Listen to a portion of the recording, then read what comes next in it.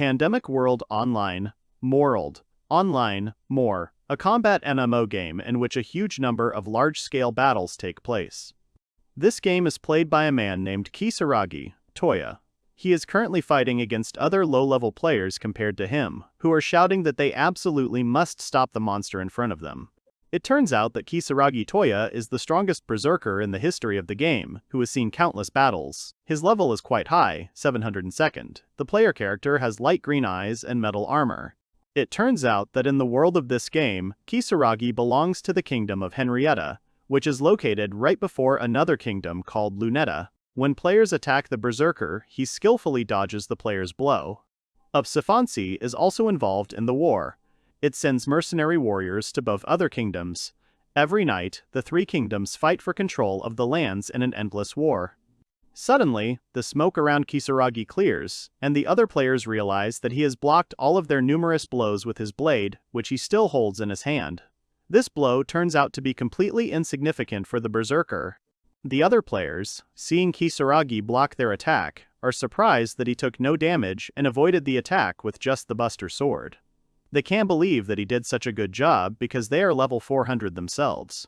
It turns out that the maximum level in the game is 999, and only 0.1% of players manage to reach only level 500. Kisaragi is one of the players who is level 700. He is becoming stronger every day, making his name known everywhere and participating in more and more battles. Many players feel it is unfair that he has such a high level and they try to get rid of him as soon as possible. But unfortunately for them, their attempts are in vain. Kisaragi, in turn, breaks all their attacks and helps his comrades in arms open the way and advance further. The battle ends and the kingdom that Kisaragi belongs to wins. Everyone is happy and says that the battle was wonderful. The warriors return to their kingdom, Henrietta, and go to the tavern to celebrate their victory. At the tavern, the warriors discuss their work and decide to celebrate their victory by drinking various drinks. They realize that their enemy was especially formidable today, but thanks to Kisaragi, they were able to win. Touya himself, a berserker who uses the Buster Sword, intervenes in their conversation. He wants to tell them something, but is embarrassed by such compliments, and says that the other warriors are wrong, since they were able to win only thanks to their combined efforts. The players laugh at Kisaragi and ask what happened to his merciless berserker personality.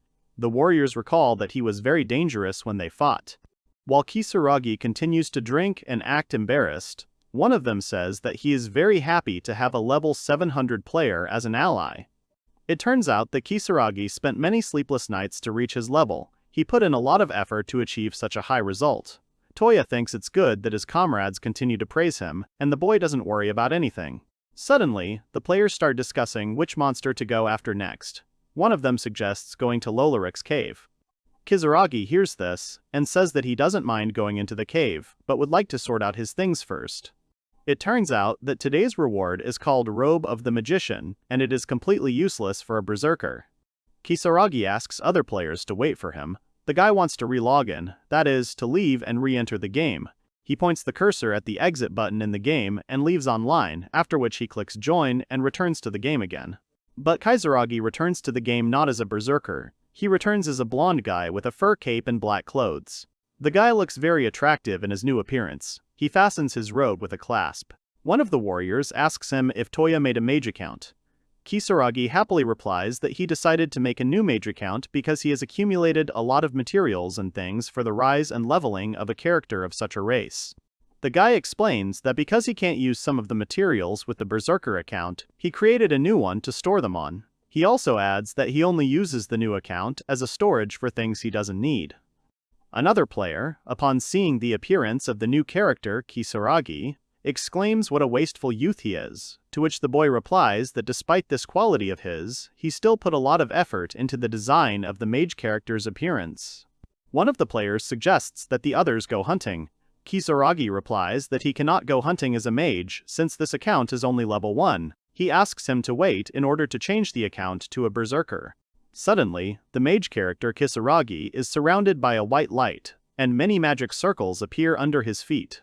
The other players shield themselves from the light, squinting, while Kisaragi exclaims in surprise, as he does not understand what is happening. Players start writing a lot of confused messages in the chat. Kisaragi is confused. The guy doesn't understand what's going on. It seems to him that there was some kind of bug or system failure in the game. Suddenly, an even brighter light appears before his eyes, as if some glass was breaking right in front of his face. Immediately after that, a beautiful and slender blonde girl appears in front of Touya's face. He cannot understand who she is. Suddenly, Kisaragi finds himself in a castle full of other people. This girl is standing next to a priest who is dressed in a monk's robe. Everyone in the castle is happily exclaiming that they got something right the first time. Kisaragi doesn't understand where he is. The guy is in great confusion. He apologizes to the girl he sees and asks her. The guy's voice expresses genuine misunderstanding. He asks everyone present to wait, then asks where the monitor he was sitting at is. Touya looks around and realizes that he doesn't know the place he is in. The girl, with genuine happiness in her voice and a contented expression on her face, suddenly hugs the young man, calling him a hero and saying that everyone was really looking forward to his appearance. Touya is very embarrassed by this gesture and does not know how to react to it.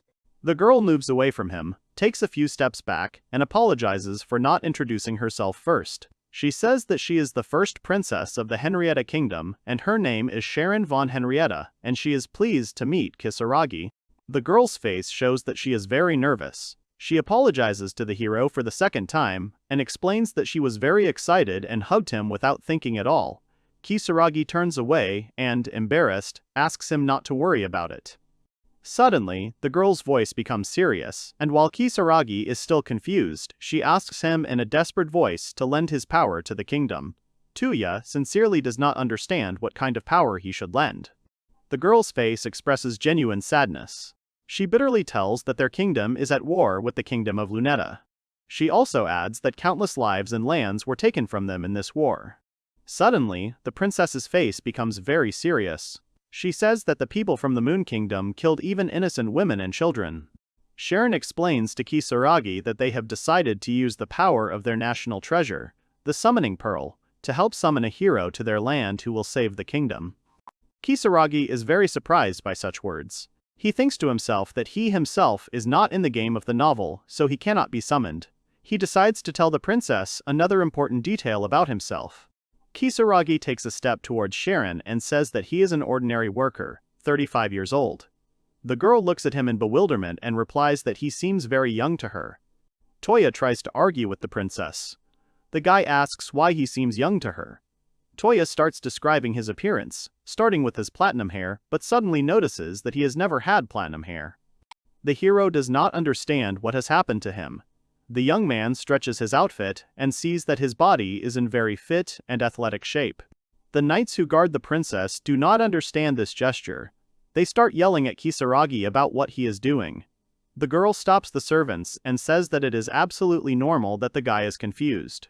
The princess asks Touya to check his status to prove that the boy is a hero who was called to protect the kingdom. Suddenly, a translucent window appears right in front of the guy's face. He is very surprised by this and exclaims. Kisaragi tries to touch the window, but does not have time. Many words appear on the pop-up window. The first thing that is displayed is his name, race, gender, age, profession, title, level, abilities, magic, and special abilities. The guy is genuinely surprised by this, because this list is very similar to the one in the game. Kisaragi looks at the list carefully, but suddenly realizes that the word hero is not written anywhere. The princess is very surprised by this statement and asks what title the guy has then. Kisaragi turns to Sharon and says that his title is called The One Who Was Summoned. This entire action is accompanied by puzzled exclamations and looks from the other people present in the castle. The princess continues to stand her ground. She says that those who are summoned are usually of high level. She addresses Kisaragi and states that his level must be above 100. Sharon's great regret and bewilderment. Touya says that his level is 1 and he is still very far from the 100th. The crowd around the hero begins to riot. They do not understand how it is possible that the hero they summoned to protect their kingdom has the level of a newborn. Kisaragi concludes that the people around him are very angry. The guy starts making excuses, looking around and saying that, apparently, the people in the castle summoned the wrong one. Touya asks to return him back to his world. One of the knights gets very angry, calls the guy names, and says how he can think about his own home at such an important moment. Sharon stops the knight again and says that everything is fine. The girl says that the summoning pearl has a counterpart, which is the reverse summoning pearl, so the people in the castle will be able to easily send Kisaragi back to his world. Sharon says that although she has the power to bring him home, she will first need to perform the summoning ceremony again. Not only Kisaragi, but everyone present in the castle is very surprised by this statement. The girl, the priest, and the boy go out onto one of the castle's many balconies. The princess says bitterly that the ceremony can only be held once every few years, during the full moon. Looking at the moon, Sharon also adds that she can only create one spell with the magical power she has now. Kisaragi asks if the resummoning ceremony can be held the next day if it is convenient for the princess. The girl sadly looks into the distance and thanks him for understanding. She is clearly unhappy with what happened. The priest and another church official stand near the princess. She looks at Kisaragi indifferently, turns away and says that if this time nothing worked, then it is worth using the summoning pearl again. One of the knights pushes the guy out of the magic circle and tells him to get out as quickly as possible. At that moment, the priest places the pearl of summoning in the middle of the circle. Another attendant hands the princess a potion to restore her magical powers. She takes the potion and says that they will soon begin the ceremony again. Sharon drinks the potion while the priest looks at her and nods slowly. The princess finishes drinking the potion and gives the bottle it was in back to the priest. Suddenly, a bright light begins to flicker around the girl again. Sharon's face contorts slightly as she touches the summoning pearl, looking up as the light continues to sparkle around her. Everyone in the castle squints and puts their hands to their eyes. They conclude that the light is flickering much brighter this time than when they summoned Kisaragi. Touya also watches this and is surprised. Suddenly, out of the blue, the summoning pearl splits into two halves, and the symbol depicted on it breaks into two symmetrical parts. The castle continues to fill with bright white light. Everyone is in shock.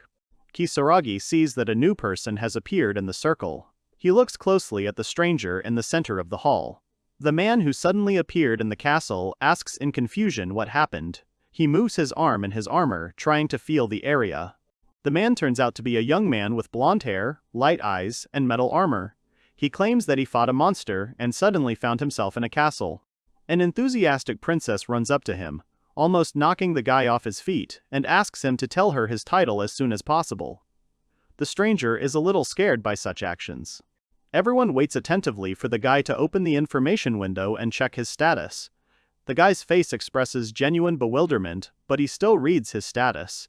It turns out that the young man has the title of a sacred knight and hero. The crowd practically howls with joy. The princess, in complete ecstasy and admiration, is ready to hug the guy with joy. Everyone in the hall exclaims that from this moment their kingdom is saved. The girl hugs the guy anyway. Her cheeks turn red, as does his face. She says that she has been waiting for a hero like him for a long time, and she will never let him go. The princess's attention is drawn to one of the servants, who says that she needs to visit the king as soon as possible, who is already waiting for the hero. A disappointed Kisaragi watches all this. One of the many high-ranking officials in the castle orders that everything be prepared for the hero's stay. Another person asks that the hero's summons be reported to the Congress immediately.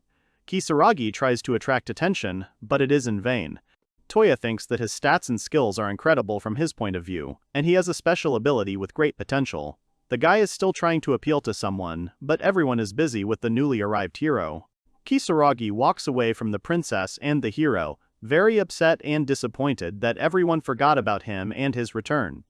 Suddenly, as Touya slowly walks away from the hall, a female voice calls out to him, and he turns to look at the source of the sound. His cheeks are slightly red from sadness and despair. The person who called him turns out to be a maid working in the castle.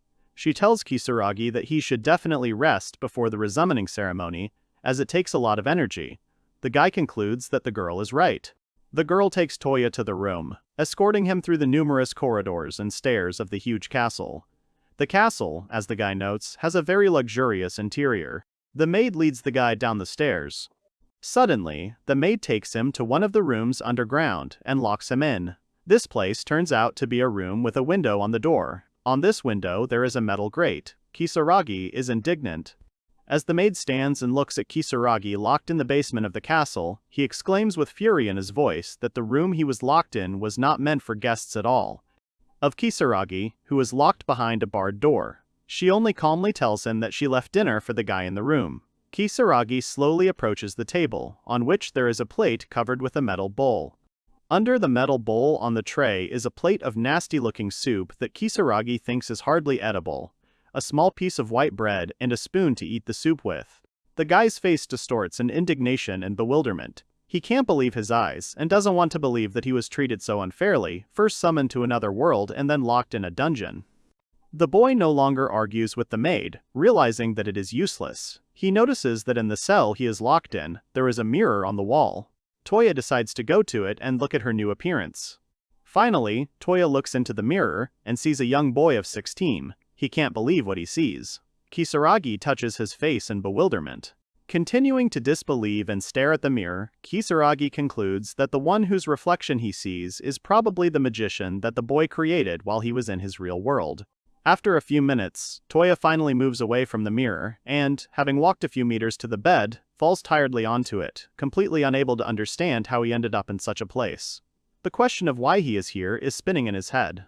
Touya takes off his boots and sits on the bed, when suddenly his stomach rumbles. The guy realizes that he is so hungry that he can't even sleep. The hero takes off his robe and thinks about how good it would be if in such a situation he had at least some tasty food with him. He looks very upset and disappointed. The guy jumps out of bed, puts his left hand in front of him, and decides to try to open the vault. His look is full of determination and hope that it will work. From the first second, Kisaragi fails to do this, and he gets upset, but he decides not to lose heart and laughs at himself, exhaling heavily. Suddenly, a huge list appears in front of the boy's outstretched hand, which curls up into a ring around Kisaragi. This list contains many different items and materials. The guy reads the name of each of them.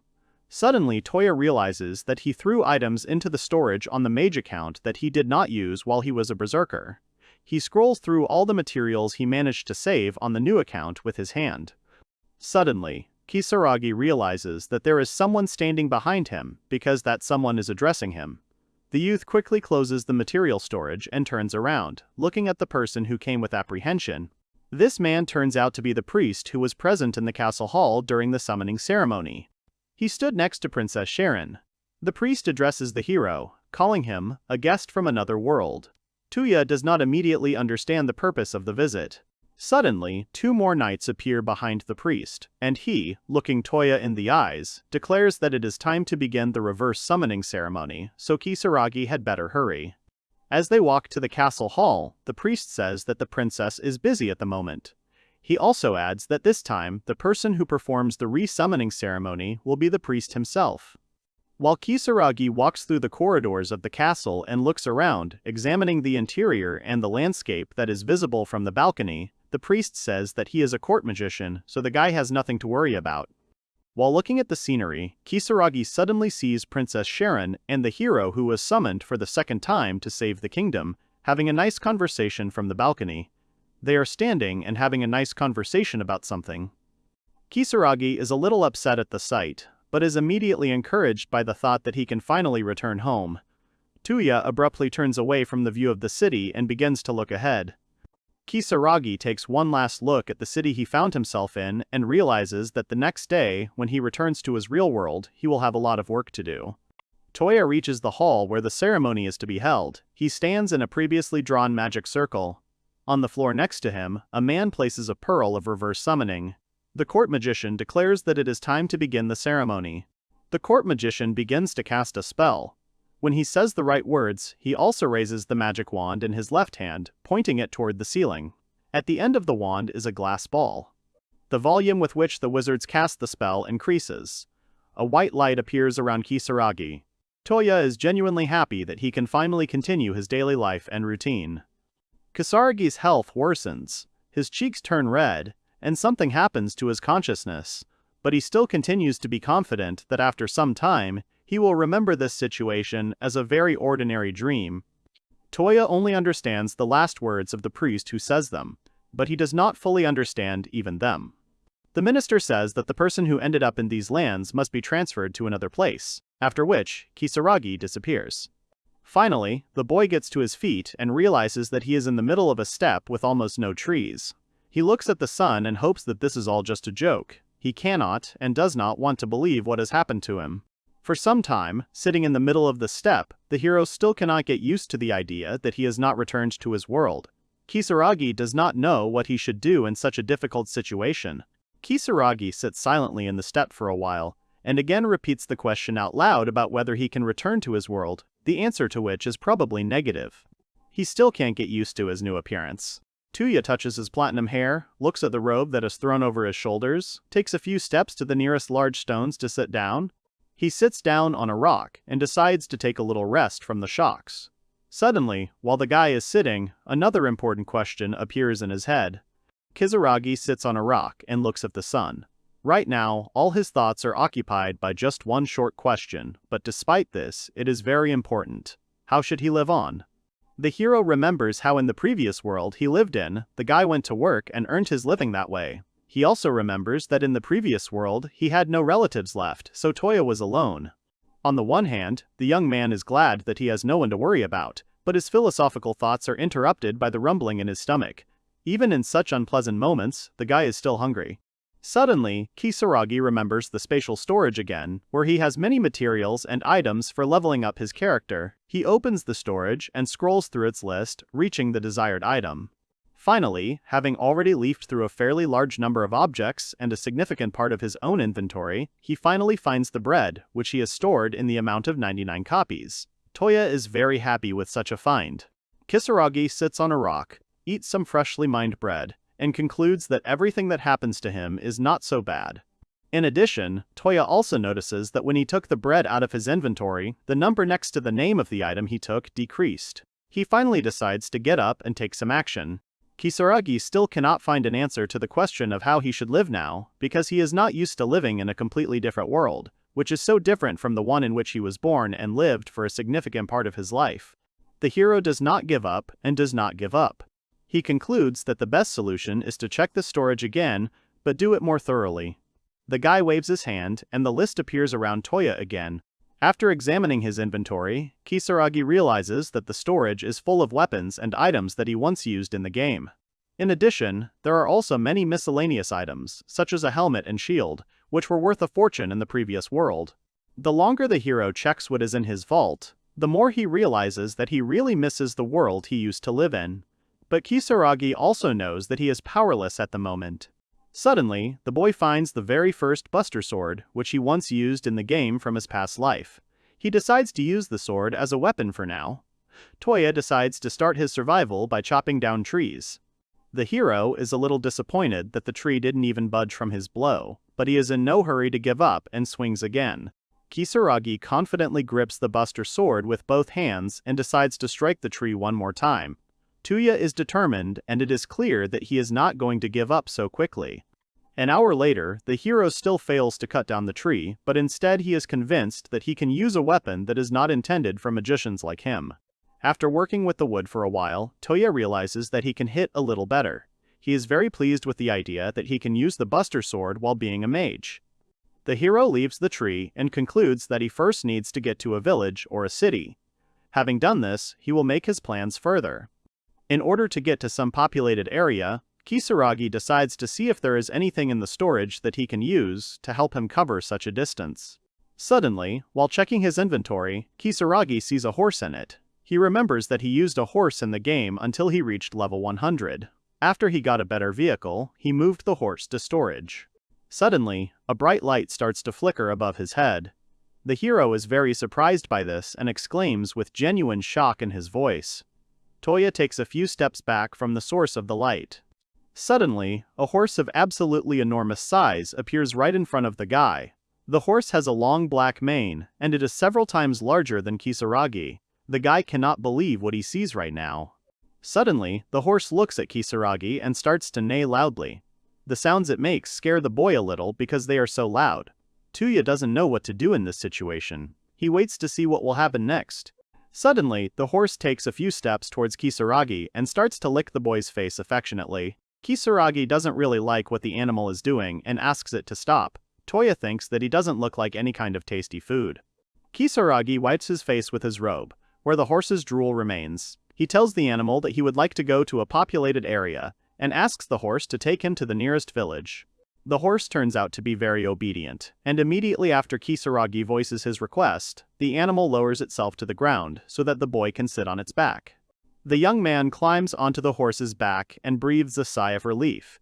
He understands that he will finally begin his life in this new, unknown world. The horse begins to move. The hero begins to scream in fear and surprise. The boy tries to stop the horse sitting on its back, but it is in vain. He screams, begging the animal to run a little slower, otherwise the trip will definitely not end well. In the frantic pace of the ride, he notices a cart standing not far from him. Looking around the area near the cart for a bit, Touya realizes that the cart was carrying travelers who were suddenly attacked by a horde of goblins. The monsters want to attack the boys. The travelers are scared, but ready to fight. While Kisaragi is riding his horse, he tries to figure out if the battle he is watching is a pattern. The hero is at a loss and does not know what to do, help, or leave. While the goblins are showing signs of attacking the travelers, Touya is still hesitating whether to help the boys. He is not sure if it is a good decision since he is only a first-level mage. Kisaragi, sitting on a horse, addresses the animal and asks it to listen to him. The hero, with hope in his voice, asks that the horse be able to help Touya himself defeat the goblins who attacked the travelers. The horse, neighing loudly, gallops towards the goblin horde. The monsters do not have time to notice the enemy that suddenly appeared and still want to attack the travelers. The danger literally hangs over their heads. Neither Kisaragi, sitting on his horse, nor the goblins, already under his hooves, have time to understand what happened, since the animal acts very decisively and quickly, completely sparing no one. It turns out that not only the goblins and Touya himself were surprised by such a sudden appearance, but also the travelers, who had no hope of outside help. While the boys stand there in amazement, not knowing whether to move into battle, the horse continues to beat its enemies. It shows no mercy at all. Kisaragi, on the animal's back, is in shock, just like the travelers. While Touya is busy trying not to fall off the back of his horse-fighting monsters, a limb of one of the monsters flies past him. He looks at it in amazement, but almost immediately turns away, not deciding to continue watching this picture. The goblins begin to fuss, and are very frightened when they see the force with which the animal destroys their relatives. They forget about the travelers and try to escape as quickly as possible. The horse makes another very unexpected, sharp movement, and several drops of goblin blood fall on Kisaragi's face. The boy does not know what to do, and so continues to sit on the animal's back. Finally, the horse stops and silently looks at the travelers, while Kisaragi looks around him frantically, seeing the numerous dead bodies of the monsters killed by his four-legged friend. The horse begins to neigh loudly and look around. While fidgeting, the animal accidentally steps on one of the monster's torn-off arms, and Kisaragi, seeing this, experiences unpleasant sensations and covers his mouth with his hand. Finally, Touya comes to his senses and, still sitting on his horse, looks at one of the travelers, who decides to approach the animal and its owner a little closer. Kisaragi decides to get off his horse, but realizes that the three travelers, who were previously attacked by a horde of goblins and subsequently killed by the animal, are afraid not so much of the owner as of the horse itself. Seeing that the travelers are still afraid of the stranger and his animal, Kisaragi decides to make the first move himself. He jumps off his horse and says that he did not want to scare the guys, and the horse simply did not obey him. The travelers exhale. The fear of the travelers, previously attacked by goblins, gradually evaporates, and one of them takes a step towards Kisaragi to talk to the boy. The boy puts his sword back in its sheath as he approaches Touya. He says that the hero doesn't need to apologize since he saved them, and that's worth a lot. His face shows genuine gratitude but also a bit of disbelief. The guy who addresses Kisaragi also adds that he is very surprised by Touya's ability to ride a warhorse so well. The hero is genuinely surprised when the guy calls his horse Warhorse, but accepts it. The horse starts licking Kisaragi's face again, thus expressing his gratitude to the hero. Touya says that the horse did everything for him himself, to which the boy replies that even if this is true, the horse still loves his master very much. Touya is a little surprised that the horse has actually become so attached to him. He wipes the animal's drool off his face with his robe once again and then returns to the conversation. It turns out that the guys the hero saved were accompanying a merchant's cart at the request of the Adventurers Guild. The travelers are packing up their things to continue their building. Kisaragi realizes that the story that just happened to him is very similar to the Isekai story he read in the light novel. Another man, a merchant, gets out of the carriage and thanks the hero for saving him. One of the travelers saved by Kisaragi offers the boy to go with them to the city, explaining that such an offer can be regarded as gratitude for help. Kisaragi listens to the merchant's offer and is delighted. He finds it hard to believe that someone would be able to help him like that. He immediately begins to thank the people who offer to help him get to the city. One of the travelers says that there is a guild in the city where they are heading. The guy offers the hero to get a certificate of conquest, as it seems to him that it will be very useful for Touya. The hero is surprised by this proposal because he does not understand what the traveler means. He asks what a certificate of conquest is and why it is needed. The traveler cannot believe that the hero is asking such questions. The traveler decides to explain what a certificate of conquest is. It turns out that it proves that the person who received it defeated a monster. If you present this certificate to the guild, you can get money for the monsters you kill. Kisaragi recently defeated. He says that for these monsters, the material that needs to be collected is the right ear, as monsters of such a low class do not have a magic stone. Touya says he understands and watches as the traveler cuts off the goblin's right ear. The boy saved by Kisaragi asks permission to do it all for the hero, to repay him for saving their lives. The travelers are genuinely grateful to Kisaragi. They continue to collect trophies from the goblins while happily conversing with each other. Touya sincerely thanks them. In order to not reveal the secret of his appearance in this world, Kisaragi decides to lie to the travelers and tell them that he has lost his memory, so he cannot explain how he ended up in the forest. One of the people sitting around the campfire that the travelers are making asks Touya why he doesn't register with the Adventurers Guild. After all, if he gets the title of adventurer, his life will be a little easier. The hero seriously considers the offer of one of the travelers. He understands that if he wants to continue living in this world, then such an offer is definitely worth considering, because having the title of adventurer is not such a bad idea. Another traveler also notes that if such a contract also exists, Touya will become a member of the guild, then he will be able to make a subordination contract with the horse he summoned. Kisaragi is surprised. It turns out that the inhabitants of the New World use magical tools to make a contract between a master and a servant. But, it is important to note that the person who makes the contract must be recognized as a monster. Touya learns that it is rare to have a warhorse on hand in the New World, and even many high-ranking adventurers do not own one. It is Kisaragi's turn to guard the camp set up by the travelers. The hero ponders the traveler's words about making a contract of submission while he guards the camp, his horse sitting next to him. The boy turns to the horse and looks at it carefully. Kisaragi asks the horse sitting next to him whether he considers the hero his master or not. It is clear that Touya is very worried about this question. Finally, the travelers and the hero reach the nearest city where the Adventurers Guild asked to deliver the goods. It turns out that the city where the travelers arrived is called Fendi. Walking through the crowded streets, Kisaragi concludes that the city he finds himself in is quite lively and large. He decides to walk along the shopping streets past the numerous stalls standing close to each other. Touya realizes that even near the stalls there are an indecently large number of people. Suddenly, the hero decides to look at the people walking down the street. He sees one girl, looks closely, and then realizes that beastmen also live in the city of Fendi, which surprises him greatly. After the hero stumbles upon a girl belonging to the beast race, he realizes that from that moment on, he finally believes that he is in another world. Kisaragi is very excited by this thought. Suddenly, the travelers who brought the boy to the city approach Kisaragi. They say that from now on, they will have to leave the brave hero behind, and therefore say goodbye to Touya. Hearing this, the boy thanks the adventurers once again. Before leaving, the travelers offer Kisaragi a drink together when he is done with his business. The boy, hearing this, happily agrees and accepts the offer of the merchants and adventurers. Touya looks up at the sky, takes a deep breath, and exhales easily. He walks closer to his horse and confidently declares that he is going to become an adventurer from now on.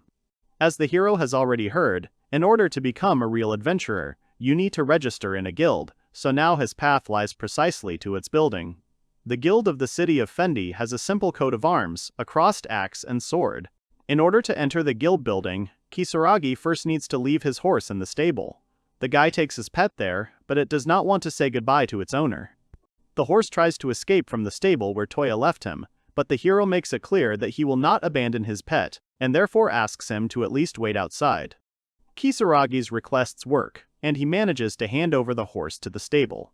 The young man orders his pet to stay in place and stand still, and also forbids him to go anywhere.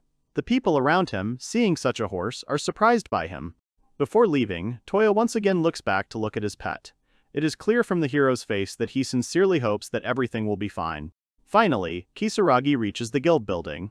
The decoration and luxury of the room he enters pleasantly surprises him, so the hero cannot help but sigh in surprise. It turns out that in the guild building, in addition to Touya himself, there are many people who are busy with their own affairs. Life in the building is in full swing. Each person came to it to take a certain task and complete it. The more Kisaragi looks at the people in the guild building, the more worried he becomes. He understands that these people have their own business, but it still doesn't ease his anxiety. The people in the building are talking loudly about their daily routines. Some of them are standing near the assignment board. Kisaragi passes two boys who are drinking something from wooden cups and hopes that everything will be okay with him. Finally, the guy reaches the information desk. Behind it, he is met by a young girl who asks how she can help him, to which Kisaragi begins to answer incoherently, embarrassed. Still, the hero manages to concentrate on his goal and formulate it clearly. He quickly and sharply says that he wants to register in the guild as an adventurer. After waiting a few seconds, Touya also adds that he would very much like to make a subordination contract with the horse he owns. The girl realizes that the guy she sees in front of her is new to the guild. Suddenly, the girl replies that horses do not need a subordination contract. Kisaragi, in turn, says that he does not own an ordinary horse, but a combat one. The girl at the counter's expression immediately changes after hearing Touya's words. She states that the warhorse is a B-rank monster, so the hero needs to register it first. Fidgeting and clearly not expecting such an answer, the girl asks Kisaragi to fill out a piece of paper with a form that she gives him. The girl thinks to herself that she would very much like to see a real warhorse. As Kisaragi sits down to fill out the form given to him by the girl at the information desk, he realizes that he doesn't know the language of the world he's in. He looks at the sheet of paper with the inscriptions carefully. Suddenly, the hero realizes that he can read the letters of the language of the world he has entered. In addition, Kisaragi also notices that when he writes letters, they change to the letters of the new world. Finally, it's time to register a guild card for the hero. For Kisaragi, this is a very important moment. It turns out that in order to register a guild card, a drop of the person being registered's blood is needed. Kisaragi's finger is pricked with a small needle, after which the hero places the wounded finger on the magic ball. The hero's registration in the guild is successful. A few minutes later, the girl at the front desk returns to Touya, carrying something in her hands. It turns out that the napkin she's carrying contains the Kisaragi guild card. This card is also an ID card, so it can't be lost. The girl explains that when the person holding the card holds it close to their body, it automatically sucks in their magical power and calls up their registration information. Kisaragi decides to try it. The hero holds the card close to his chest for a couple of seconds, then brings it to his eyes to see what is written on it. The guy peers at the card and realizes that it really does contain his registration information. In addition, the girl also explains to the hero that he can do quests one level higher than his guild level. She also adds that in Touya's case, these will be E-rank buildings. In addition to the information card when registering for the guild, Kisaragi also received amulets to form a subjugation contract with the warhorse. He walks through the building and rejoices in becoming an adventurer. In order to conclude a subordination contract, the master must wear a bracelet from the amulet set. He must put the necklace on the monster with its consent. Only then can the contract be considered concluded. The girl also gives Kisaragi a certificate of the servant's identity, which other people perceive as the contract itself. The girl asks Touya if he has any more questions. Kisaragi, without thinking twice, asks if the girl knows a place where he could leave his warhorse. The girl at the information desk thinks to herself that the guy should not worry about the horse under any circumstances. She begins to consider possible places where Touya could leave his warhorse. The girl finds several possible options. She immediately rejects one of them, saying that renting this place is very expensive. Kisaragi, seeing how the girl is trying to help him, sincerely thanks her and says that she helps him a lot. Suddenly, the girl realizes that she never introduced herself to Kisaragi. She apologizes to him for such a mistake and says that her name is Milia. The girl also adds that she is very pleased to meet Touya. After the girl introduces herself, Kisaragi's face becomes more enthusiastic, and the guy says that he is also very glad to meet her. Suddenly, Milia leans over to Touya and tells him that she has something to say about his warhorse.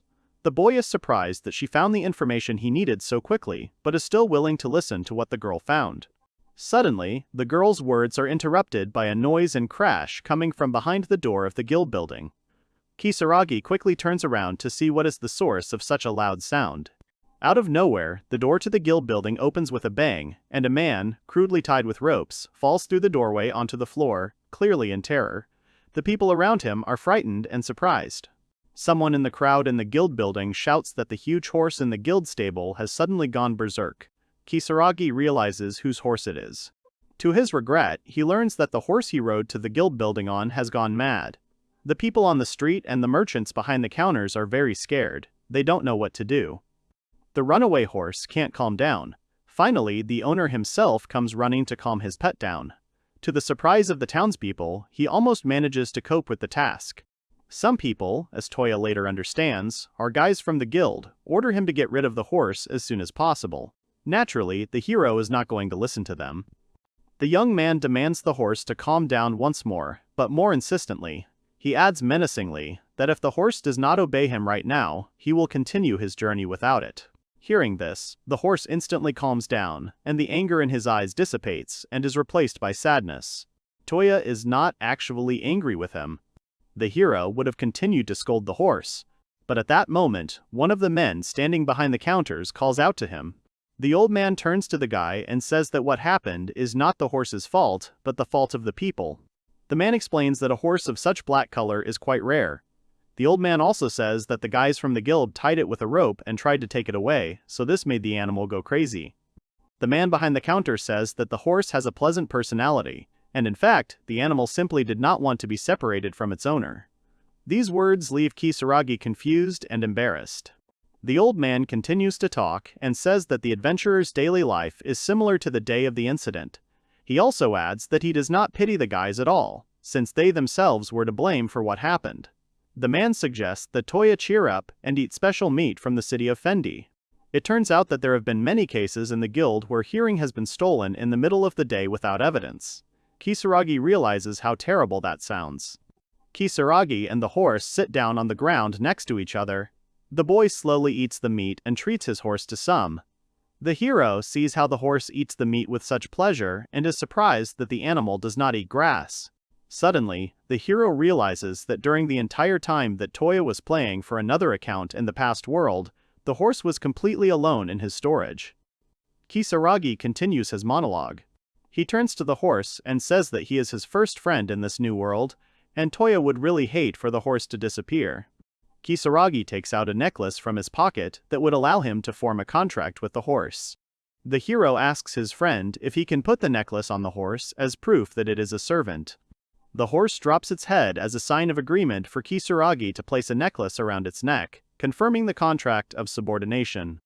The hero places a necklace on the horse's neck and a bracelet on his arm, confirming the validity of the subordination contract, and realizes that he must name the horse somehow. Without thinking twice, he decides to name it Kokuyo, which means black as obsidian. After Touya concludes and seals the subordination contract, the horse rears up and begins to neigh. It is noticeable that the horse is pleased. Kisaragi turns to Kokuyo and asks him to take care of his master from now on. As a sign of deep love and appreciation, Kokuyo leans towards Kisaragi again and begins to lick his face. Kisaragi does not like this gesture very much, but he endures it anyway.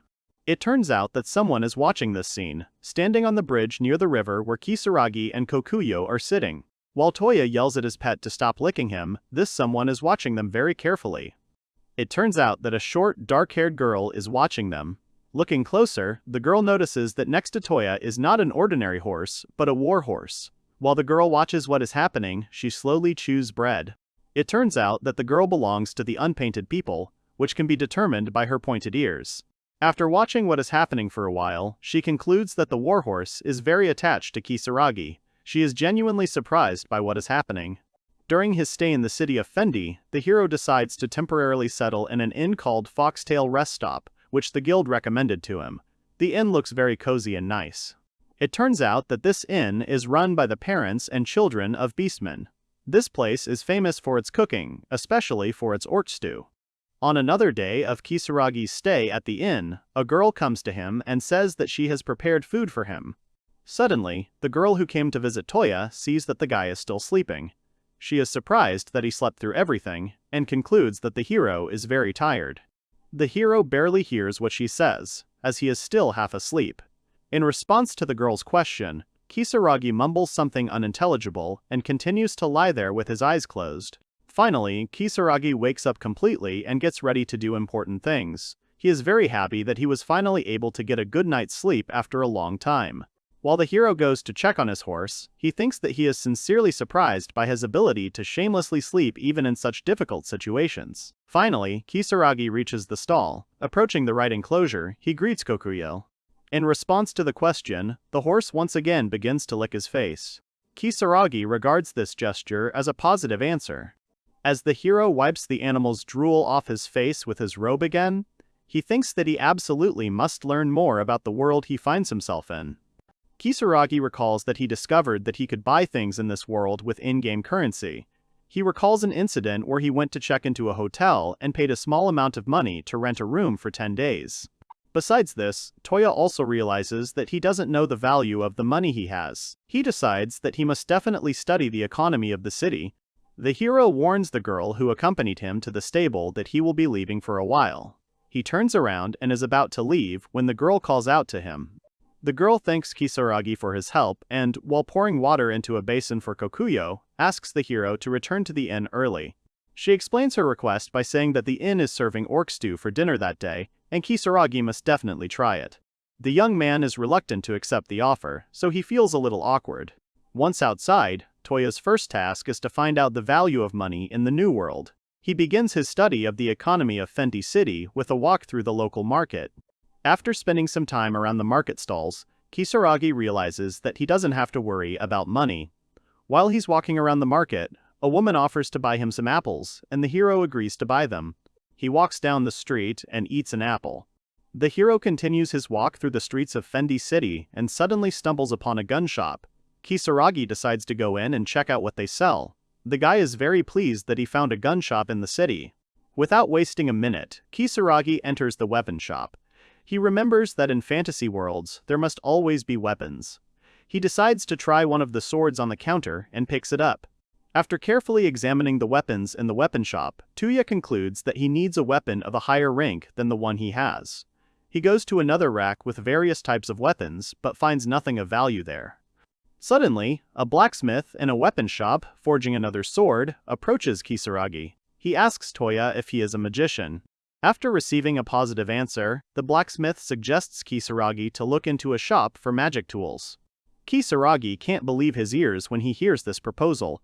His joy is almost beyond words. He excitedly asks if there is such a shop in Fenty City and if it sells magic books. The blacksmith replies that it does. Touya remembers that he has never used magic in the game before, but he should still check out the magic tool shop as it could be very useful. The hero goes outside and decides to go to the magic tool shop. He remembers that the shopkeeper told him that the shop was called Twilight Pavilion. He also remembers that the shopkeeper was described as a bit strange. The hero reaches the store. Without thinking twice, Kisaragi opens the door to a store called Twilight Pavilion and greets the shopkeeper. He sees a very young girl in the shopkeeper's place, and at first he does not recognize her as a living being. It seems to him that the girl on the chair looks more like a doll than a person.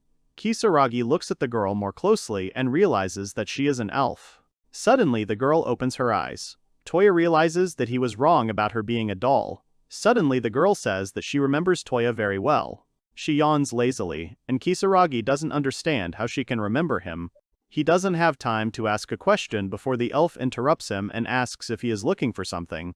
The hero is a little surprised that the owner of such a store is only a little girl. It is noticeable from his face that he is very surprised by the age of the store owner. The elf seems to understand what the hero is thinking. She angrily says that she is actually much older than a man like him. The elf states that even if she looks small, she is still a full-fledged adult girl. Kisaragi laughs at the girl's violent reaction. It's obvious that the guy feels a little awkward. He asks the girl if his own face gave him away. Neither the elf nor Kisaragi decide to continue their argument. Touya immediately says that he is looking for magic books. He also adds that despite being a novice adventurer, he still knows how to use magic.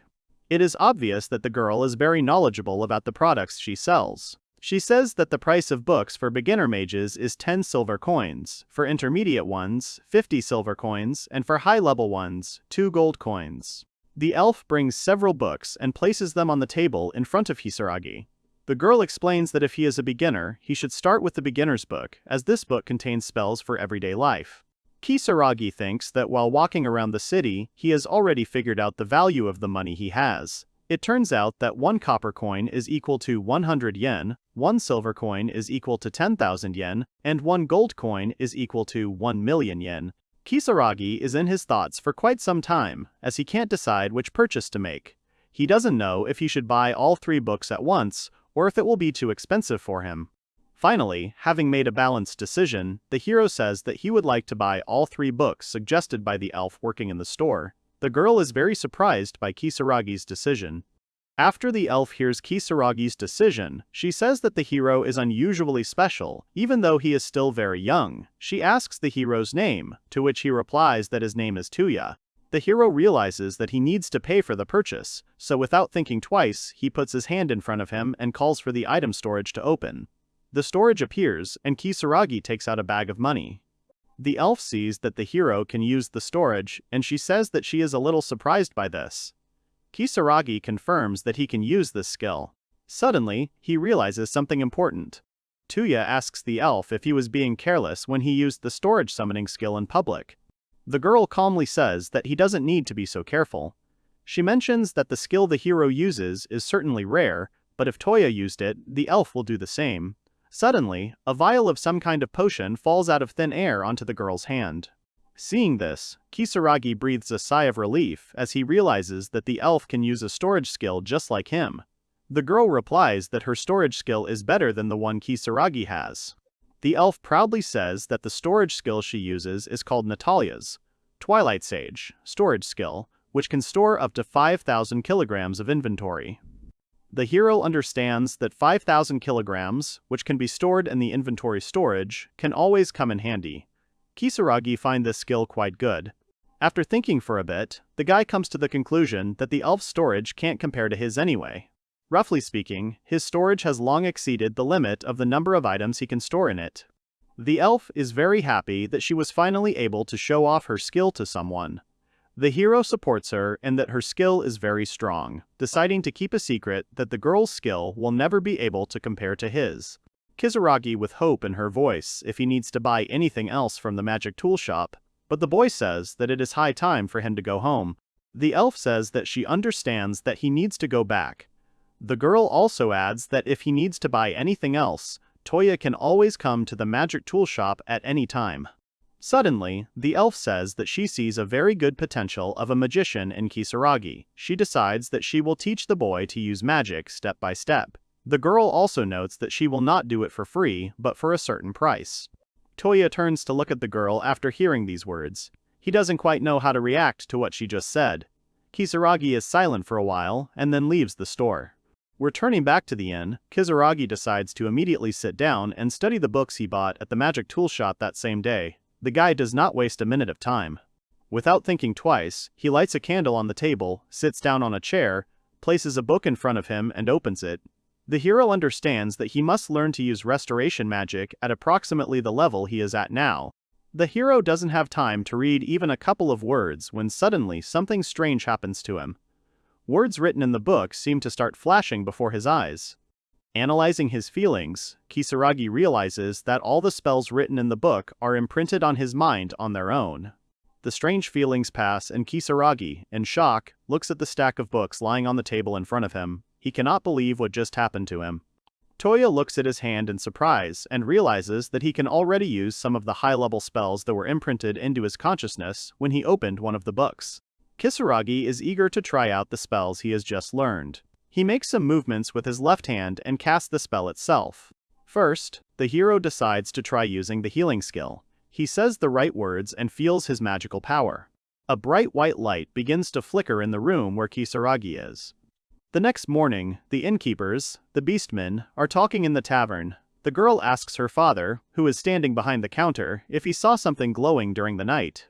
The man is a little surprised by the question, but looks cheerful.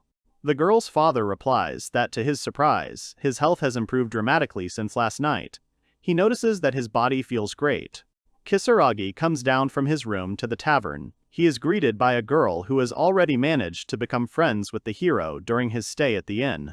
She says anxiously that she was very worried because Touya didn't come to dinner. The guy replies that he was very tired after he went to the city, so he went to bed as soon as he came. Kisaragi sits down at the table while the girl decides to go and cook him a delicious and filling breakfast. After some time, the girl brings a delicious hot homemade soup and 2 buns for Kisaragi. She tells Touya to eat more, since yesterday he was hungry almost all day. The guy thanks the girl very much. Just as he begins his meal, the hero thinks that he still feels very tired. He slowly lifts the wooden spoon with soup to his mouth and prepares to try the soup that the girl brought him. Kisaragi tastes the dish. He realizes that it is very well cooked and tastes wonderful. The girl replies that the soup is only delicious because it contains a lot of orc meat.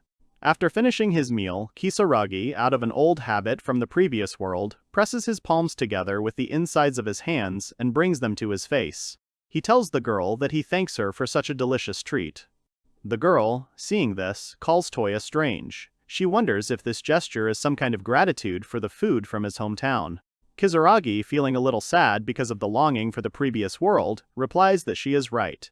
Inwardly, the boy is surprised that the girl called him strange. He realizes that this is a habit that is difficult to overcome. After breakfast, the hero goes up to his room again and lies down tiredly on the bed next to the window. He exhales heavily. Touya takes his registration card out of his pocket, looks at it, and wonders if he can return to his old world. He also wonders what will happen if he stays in the new world for the rest of his life. Kisaragi recalls the kingdom of Henrietta, which he found himself in when he was summoned by Princess Sharon, and realizes that it is a country within the game. After this, Touya realizes that the city of Fendi, in which he is located, belongs to the kingdom of Sarandi, which was never mentioned in the game at all. Touya remembers the step he found himself in after he participated in the reverse summoning ceremony. He doesn't know if the world he found himself in is similar to the world in the game. The only thing Kisaragi is sure of is that he can still use the storage room, which should contain a lot of valuable inventory. He decides to check what is in his storage room again and opens it. First of all, Touya takes out a ring from the storage, which is an aid for beginners. This ring also has a ridiculous effect, multiplying experience points by 100 times. This ring was given out in order to balance all players. Without thinking twice, Kisaragi puts the ring on his finger. He confidently decides that he must become stronger at any cost. In order to test the functionality of the newly equipped ring, Kisaragi decides to go into the forest. He reaches the entrance to the forest south of Fendi City. The hero takes his warhorse with him on a short expedition. When they reach a certain place, Kisaragi asks Kokuyo to stay on him. He promises to return after he checks something very important. Kisaragi decides not to leave the horse hungry or thirsty, so the hero pours him some water using everyday magic. Kisaragi sees the horse start drinking water and thinks that everything is fine and the horse is smart enough. He also remembers that the people at the inn said that there are no strong monsters in the forest. The hero takes out the Buster Sword, which he intends to use in case of danger, and goes deeper into the forest, looking around carefully. Kisaragi realizes that he should act carefully. As the hero makes his way deeper into the forest, he thinks about how many monsters live there. Suddenly, Kisaragi notices a group of goblins sitting in a circle and eating an animal they killed. The hero, continuing to sit in the bushes, realizes that it didn't take him long to find several monsters. Kisaragi decides not to attack right away, but to think about his plan of action. He hides in the bushes and reflects on how he was an ordinary office worker in the previous world, so he is not sure that he can defeat the goblins. Touya is especially unsure about defeating the goblins that walk on 2 legs. He looks at one of these monsters with uncertainty. Suddenly, Kisaragi is sobered by the thought that the goblins are still his enemies, so he should not doubt his decision. The hero takes a deep breath and sneaks up on one of the unsuspecting goblins minding his own business. Kisaragi slashes him across the back with his Buster Sword, dealing a fatal blow. The sudden attack is noticed by the remaining group of goblins. They rush to attack Touya and begin to move rapidly towards him. The goblins say something, but their language is not clear to the hero. Kisaragi continues to mercilessly strike the monsters attacking him with his sword, killing them one by one. He moves very dexterously and quickly, not giving his opponent a second to think about his actions. After killing a few more monsters, Kisaragi looks at his shaking hand and realizes that his feelings are different from what he experienced in the game. This time, he is risking his own life by fighting monsters in reality. Finally, having defeated absolutely all the monsters that were previously in the territory that Touya discovered, he decides that the number of monsters he has killed is more than enough. He stops for a moment to catch his breath. Right after that, the guy opens his registration card to check what the battle with so many monsters gave him. The result he sees there pleasantly surprises him. Kisaragi can't believe that he managed to raise 6 levels in just one go. Right after that, Touya realizes that the effect of the ring he put on at the inn is actually working. The guy realizes that now that he has learned how the leveling system works in the new world, he knows what he should do next. Without thinking twice, Kisaragi sets out to find the orc pack, and, without spending much time on it, finally finds it. He hurries to deal with higher-level monsters. The hero completes the task, mercilessly killing them all. He collects materials from the monsters he has killed, of which there are an incredible number. The hero decides that it is time to return to Kokuyo, his horse. Without thinking twice, he turns around and looks at the monsters once more. Kisaragi waves his hand over them and decides that it would be best if he puts the orcs he killed into his storage. Touya's inventory. Now, the boy can calmly go to meet his horse. It takes him a lot of effort to get out of the forest. He sees Kokuyo, but notices that the horse is dirty. The hero hurries to approach him as quickly as possible. Kisaragi breaks into a run and runs up to his faithful friend. He realizes that his horse is covered in blood and is very scared by this. Suddenly, coming out onto the road where the hero left his horse, Touya looks back and realizes that the blood in which the horse is stained does not belong to him at all, but to the goblins he killed. Kisaragi praises his friend for a job well done. He says that he expected nothing less from Kokuyo, a brave warhorse. It is noticeable that the horse is very pleased when he hears such pleasant words from his master. Kisaragi looks around carefully, standing on the road, studying how many goblins his horse has killed. The hero counts more than 30 monster corpses. He sincerely does not understand what he should do with so many dead monsters. Kisaragi notices that Kokuyo is sticky from the blood he got while killing goblins. Touya promises that when they return to the inn, he will be sure to wash the horse with his magic. Before returning to the inn, Touya goes to the Adventurers Guild building to hand over the material he obtained from the monsters. The girl at the counter, seeing so many bags of materials brought by Kisaragi, asks in surprise how many monsters he managed to kill in one day. Touya sheepishly replies that he just got carried away. The hero also happily adds that, in fact, there are still some materials left in his storage. For example, a bunch of orcs. Kisaragi is about to say something else, when he is interrupted by the girl standing behind the counter. She, hearing the word storage from him, asks Kisaragi to wait a little. The hero is a little surprised by such words, but still agrees to the request. The girl explains to Touya that she will lead him to a storage room at the back of the building and tells him where he needs to go. Upon hearing the word storage, the people in the guild building turn to look at Kisaragi. The girl explains to the hero that he should still keep the fact that the guy can use the vault a secret. It turns out that the vault is a skill that many people desperately want to get their hands on. The girl says that if the other teams find out that Kisaragi has a vault, they will definitely try to recruit him. Touya, hearing this, understands that he would not want that to happen. Finally, Milia and Kisaragi reach a storage room. They are noticed by a young man working there who asks the girl if they brought any materials to the room. The guy comes a little closer to Milia and Touya and asks if the hero got them. It is noticeable that at first glance the worker treats Kisaragi a little strangely. It turns out that his name is Dalok and he runs the workshop. The hero decides to introduce himself and says that his name is Touya. Dalok replies that he has never seen the guy in the guild before, so he asks if Kisaragi is new to the guild. He also asks where the materials are. Touya hesitates to admit where he actually keeps the materials he has obtained.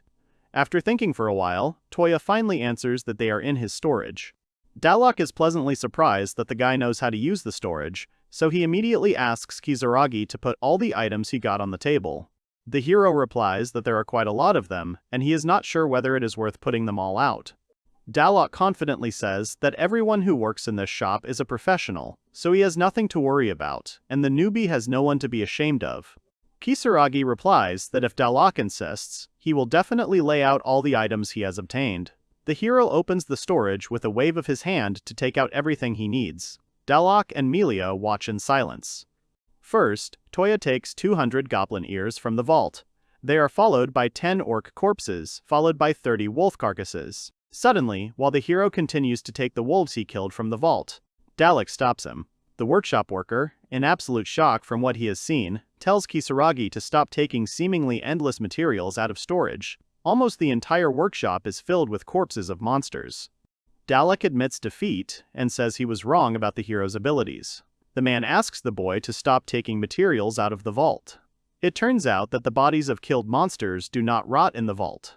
The worker also adds that if Kisaragi brings back such a huge number of bodies from his hunts every time, it won't end well. Touya convinces Dalok that he doesn't plan on hunting anytime soon. Dalok asks Kisaragi if he is a high-ranking warrior, to which Melia replies that Touya is an E rank. Kisaragi also adds that he only reached E rank because the travelers he saved helped him collect goblin ears, causing his level to increase. Dalok replies that he understands everything.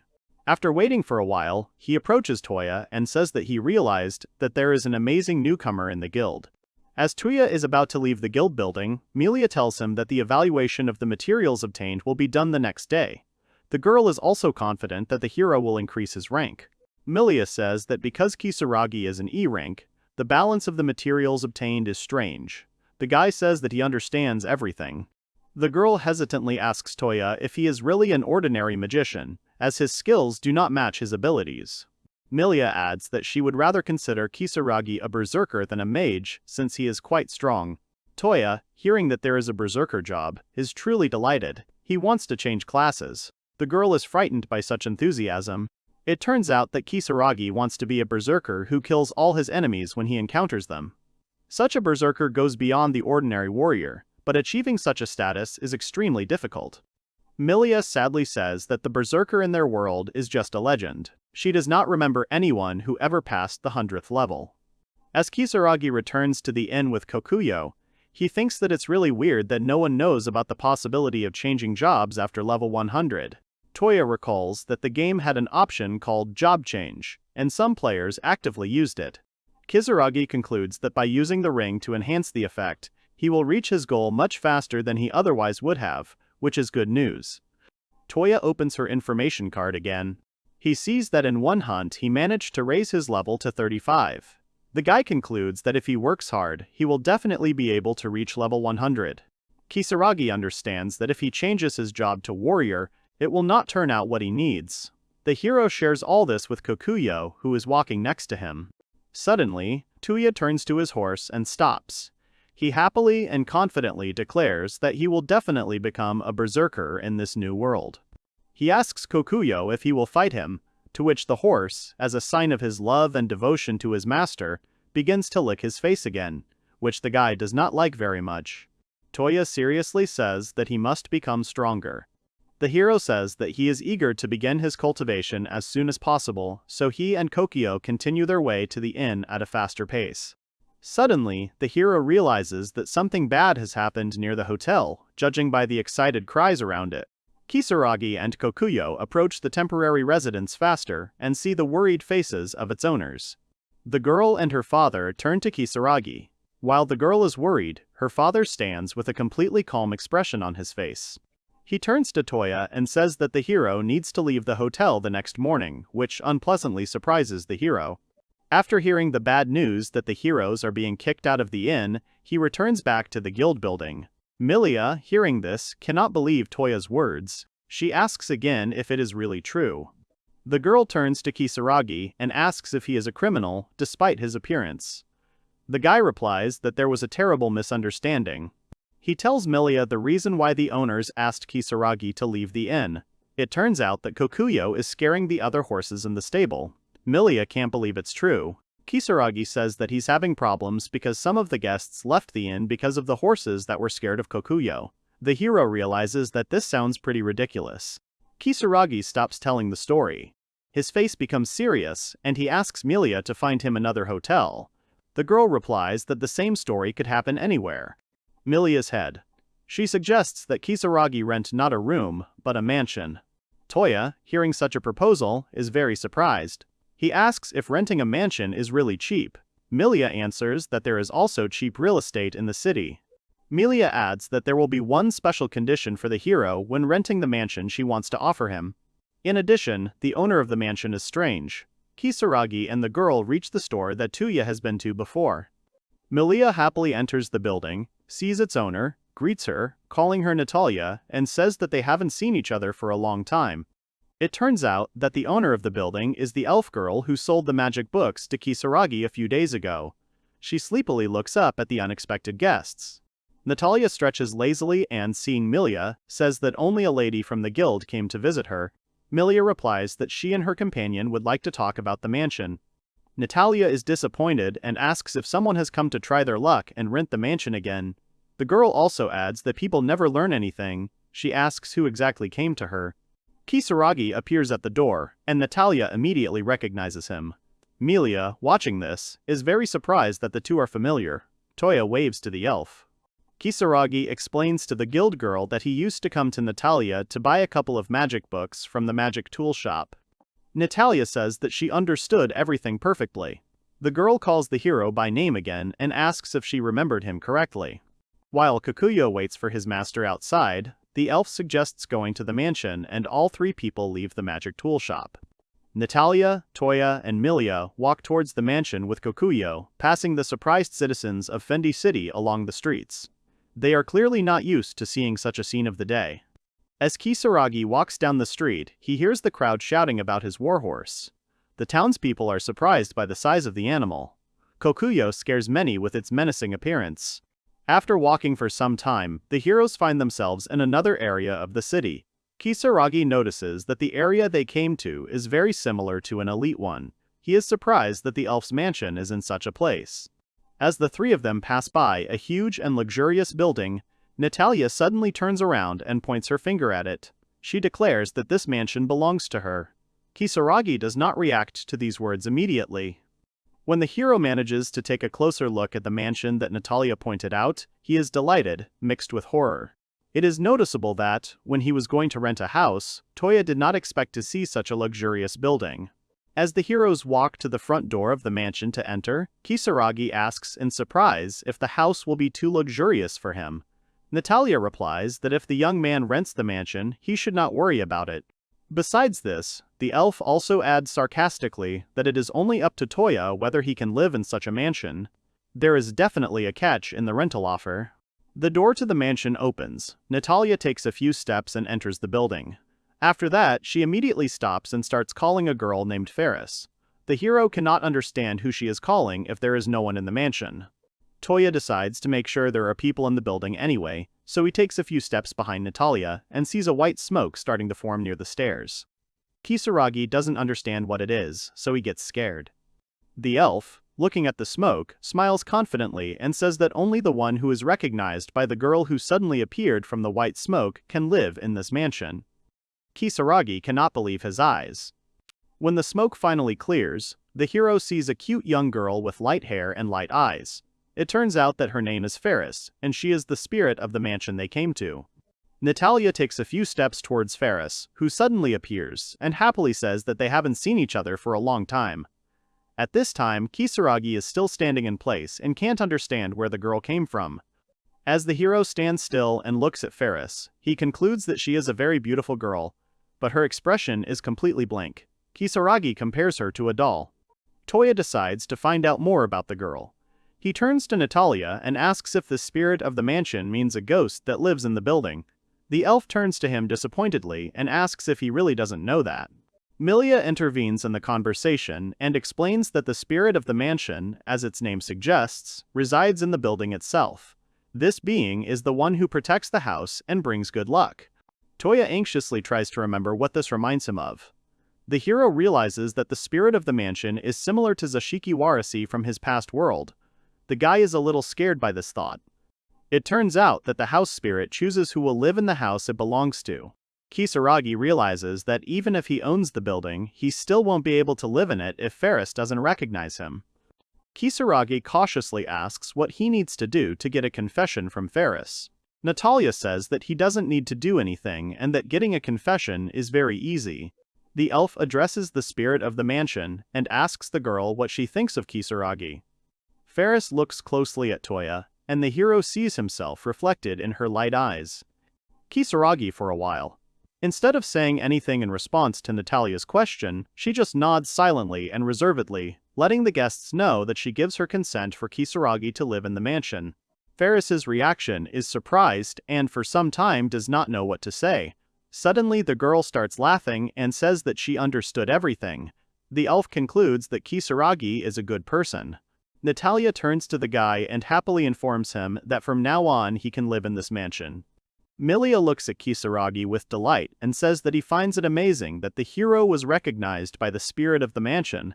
Touya is very surprised by this and cannot understand what he did for this, but is still happy about this news. While Kisaragi shares his joy with Milia, Natalia thinks about how he was recognized not only by the warhorse, but also by the spirit of the mansion. The elf finds this very strange. The heroes return to the magic tool shop, where Natalia informs Kisaragi that his rent for the mansion will be 150,000 gil per month. She also says that she usually does not give discounts. The hero estimates that he will have to pay almost 2 million gil per year for renting the mansion. He understands that he can easily afford such a price. Without thinking twice, Kisaragi agrees to the deal and tells Natalia about it. The girl replies that during the time they were in the mansion, she managed to get hungry, so she wants to eat something. Suddenly, Kisaragi waves his hand and says that they need to celebrate the deal. After that, several plates appear on the table in front of the heroes, on which pieces of cake appear. Natalia is very surprised by what she sees. Touya asks the elf if this is her first time seeing a cake. Kisaragi explains that what is on the plate is a confection called cake. Natalia, perplexed, breaks off a piece of cake with a spoon, not fully understanding what it is. Without thinking twice, the girl sends a piece of cake into her mouth. The elf's facial expression changes dramatically and takes on a contented and happy look. Following her, Milia also tries the cake. Natalia asks delightedly what the hero gave her to try. The girl says that the sweetness of the cake delights her and that it is the first time in her life that she has eaten something like this. The hero, watching this, understands that the power of sweetness is terrible. He says that he is glad that Natalia liked the treat. It turns out that the girl finishes the cake very quickly. She asks Kisaragi for a couple more pieces. The guy looks at how quickly Natalia ate the cake with surprise. The hero says seriously that he doesn't have a single piece of cake left. Besides, he thinks that he can't just take things out of storage, and Natalia knows about it. Without thinking twice, Natalia turns to Touya and offers to make a new deal. The girl says that she can give Kisaragi the mansion in exchange for a few more pieces of cake. The hero is so surprised by this proposal that he suddenly gets up from the sofa he was sitting on. Milia turns to Natalia in shock and asks what the elf is saying. Natalia explains her offer. The girl says that she can't live in this mansion anyway, so she can give it away. She asks Touya if this is a good deal and if he agrees to it. Without waiting for Kisaragi's answer, Natalia enthusiastically repeats that she would really like to eat some more cake, and shows the empty plate to the hero. She really hopes that Touya will still treat her. Kisaragi looks at Natalia with confusion and doesn't understand what she's thinking. Besides that, the guy also concludes that the deal Natalia proposed is really very good. Kisaragi abruptly says that he agrees to make the deal proposed by the elf. She, hearing this, joyfully asks if the hero's words are true. However, the guy says that instead of cake he will offer Natalia to try another, no less delicious treat if she doesn't mind. Kisaragi takes another dessert out of storage. Natalia asks what the hero is offering her, and indignantly says that she does not see a cake on the table. Touya explains that the dessert is called chocolate parfait, and it is no less delicious than the cake. Despite her indignation, Natalia still decides to try the parfait offered by the hero. Immediately after the first bite, the girl understands that this dessert is also very tasty. Milia, seeing how Natalia likes the treat, asks the girl if she can try the dessert too. The elf, hearing this, turns to her and says that she can't. Milia's voice and face become a little sadder after what the girl heard, but she says that she didn't expect to hear another answer from Natalia.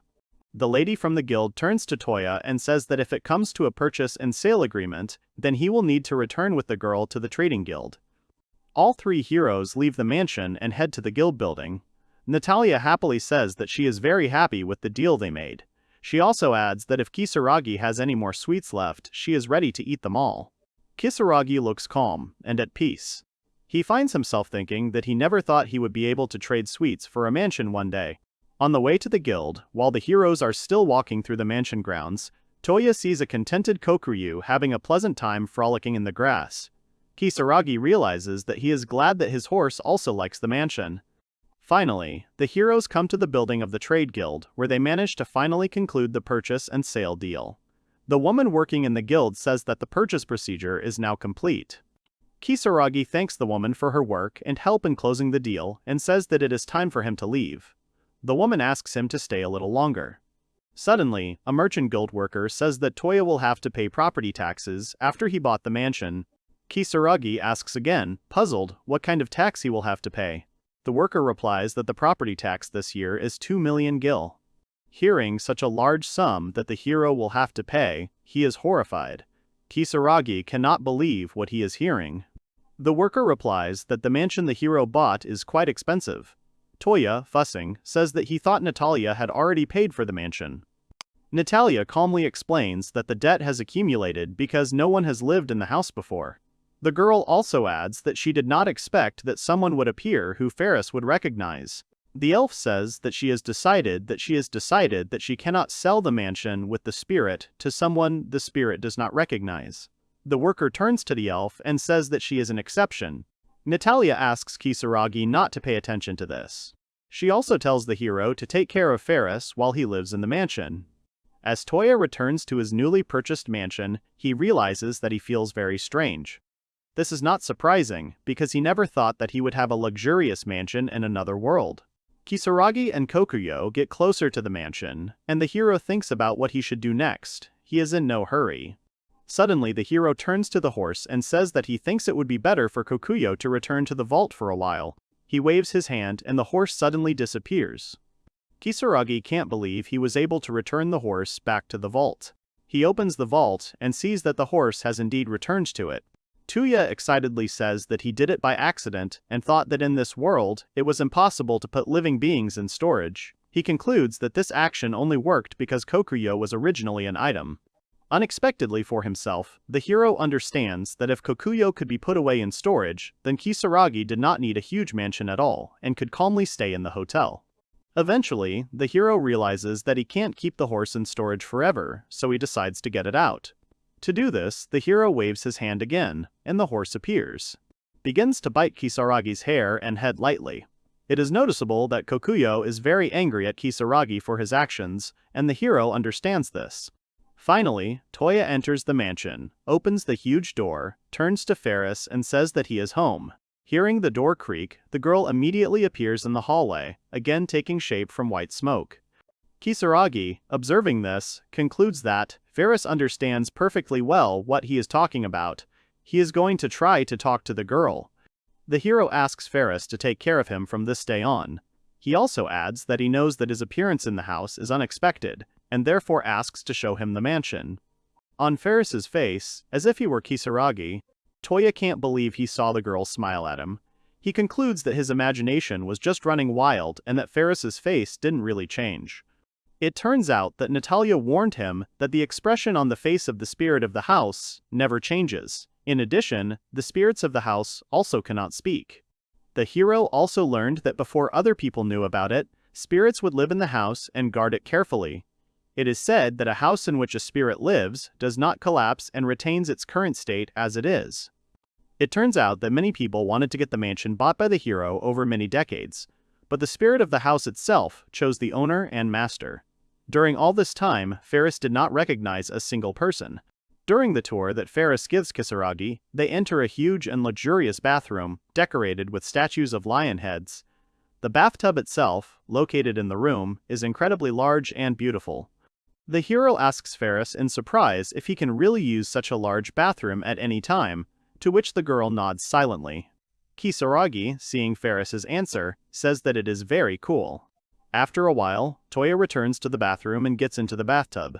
He expected that the people living in the new world were like the Japanese, so they would definitely use bathtubs. Kisaragi realizes that Ferris has done a good job maintaining this mansion. The hero also decides that he should make some changes to his lifestyle and level up, as well as check his belongings. The hero gets up and is about to leave the bathroom. He knows that he has a lot of things to do. When Kisaragi stands up to his full height in the bathroom, Ferris also suddenly appears in the room and sees the hero naked. The girl's face shows no emotion. As Ferris stands there and silently looks at Kisaragi, he becomes very embarrassed and starts to blush. He doesn't know how he should handle this situation, so he doesn't say anything. After a few seconds, Touya asks Ferris to leave the bathroom for a while. The girl, having heard the request, immediately disappears. Kisaragi feels uneasy about the situation. He remembers that he was told that the house spirit would take care of him, but he realizes that such care is not needed in the bathroom. Suddenly, Kisaragi notices that a set of clothes has appeared in the place where Ferris was standing when she appeared in the bathroom. The hero realizes that a girl brought it. Even before he starts getting dressed, Touya decides that he should properly thank Ferris for bringing him a set of clothes.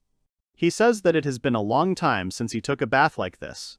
Kisaragi realizes that Ferris will do all the housework for him, so he concludes that house perfume is truly a great blessing.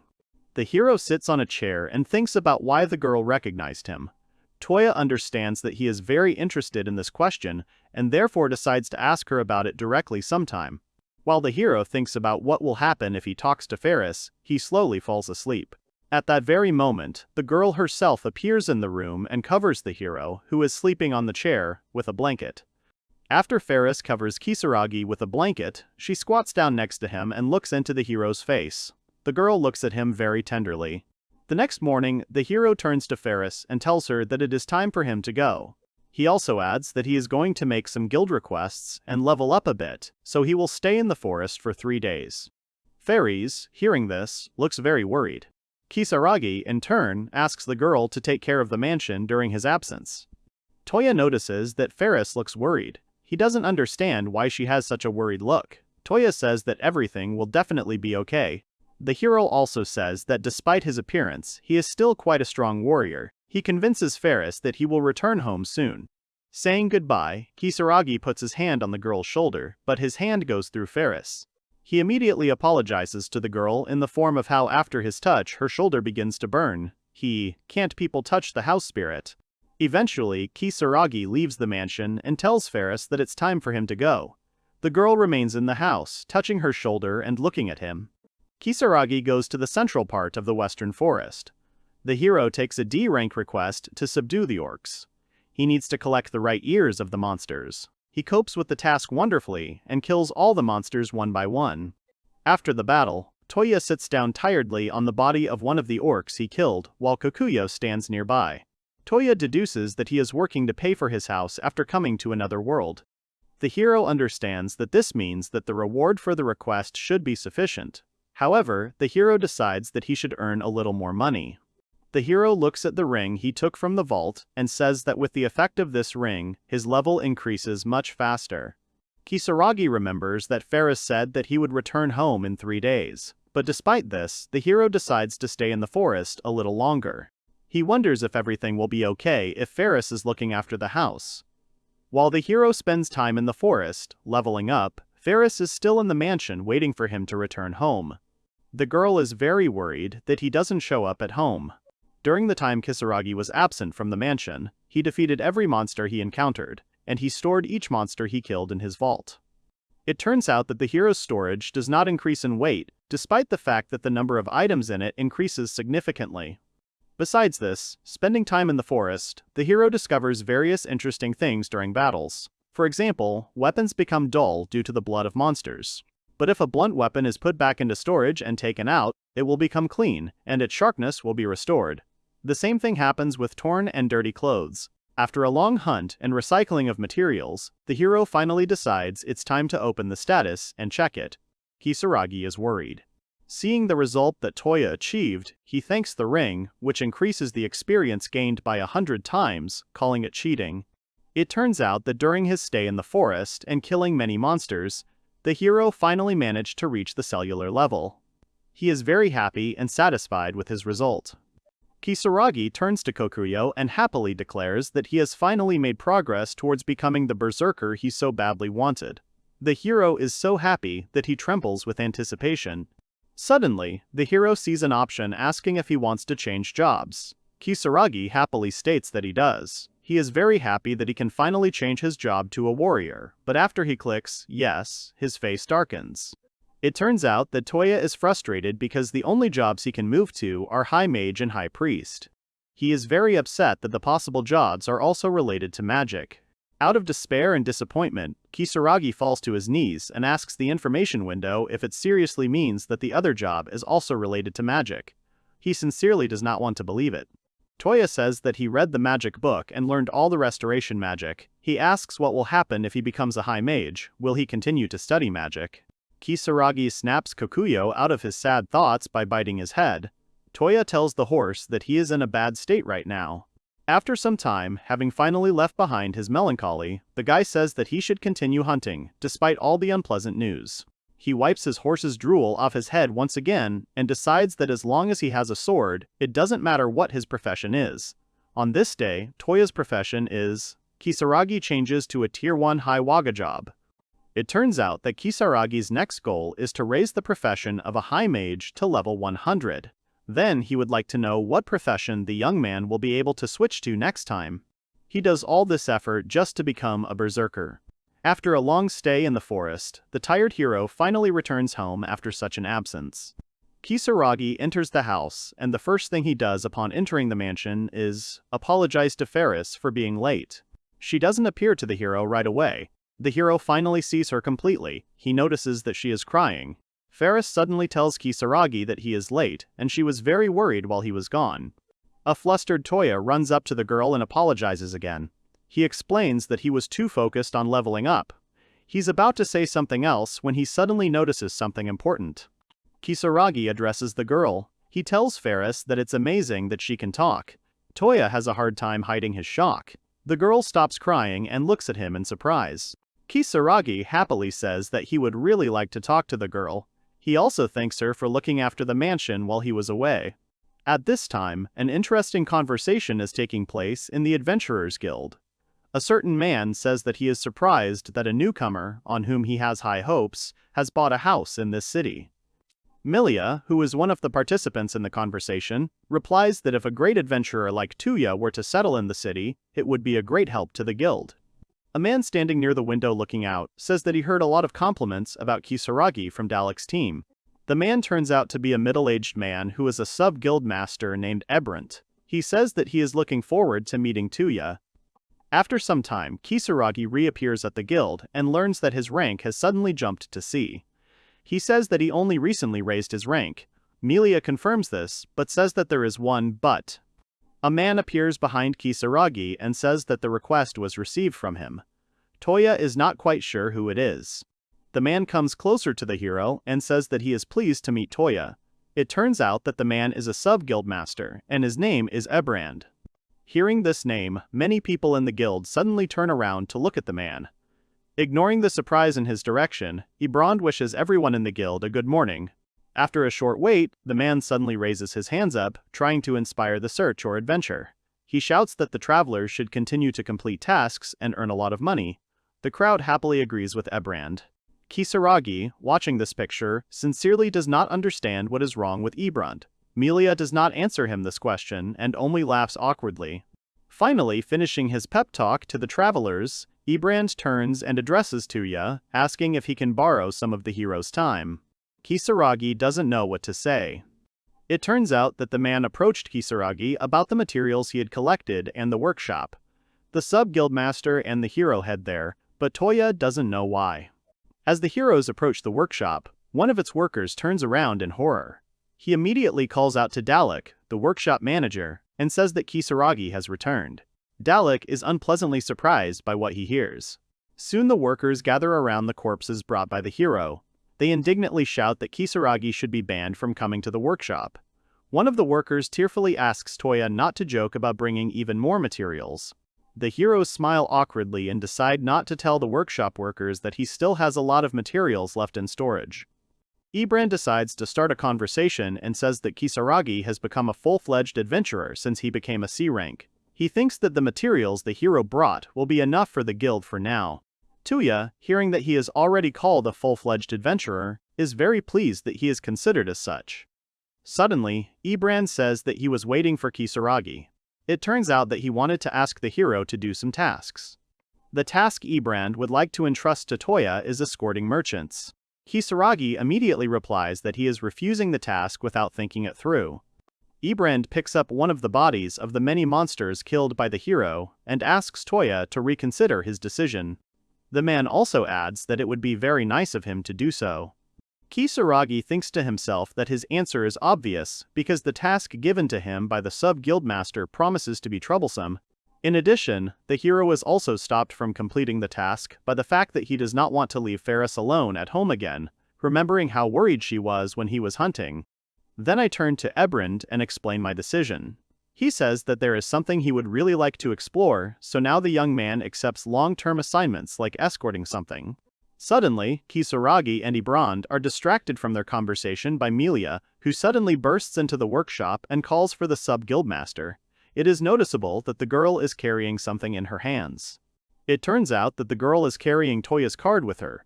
An agitated Ibrand asks what happened. Melia replies that she finished updating Touya's card and saw something strange there.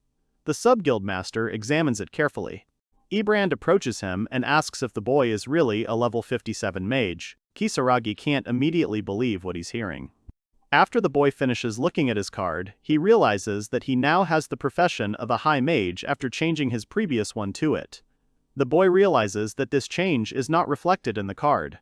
It turns out that to change something in a card, you need a special tool, since there is no person in the world who could change a name or profession, because cards are artifacts, the principle of which has not been studied until now. Kisaragi is overjoyed that he doesn't have to worry about anyone finding out about his job change. An astonished Ebrand says he can't believe what he sees on the card. The man says that he heard Kisaragi changing levels quickly, but that such a change is extremely abnormal. He also says that the highest rank of adventurers in Fendi City is A rank. Ebrand talks about a guy who took 20 years to reach only level 42, thus comparing him to Kisaragi. Suddenly, the sub-guildmaster says that judging by the hero's level, he should have been ranked S long ago. Kisaragi is very surprised to hear this. He can't understand how this can be. The hero cannot believe that in the world he finds himself in, it takes so long to level up. On the other hand, Touya realizes that if he thinks about it, in the new world, no one has an item like a ring to multiply experience points. He concludes that there is no way for others to know that they can change jobs after reaching level 100. Ibrand says that if such talent as Kisaragi's becomes known to the public, the boy will undoubtedly be invited to work in the royal palace and will be retained in every possible way. The man says this while cutting up the carcass of another monster. On the other hand, the sub-guildmaster says that maybe working for the royal family isn't such a bad decision. Melia says that if he starts serving the royal family, his career as an adventurer will end. Touya, hearing about the royal family, remembers the unpleasant moments that happened during his stay in the castle of this family. Kisaragi's expression immediately becomes very serious. He says with some anger in his voice that Melia, who asked him to serve in the royal family, must be joking. Ibrand, while butchering the carcass of another monster killed by Kisaragi, watches the hero's face change. He says that judging by Touya's reaction, it looks like he really doesn't want to work for the government. While the man is taking a precious stone out of the wolf's corpse, he turns to the hero and suggests that he leave everything as it is at the moment. In addition, the man also asks Melia not to tell anyone about what she just heard. The girl happily says that she will not tell anyone anything. Kisaragi watches as the sub-guildmaster gives a gem to one of the workers in the workshop. Ibrand suddenly asks what exactly Touya wanted to follow when the boy spoke of this man. Hearing the hero's request, the man happily says that if this is true, then perhaps he could be of great help to him. The three heroes enter one of the many rooms of the guild building. It turns out that they have come to the materials room, which the guild is very proud of. It really does contain many different items. The hero is very happy that he was offered such a service. The man says that information about the history of the country, neighboring countries, and many other things can be stored in this room, and Kisaragi may be able to find what he is looking for. The guy turns to Ebrand and asks if it's really okay if he uses the stuff in the materials room. Ebrand's face takes on a slightly confused expression, and the man says there's one small but. He explains to the hero that everything he sees in the room is precious, so the boy must pay a reasonable price if he wants to use any of the items. Touya is a little surprised to hear the word price. Suddenly, the sub-guildmaster offers the hero a deal. He says that if he accepts the task from him, the man will make an exception, and Kisaragi will be able to use the materials in the room for free. Touya thinks that he was talking about the escort mission anyway. He realizes that if he thinks about it, the deal sounds very good and beneficial to him. After thinking for a few more seconds, the hero confidently answers that he fully agrees to the deal that Ebrand offered him. The man is pleasantly surprised by this answer. The sub-guildmaster immediately says that he allows Kisaragi to use the materials in the room as he wishes, but the hero is not allowed to take things out of this place. Ebrand also says that he and the team are leaving on an escort mission in exactly 10 days. The man asks Touya not to be late. Kisaragi says that he understands everything, and sighs a little heavily. Melia also decides to leave the hero and says that it is time for her to leave and sort out the paperwork. As she leaves, the girl says that even though Ebrand had said that there was a fee for using the materials room, he had lied to the hero a little. It turns out that the fee for using items in the materials room is about 1 copper coin. The hero, hearing this statement, is greatly indignant. He concludes that the price for which he could use the items in the material room is approximately 100 yen if the coins are converted into the currency of the previous world. It turns out that very few people ever come to the materials room. The precious books in this place are the most ordinary manuscripts. Suddenly, Melia turns to the hero and says that she is still very happy. She asks Touya not to say that he would like to give up the position of adventurer. The hero does not respond to this. Returning home, he concludes that he was deceived. On the other hand, Kisaragi realizes that the sub-guildmaster is actually very good. Suddenly, the hero notices a familiar figure near the gate of his new home. After looking a little closer, the hero realizes that Natalia is standing near the gates of his house, trying to get into the mansion. Hearing footsteps behind her, the girl turns around sharply, pointing her finger at Touya, and says that she is tired of waiting. The hero asks in surprise if Natalia needs anything, to which the girl replies that she needs yesterday's, as she puts it, thing. Natalia says that she can't forget the taste of the sweet that Kisaragi treated her to the day before. She also adds that she has already eaten everything. The girl plaintively asks if the hero is going to leave her just like that, and with nothing in her hands. She asks if Kisaragi listens to her at all. Touya decides not to answer Natalia right away and says that she will definitely listen to her. The guy thinks to himself that he has something he would like to ask the girl about, namely, about Ferris. Suddenly, probably hearing the hero's voice near the house, Ferris appears next to him and Natalia. The girl smiles and says that she is very glad to see the owner of the mansion. Kisaragi tells Ferris that he is home as he steps into the mansion. Ferris asks if anything happened in the mansion while he was gone, to which he replies that everything was calm and nothing happened. The girl slowly asks why Touya came back so early. It is noticeable that she does not talk often. The hero does not answer the question, but says that he understands everything. Ferris does not quite understand what is happening, while Natalia is in shock. It turns out that the girl can't believe that Ferris is talking. She doesn't understand how this can be, and, you could say, Natalia is a little scared by what she heard, since she has never witnessed the spirit of the house talking. Kisaragi asks Natalia in surprise if she didn't know Ferris could talk, to which the elf replies that she's never heard of a mansion spirit being able to talk. It's obvious that she's very surprised. Natalia says that despite the fact that she lived in this mansion for a very long time, there are still many things that she did not know or suspect. The hero doesn't pay much attention to her words and says that he will definitely see her again sometime. Natalia asks the guy to wait for her for a couple of minutes. Natalia says that she did not want to get the books for free. She offers to exchange one special class magic book that she brought with her and a magic book of search magic for a small amount of sweets. The hero, having heard the girl's proposal, immediately thinks about a book of a special class. He remembers that it contains large-scale magic, which was also encountered in the game from the previous world. Kisaragi thinks that the deal Natalia proposed is not bad and is quite profitable. He decides that making this deal would be a very good idea. Without thinking twice, Kisaragi says that he agrees to exchange the magic books for sweets. Without thinking twice, Touya offers the girl to have dinner with him and Ferris because she is in the mansion. The girl is very happy with this offer. The hero understands that he expected such an offer from Natalia as to exchange 2 books for sweets. After some time, he and Ferris set the table, at which the elf sits on one side. For dinner, the hero decides to serve grilled platter with Natalia, which restores the average amount of hunger. The dish looks very appetizing. Natalia, seeing the dish she is about to eat for dinner, notices that it contains different types of meat. Kisaragi asks the girl not to focus on this and to try what he offers her.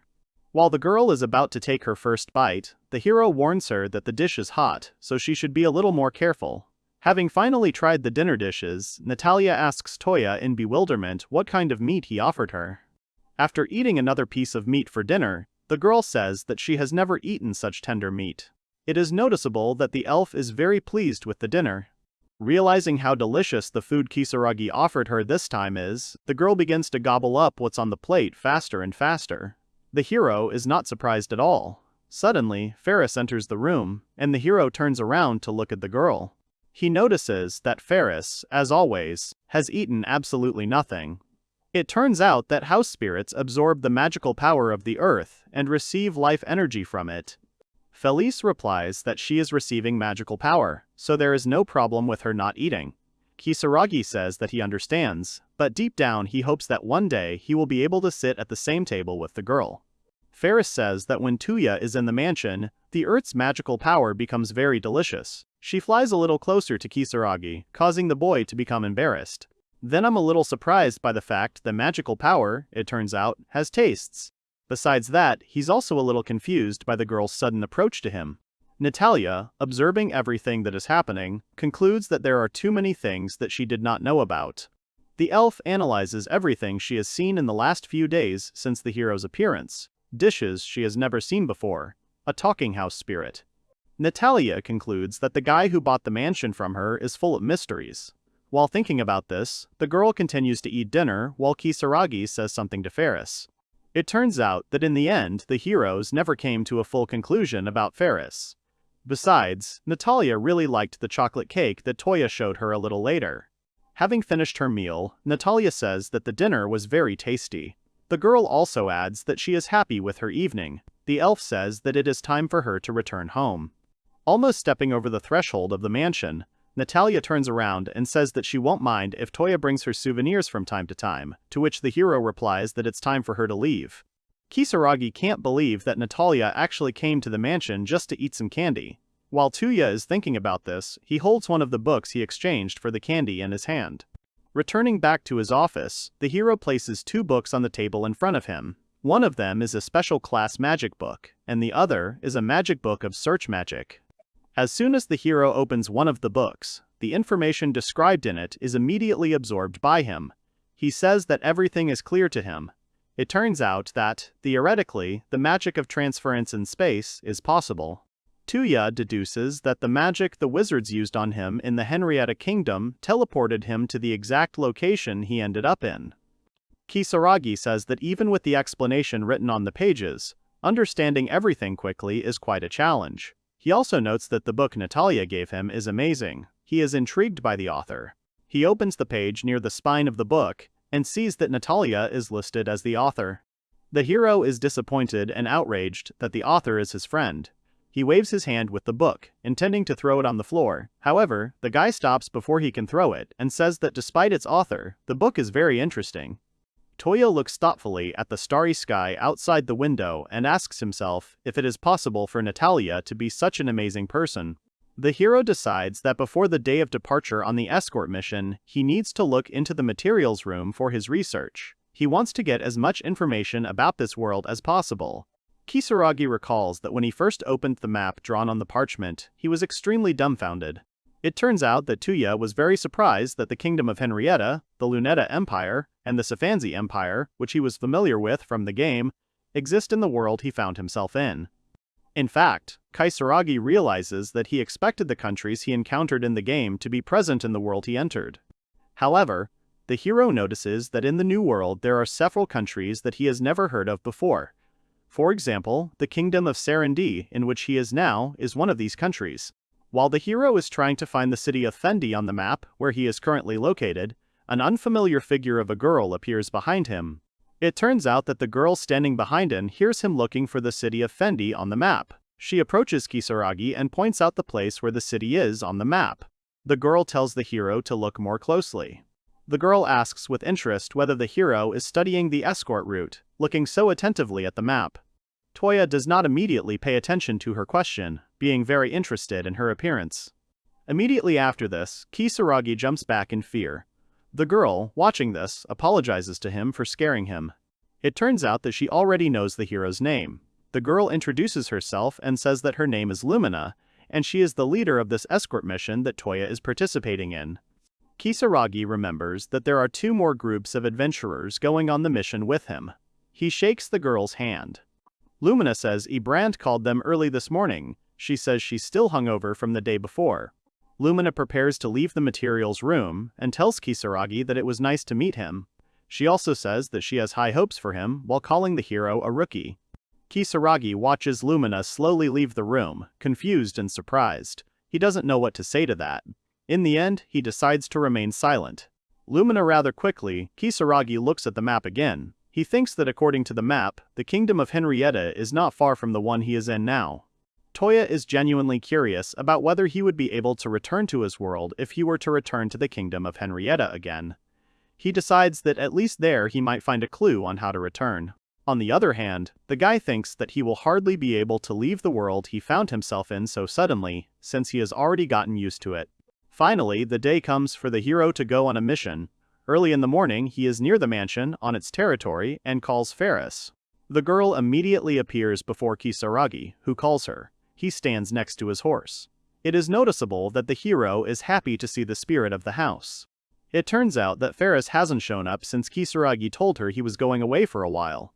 He tells the girl that he'll be back home in 8-10 days at the most. He asks Ferris to watch the house while he's gone. Ferris's eyes fill with tears. She asks Touya, upset, to hurry up and come back as soon as possible. It is noticeable that the girl does not want the hero to leave her. Seeing how upset the girl is that the hero is leaving the mansion, he considers not participating in the mission at all. In the end, he says goodbye to the spirit of the house. When the hero arrives at the gathering place, he sees Lumina there, who says that their mission is to escort the merchants to the city of Dumbler. Their job is to ensure the safety of the cargo and the merchants to their destination and back. One of the teams is called Grassland Fangs. This team consists of young guys. Lumina still says that everyone was notified about the appearance of high-ranking monsters on the way, so everyone should be ready to attack.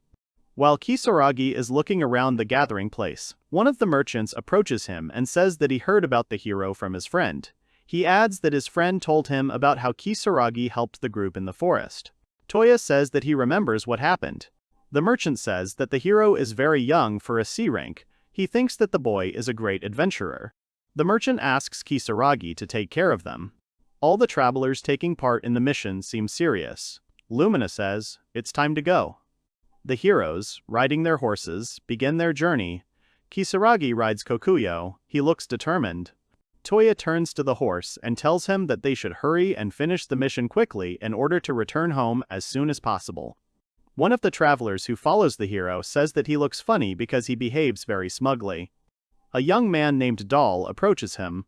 He is convinced that Touya only received a C rank because he was on a strong team. He claims that a mage like him cannot kill even a goblin on his own. Doll tells Kisaragi not to act tough just because he has a higher rank than the other members, and says that they are the only ones who can fight properly. Kisaragi's spirits are a little down. He thinks that it's not surprising that the boy probably won't believe that Touya handled everything on his own. Kisaragi has accepted a request to escort traders to a western town called Dumbler, and is currently working on it. While they are on their way, one of the warriors accompanying them, a young man named Doll, states that he is very bored and hopes that at least one goblin will appear on their way.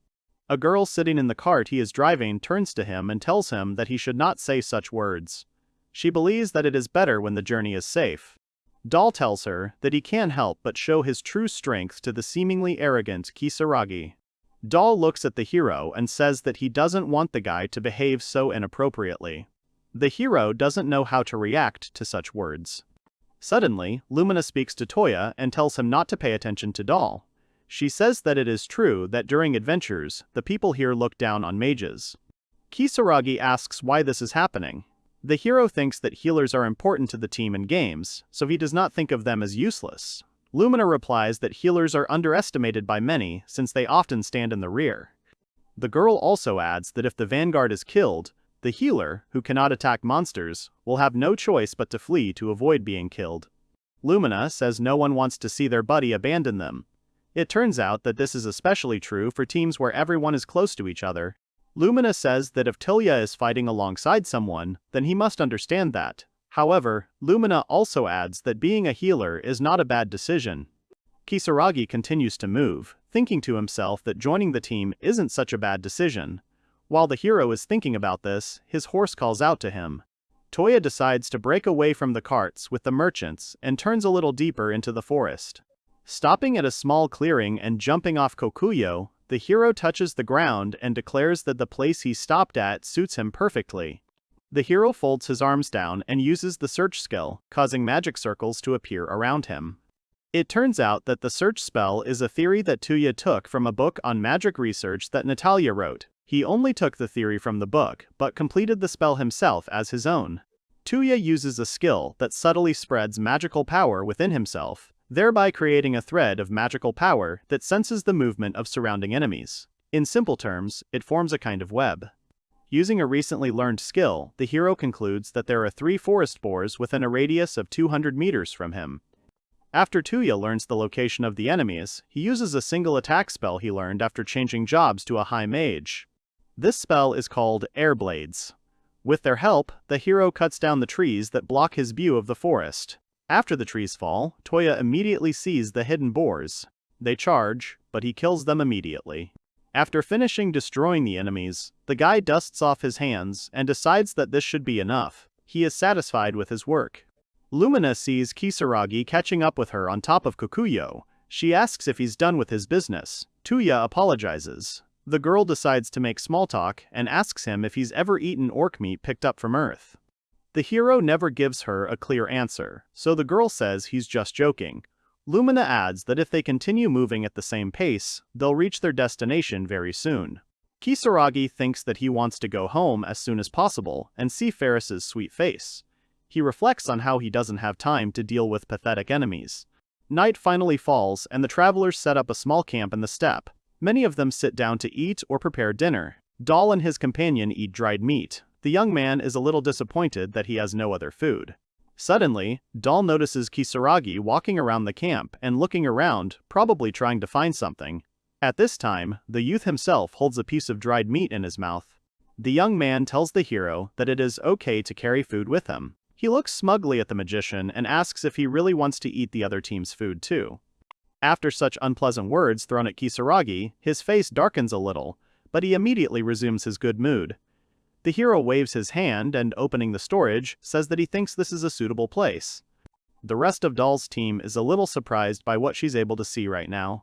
From the storage room, the guy takes out a dining table, a chair, a couple of plates with a mug, and a huge pot of stew. It is noticeable that the hero is very pleased with his preparation for the mission. Doll, not believing his eyes, looks in shock at Touya, who is happily eating dinner. The hero says that the food is still hot because when it was first cooked, the guy immediately put it in his storage. Kisaragi begins his meal. He notices that the food is really hot, so he tries not to burn himself. Meanwhile, his astonished companions watch him eat. Suddenly, Lumina comes up to Touya from behind and says that the food the hero is eating looks very appetizing, while she is only eating dried meat. The girl hints that the hero should treat her. In addition, several guys from the Pasture Fangs team also approach Kisaragi, and one girl from there also states that she really likes the way the stew the hero brought looks. As Kokuyo drinks the water kindly provided to him by his master, the youth says that he still has plenty of food, so if the others want, they can join him. Lumina says that the food brought by the hero is very tasty. She also adds that she never thought that she would eat something so tasty in the steppe.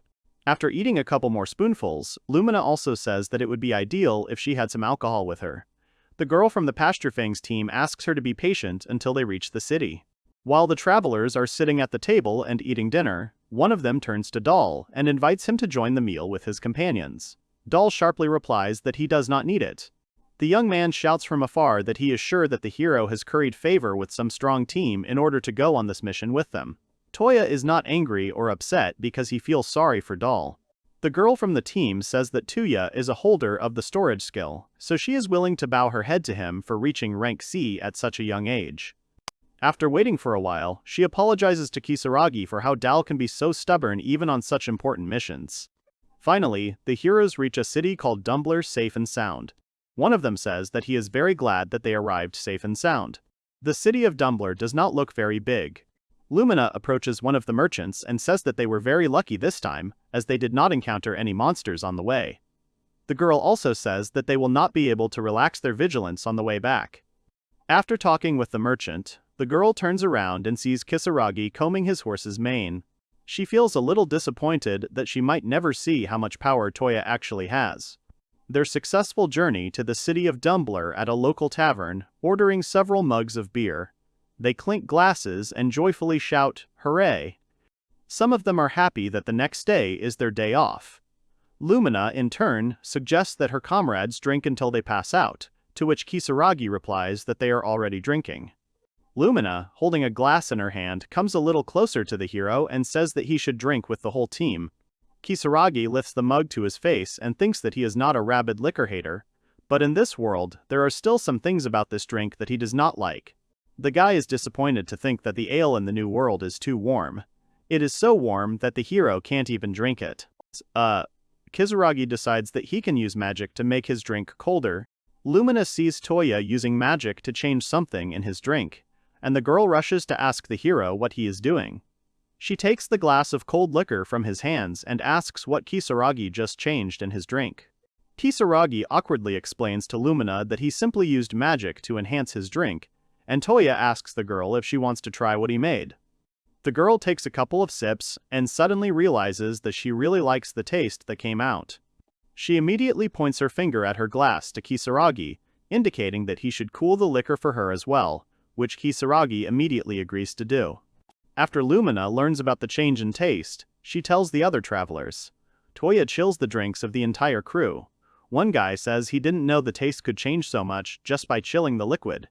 Lumina also approaches the embarrassed Dalu. The girl says that he must definitely try the cold liqueur. At first, the guy refuses. Lumina asks for a taste of her cold ale a little more insistently, and Dal says he understands. He takes the mug from her hands and takes a few sips. The guy honestly does not understand what can change in the drink if you just cool it. Suddenly, Dal realizes that what he just tasted is a very tasty thing. The guy asks what it is. A joyful Kisaragi hears this and says that if the guy liked it, he can cool a couple more mugs for him. The hero says contentedly that the mage can be a very useful member of the team. It is noticeable that Touya is very happy with such a good ending to the evening. Dal, admitting that he had been wrong before, sheepishly agrees and looks away, nervously fiddling with his wooden mug. Suddenly, Lumina approaches Touya again and says that she wants to have a serious talk with the hero. He does not expect such words and therefore, upon hearing this, he is very embarrassed. Lumina takes a few steps towards him and suddenly asks him to stay with her forever. Kisaragi is surprised and asks what she means. The girl happily jumps on the table and asks the guy to cool her ale for the rest of his life. Dal and Touya look at the drunk Lumina with a hint of incomprehension in their eyes.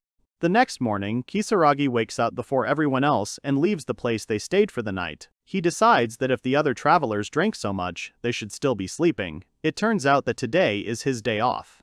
He remembers Milia's words, who said that if someone is a member of the guild, then finding a job in another city will not be difficult for him. Without thinking twice, the hero decides to go to the guild. Dumbler Town doesn't have any local specialties that stand out, but as a market town, it's quite lively. The streets are lined with stalls that locals rush to visit. Finally, the hero manages to find the guild building in the city of Dumbler. As he is about to enter it, someone grabs him by the cloak and he turns around. Turning around, the hero sees a small boy in front of him. The boy decisively asks him if Kisaragi can use healing magic. Touya asks if the boy really wants him to heal his wound, to which the child replies that he is not asking for help for himself. The boy takes out 3 copper coins and says that these are all his savings. He offers them to Kisaragi in exchange for his help in curing the illness of a girl named Saya. Kisaragi is a little surprised by this request and looks at the child carefully. He thinks about what he should do. The child says that he asked everyone he met for help, but everyone told him that 3 coins would not be enough. Suddenly, someone distracts the boy standing next to the hero. The child is called a disparaging name and asked why he is still wandering around the guild.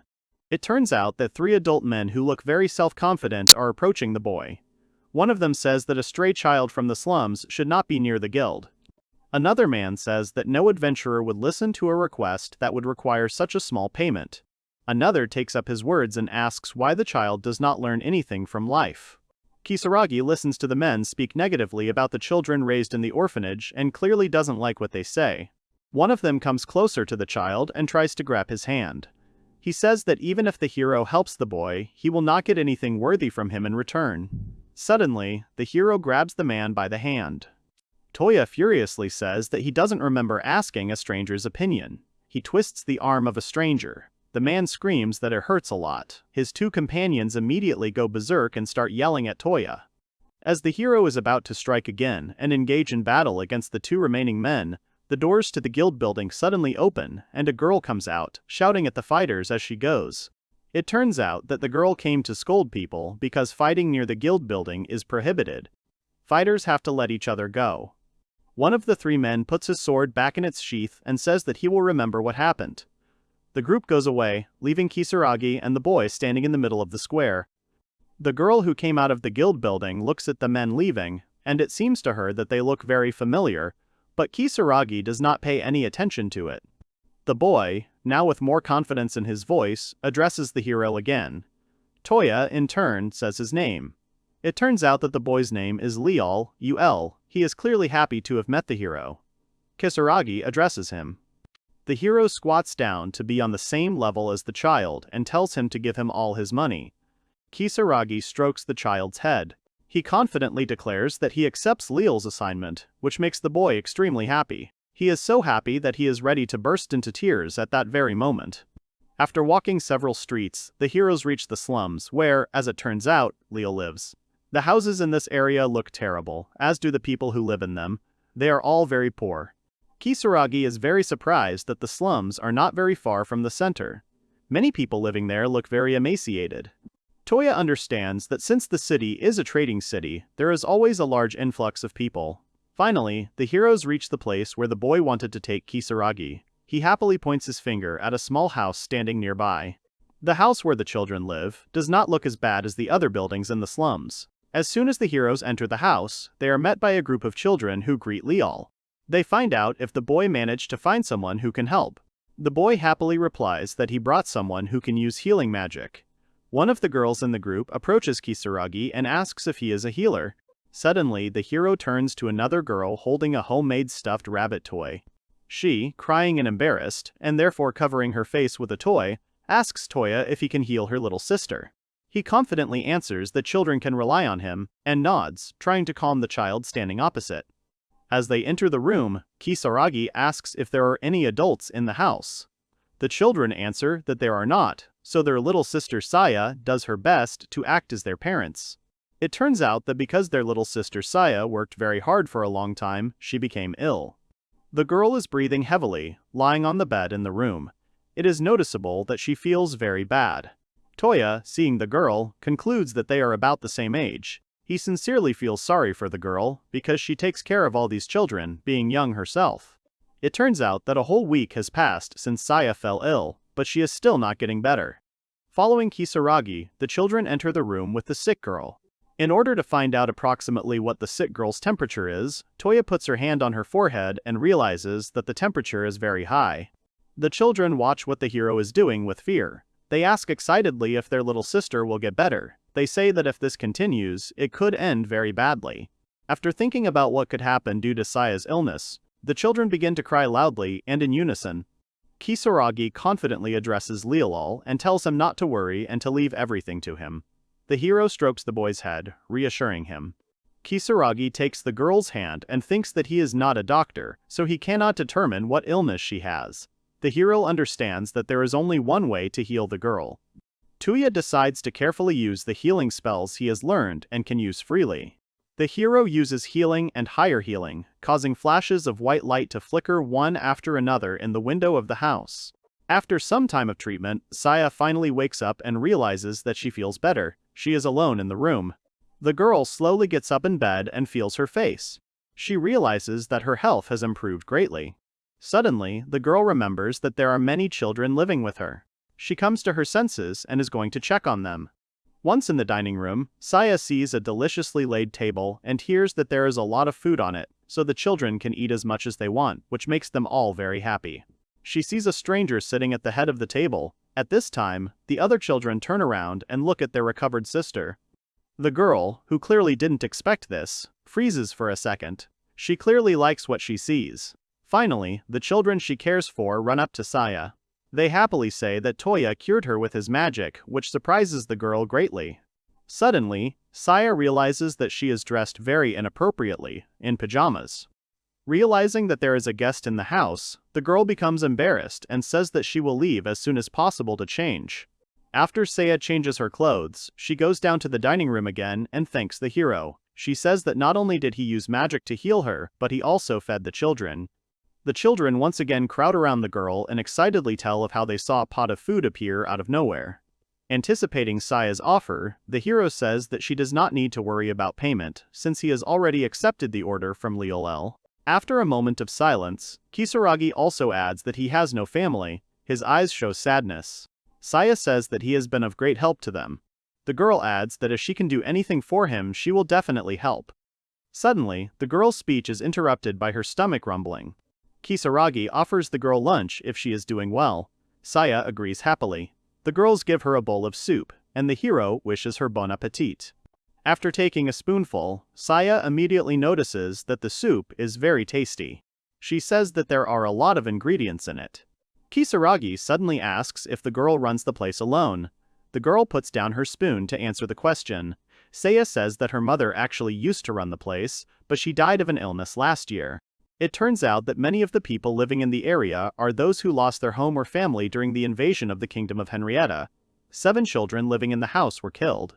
Saya says with anger in her voice that she is the only one left who can protect the children. The girl promises herself that she will definitely do it. Saya says that the Kingdom of Henrietta will definitely pay for the crimes he committed. The hero, hearing the girl's words, says that it is not good to force yourself. He adds that Saya works for the benefit of every child in the house. Kisaragi gives the example of Lil, who desperately tried to ask everyone on the street to help his sick little sister.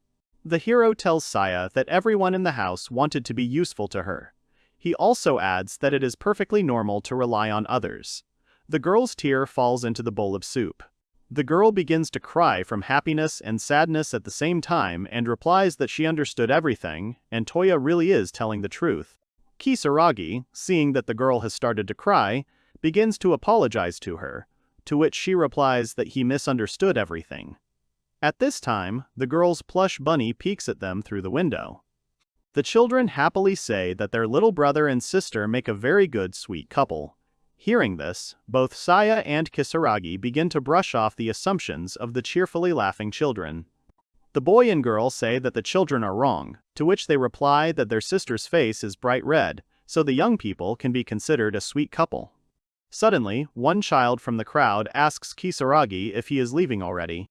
The boy replies that he needs to leave this city the next day and return to the one he lives in. Before leaving, Kisaragi decides one last time that he should leave some food for his family, so he takes a bowl of soup from the storage room. The girl looks at the saucepan in surprise as it appears out of nowhere and asks how it appeared. Lil, in response to his sister's question, replies that the hero is very amazing. When Kisaragi leaves the big family's house, a whole bunch of children come out to see him off, along with their older sister. The children ask him to come to them again and say that their sister would also like to meet again.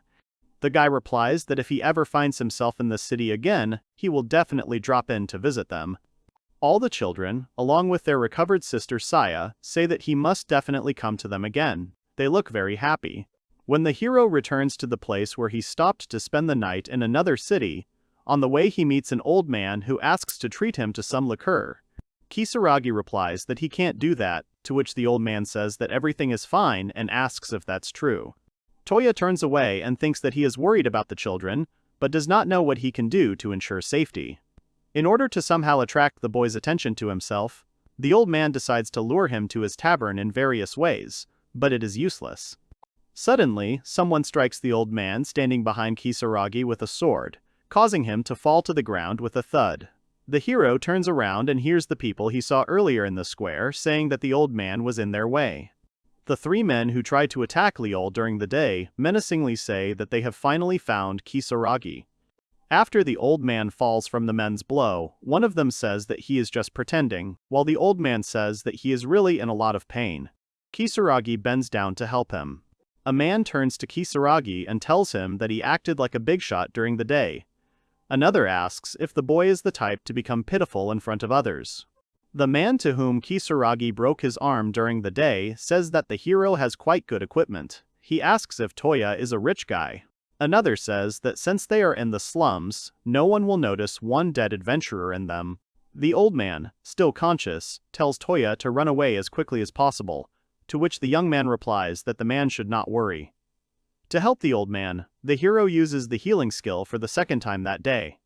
The old man rises to his feet in surprise and says that his back no longer hurts.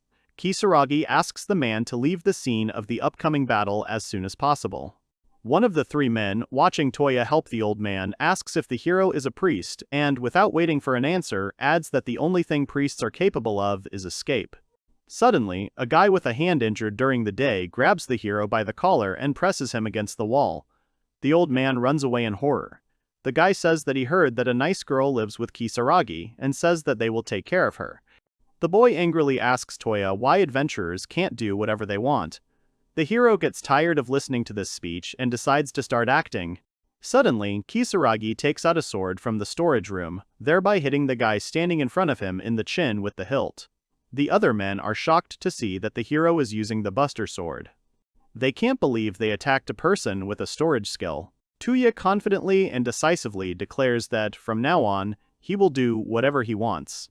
The hero realizes that he has never fought anyone one-on-one, but he realizes that Saya will be in danger if he leaves these guys. The two men, deciding that Touya is bluffing, say that they won't fall for such a cheap trick, so they run at him to attack. The hero gets into a fighting stance. He understands that he needs to remember something. It is noticeable that Touya is absolutely not afraid of men.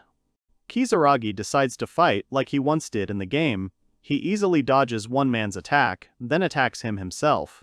He shows no mercy whatsoever towards his opponent, and Kisaragi mercilessly sends him flying with a single blow of his sword, while his shocked comrade watches. Finally, Kisaragi decides to attack the last opponent. He dishonorably attacks from behind while the boy is looking the other way. He is about to kick the hero.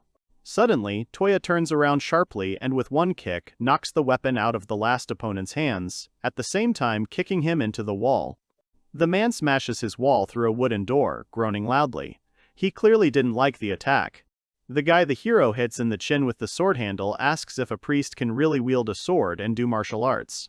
Kisaragi understands that anyone can become an adventurer, even those who are rotten inside. To the men defeated by Touya, the hero seems like a monster.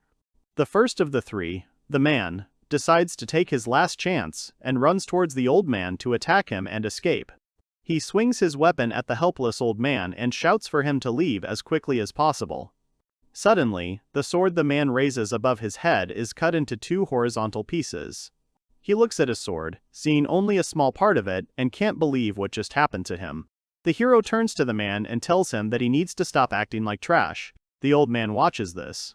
Kisaragi uses his magic blade skill again and says that he doesn't think he can stop himself from killing the man. He eventually brings the three tied-up men who attacked him to the Dumbler City Guild building. The girl on duty there orders that these three people be taken to prison as quickly as possible. Touya looks at his hands and realizes that it was a pleasure to fight. He expected this result.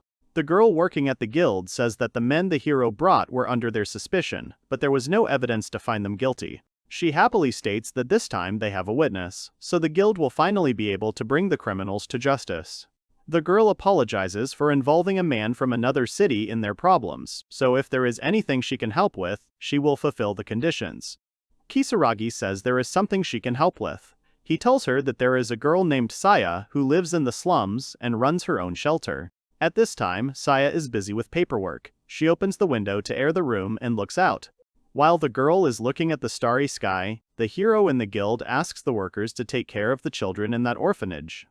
Touya explains that children can't live in a place where there are all sorts of criminals like those guys.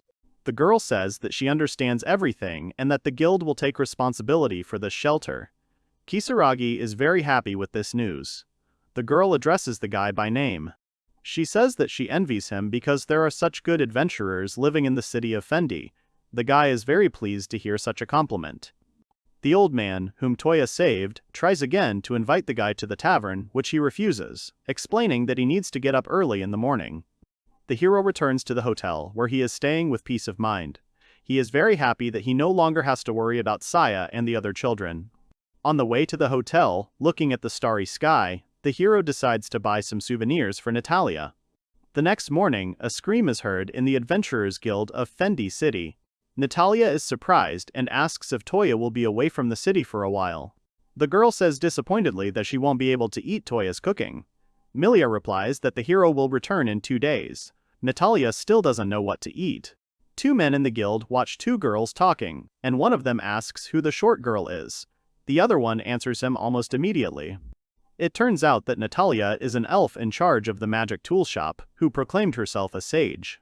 The girls pause their conversation briefly to glare at the men. Suddenly, Natalia tells Milia again that she must disturb her. It turns out that the girl wanted to ask the lady from the guild something. This question concerns the hero. Over a cup of tea, 2 girls discuss Kisaragi. Milia says that she became the hero's personal secretary. Natalia asks if the girl really wanted to ask her something about him. Milia asks if Natalia found it strange that Kisaragi was recognized at home almost immediately after his arrival.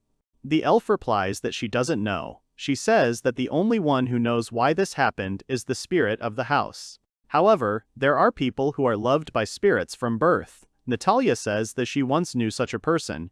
The elf calmly says that she once lived in a country where she was a mage of an immortal shrine. Milia, hearing such an unusual fact about the past of the girl she is talking to, is very surprised that she was such an important person in the past. Natalia tells her that it sounds very rude. The country where the elf lived was different from those where the human race outnumbered others. In this country, everyone lived without oppression. Natalia's abilities were quickly recognized in that kingdom, and she worked there for a long time as a mage of the immortal shrine. Natalia recalls a conversation with the emperor of that kingdom. He asked her if she really wanted to quit, to which she replied that the invasions of the kingdom of Henrietta had died down recently, so she could leave her position. She also added that she was resigning because the man she remembered from his early years had finally grown into a wonderful emperor. The emperor asked her what she was going to do after leaving the palace. Natalia replied that she was going to relax and go on a trip, and then open her own shop somewhere. Besides that, she also wanted to know how to become the supreme sage that was written about in an ancient elven book in the village. The emperor replied that he knew Natalia. He was sure that she could achieve this. The girl replied that this was indeed so. Before leaving, the man asked Natalia to visit Charlotte, as she loved the elf very much. It turns out that the king had a daughter named Charlotte. This girl was given special powers at birth. The king's daughter had an unusual ability to be loved by spirits. All magical creatures were attracted to her like a magnet. Natalia found Charlotte in the garden when she wanted to say goodbye to her. The girl was once again spending time with the spirits. Natalia asked if she had disturbed the girl. The girl, seeing the elf, happily called her aunt. Natalia, hearing such an address, menacingly asked the girl to call her big sister. Charlotte replied that Natalia had always been inside the castle ever since her dad was a child. Natalia told the girl to still call her big sister despite this fact. The girl noticed that her mentor was going somewhere. Charlotte asked where she was going, to which Natalia replied that she was going to a place that was not far from the castle. The girl asked curiously when the elf would return. Natalia answered that she did not know. She assumed that she might return by the time Charlotte became a bride. She asked her mentor in bewilderment. Natalia told her that Charlotte was the future empress, and also an integral part of the good future of this country. In addition, the girl also added that Charlotte is loved by spirits, so one day she will grow up and be able to use spirit magic. Natalia was about to pat the girl on the head when suddenly their conversation was interrupted by a child's voice. The girl who was looking for Charlotte said that she had finally found her. A girl with horns growing on her head came running after Charlotte. She asked the girl to return to the castle as soon as possible, as her music teacher was furious. Charlotte looked at the girl with concern and, calling her by name, Arturia, became very agitated. Charlotte exclaimed indignantly that the music teacher only scolded her when she did something wrong, and this time nothing like that happened.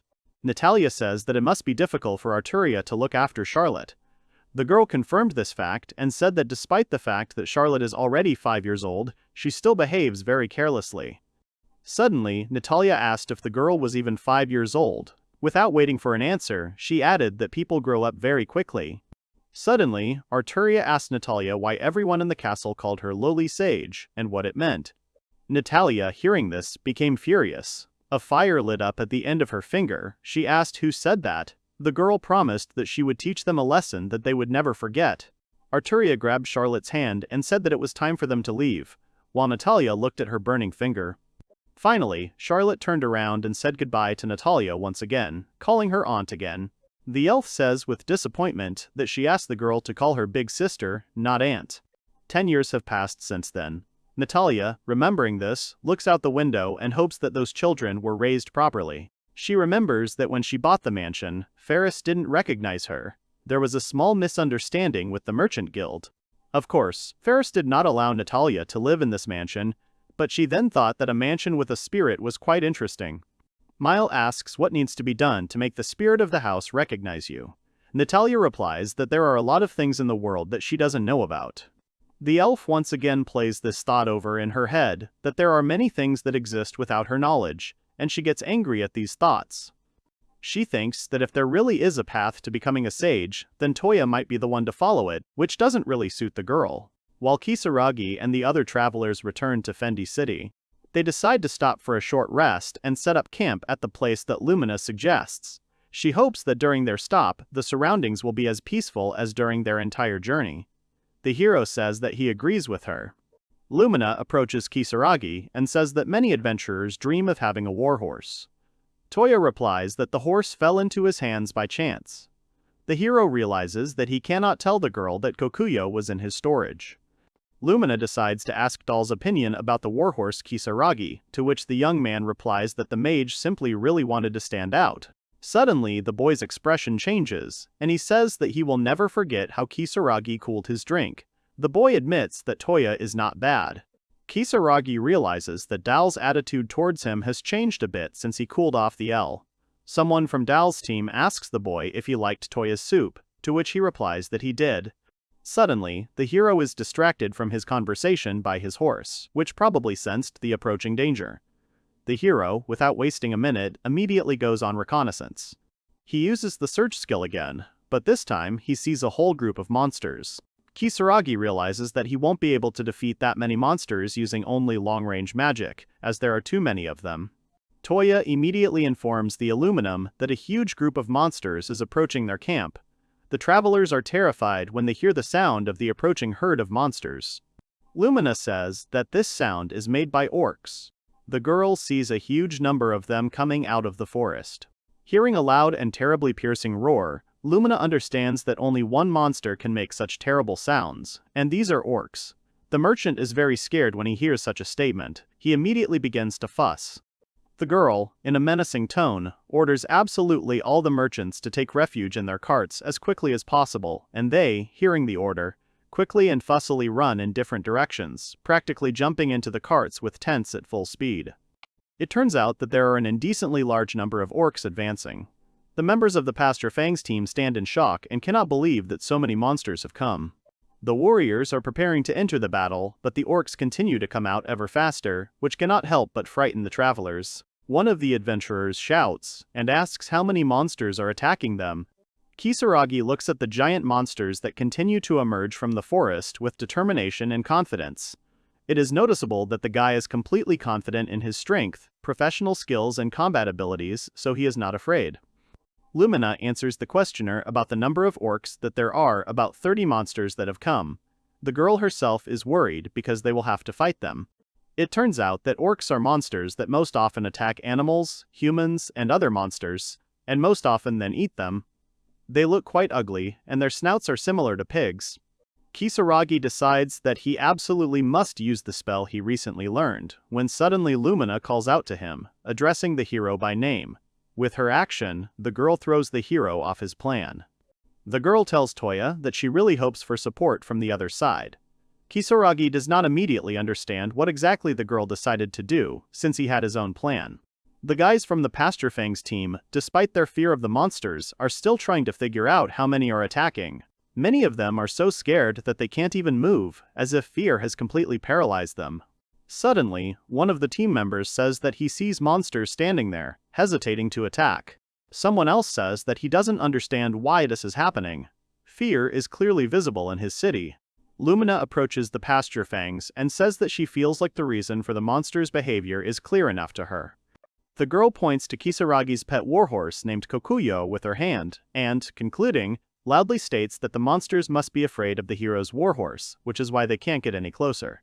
Lumina decides that while Kokuyo is on the battlefield with everyone else, the enemies will not dare to approach them even a step, when suddenly another warrior interrupts the girl and shouts in fear for her to look at the pack of orcs again, but more carefully. The girl from the Pasture Fangs team looks into the distance with genuine horror in her eyes. Her voice trembles with intense fear. It seems as if in the crowd of monsters the girl managed to discern something even more terrible than ordinary orcs. Suddenly, slowly emerging from the dense bushes of the forest, another orc joins the pack, but this one is larger, all covered in decorations made from the fangs of other monsters. It turns out that this is the orc general, who is the highest species. Kisaragi asks in confusion what the name superior species means, to which Lumina replies that while superior species may not have any special skills, they do possess intelligence. The girls say that, as expected, the difference in their fighting strength and that of the orcs is simply obvious. Many are trembling with fear, not imagining how they will fight against such a huge number of monsters, among which there is a higher species. One of the orcs, seeing the travelers standing opposite him, stares at them for a short while, then begins to lick his lips hungrily and disgustingly, smearing saliva over his face, thereby greatly terrifying the already frightened guys. Suddenly, a girl from the Pasture Fangs team named Akina falls to her knees in panic and starts crying. This greatly frightens her comrades. Doll addresses Touya. He says that he has one very important request to make of the hero. It is noticeable that the young man speaks with desperation mixed with fear. His voice is shaking, but the guy is trying to concentrate. He tightly clutches the sword in his hands. Doll asks Kisaragi that if something terrible happens and they are unable to defeat the orcs or fail, then he must definitely save the two girls from the Pasture Fangs, Doll's friends, and escape to the city as quickly as possible. It turns out that all four friends came to the Adventurers Guild together from the same town. This happened because of the restless Doll, who since childhood said that one day he would definitely become an adventurer and raise the flag. Doll, with despair and horror in his voice, shouts loudly that if he dies, there will be nothing terrible in it. He says that he wants to save the life of each of his friends. His speech is interrupted by his girlfriend, who is about to cry. The girl, barely holding back her tears, desperately says that she will never abandon her comrade in trouble. Doll looks at her with both sadness and gratitude in his eyes. In addition, Doll's girlfriend also says that if he leaves the team and dies, she will never be able to continue living without him. Doll's friend puts his hand on the guy's shoulder, and he decides to apologize to his comrades for such words. They say that there is no way their team, called Fangs of the Free Lands, will die in such a place.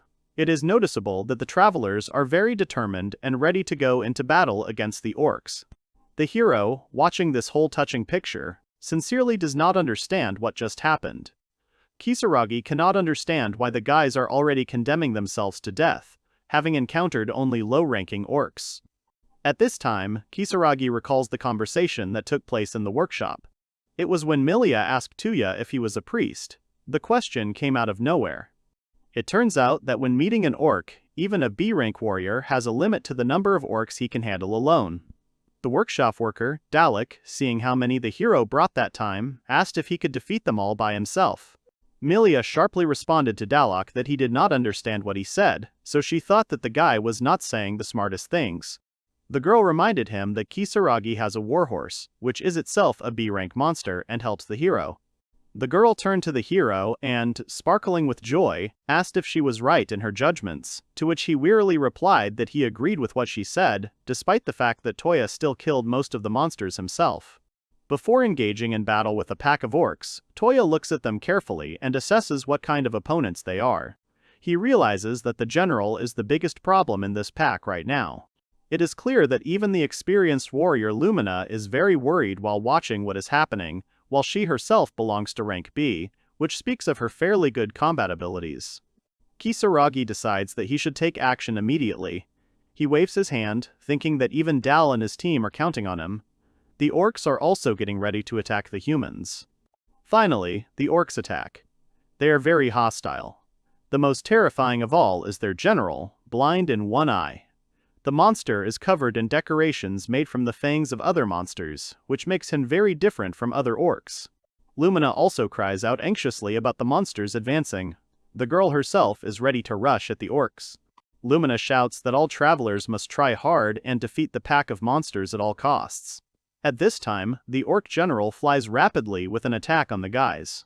Suddenly, Kisaragi, far ahead of the monster, runs closer to it, swings and with all his might cuts off the general's head with one blow. At this time, Touya's horse grabs the monster's hand and bites it off.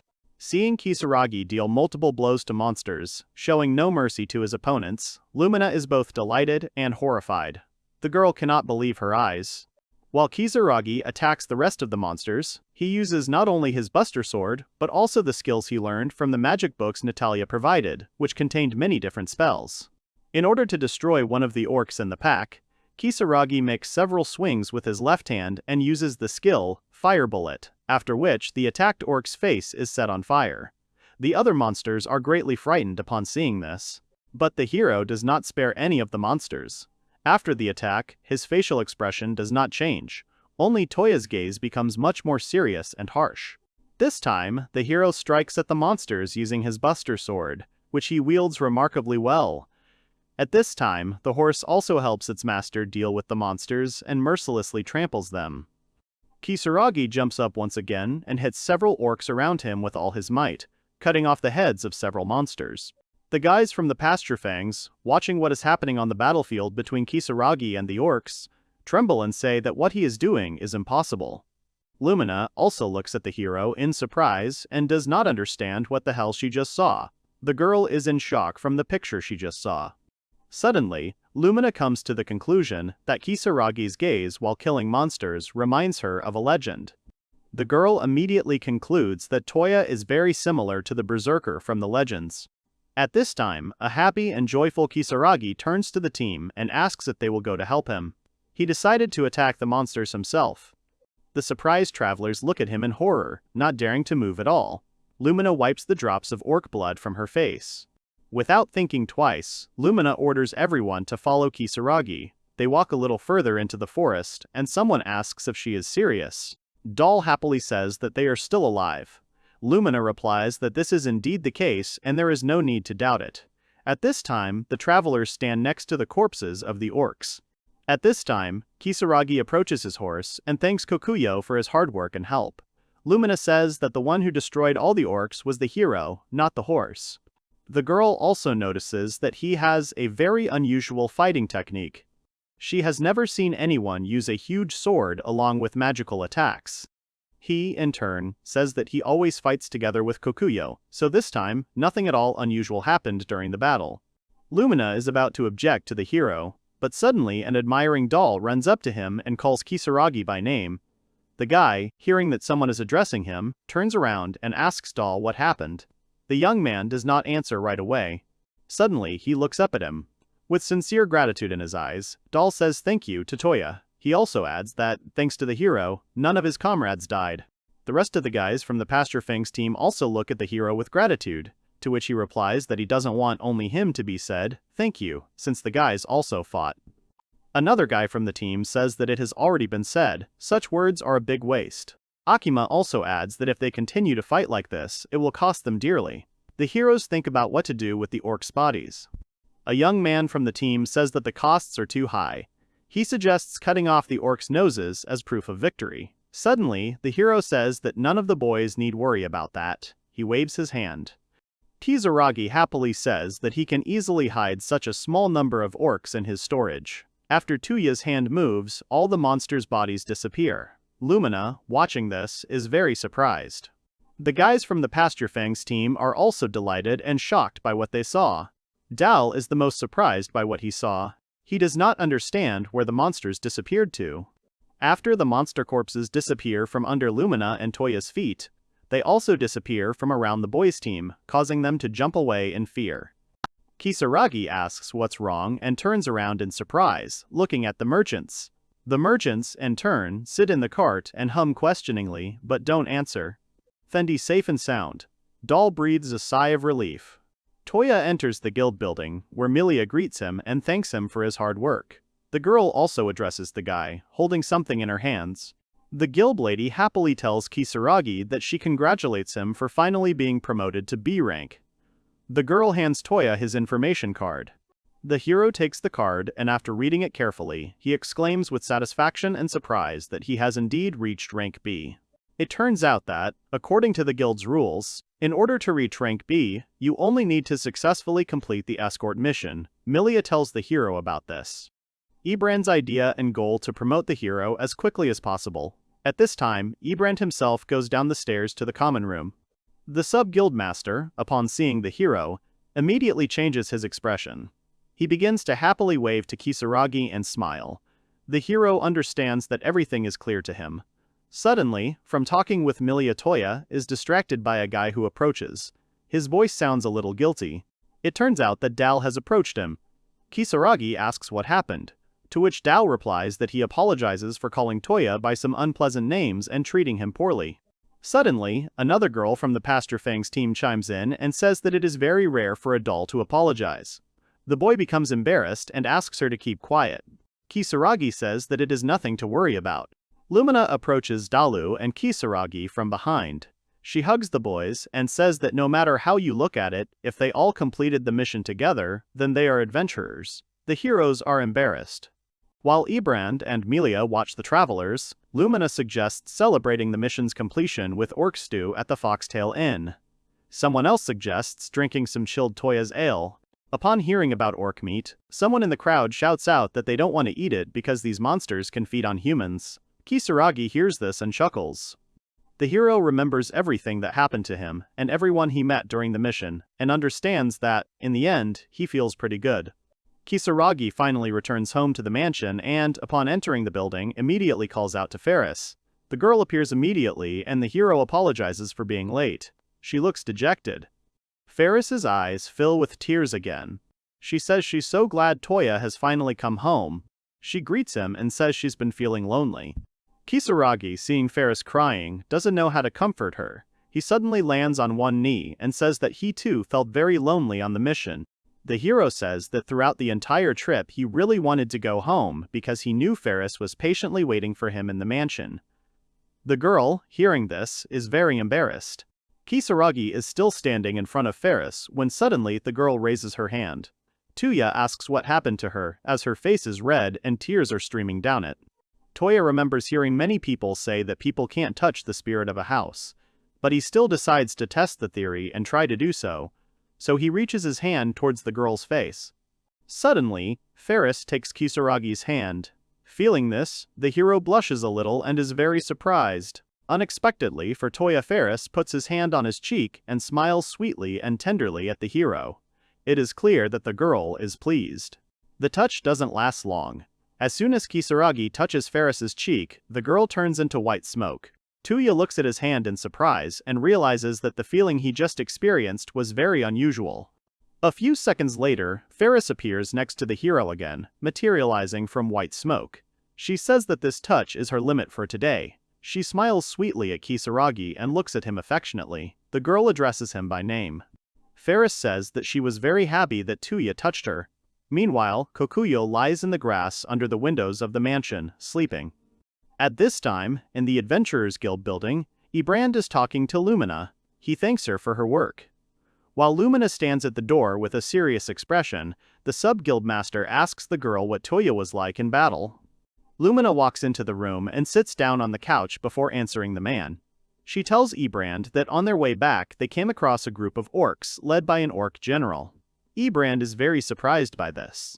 While the tea offered to the girl by the sub-guildmaster is cooling in the mug, Lumina says that, having encountered such a pack of monsters, the girl was already preparing for death in the worst case. After taking a few sips from her tea mug, Lumina also says that everyone was able to return safely back to Fendi City only because Touya helped them in the battle. The girl also adds that his warhorse is as strong as a demon. Lumina looks at her reflection in the mug and says that no matter how strong Kokuyo is, his strength still cannot compare to Kisaragi's. After remaining silent for a while, the girl also says that even if she were destined to die, she would still want to fight Kisaragi to see what he is like in combat. Ebrand thoughtfully approaches the window and slowly says that if Lumina describes the hero like that, then it means that everything is serious. He says that he understands everything and asks the girl to rest. Lumina also says that she has one message for Ebrand that she heard from the merchants on the way to the mission.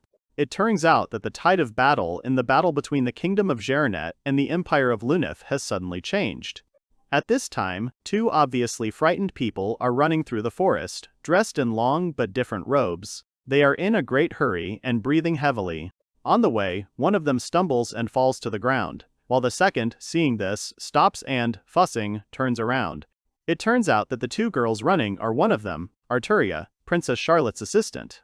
The girl turns around and asks worriedly if her friend is okay, although she sees that the answer is unnecessary.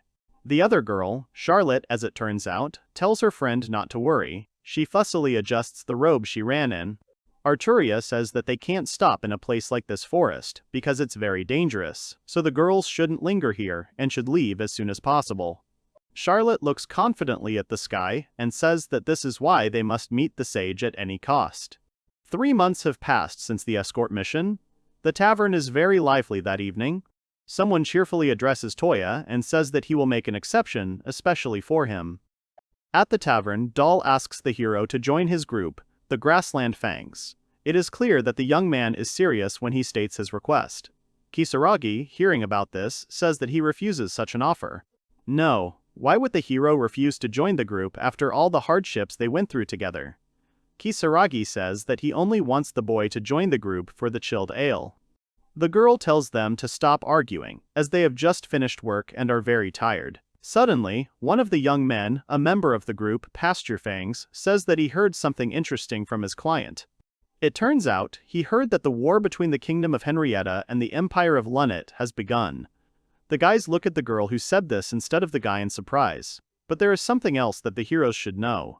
It turns out that there is a hero on the side of the Kingdom of Henrietta. Kisaragi, hearing this, immediately remembers this person. He tries to figure out when the girl said about the hero. Did she mean the guy who was summoned to the castle the second time instead of Kisaragi? It turns out that in the New World, like in a game, wars sometimes break out. The Kingdom of Henrietta, which began a battle with the Lunith Empire, was pushed back. This stalemate due to the balance of power continues year after year. The guy says that the hero of the kingdom is so strong that he is considered a monster. Some cities on the Lunith side have already been destroyed. The boy, holding a mug of ale, says that if the tide of battle turns, the current neutral kingdom of Sarandi will also be undermined. Kisaragi asks if the boy means that Sarandi might be involved in the war. Doll says there is no need to worry, as Lunith has the best general on his side. At this time, a waitress with fox ears approaches him and apologizes for the wait. The girl says that one of the guy's order is ready. Suddenly, Doll says in horror that if the Kingdom of Henrietta wins the war, every beast man in that nation will be doomed. The girl, frightened, drops the tray of food. Doll, seeing this, apologizes. His girlfriend indignantly shouts at him. The frightened waitress quickly collects everything from the floor. Kisaragi turns to the girl and realizes that if the Henrietta Kingdom is victorious in the war, it will definitely make slaves of everyone except humans.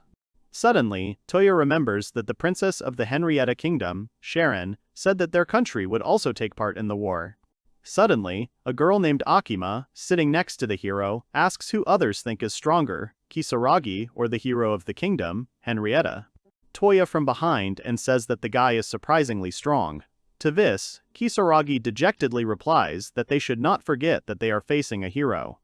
Touya leans back in his chair and remembers that in the end, it was because he didn't have the title of a hero that he was thrown out of the castle like trash. It upsets him to think about it. When Kisaragi returns to the mansion, he is greeted by a slightly indignant Ferris right at the door. She greets Touya with her hands on her hips, but tells him that it is not good for him to drink as much as he does.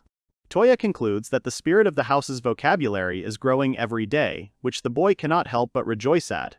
Kisaragi asks the girl for forgiveness for the fact that he often drinks, according to Ferris. The girl says that she forgives him. The girl warns Kisaragi that she has prepared a bath for him, for which he thanks her. While the hero is heading to the bathroom, he asks the girl if something happened in the mansion today. Ferris says that Natalia came to the mansion to have some food. Touya, hearing this and preparing for the water procedures, laughs at the elf, while Ferris stands next to him. Suddenly, the hero turns around and tells Ferris that she can't go into the bath with him. The girl looks disappointed after these words, but tries not to show that she was upset by Kisaragi's request. It turns out that after escorting the mission, the girl followed Kisaragi around the mansion wherever he went, which caused him some inconvenience.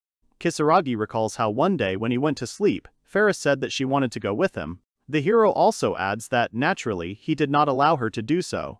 It also turns out that Kisaragi hasn't been able to touch Ferris since the day he touched her cheek. He concludes that it seems that the girl herself doesn't know the reason for this anomaly either. As the hero sits relaxed in the bathtub, he thinks about how good it seems to him that he was moved close to the city of Fendi. He thinks so because he has met many good people since he came there. Sitting in the bathtub, Kisaragi thinks that even if he were to return to his world, he would most likely be fired from his job. He realizes that he does not want to go back and wants to leave everything as it is.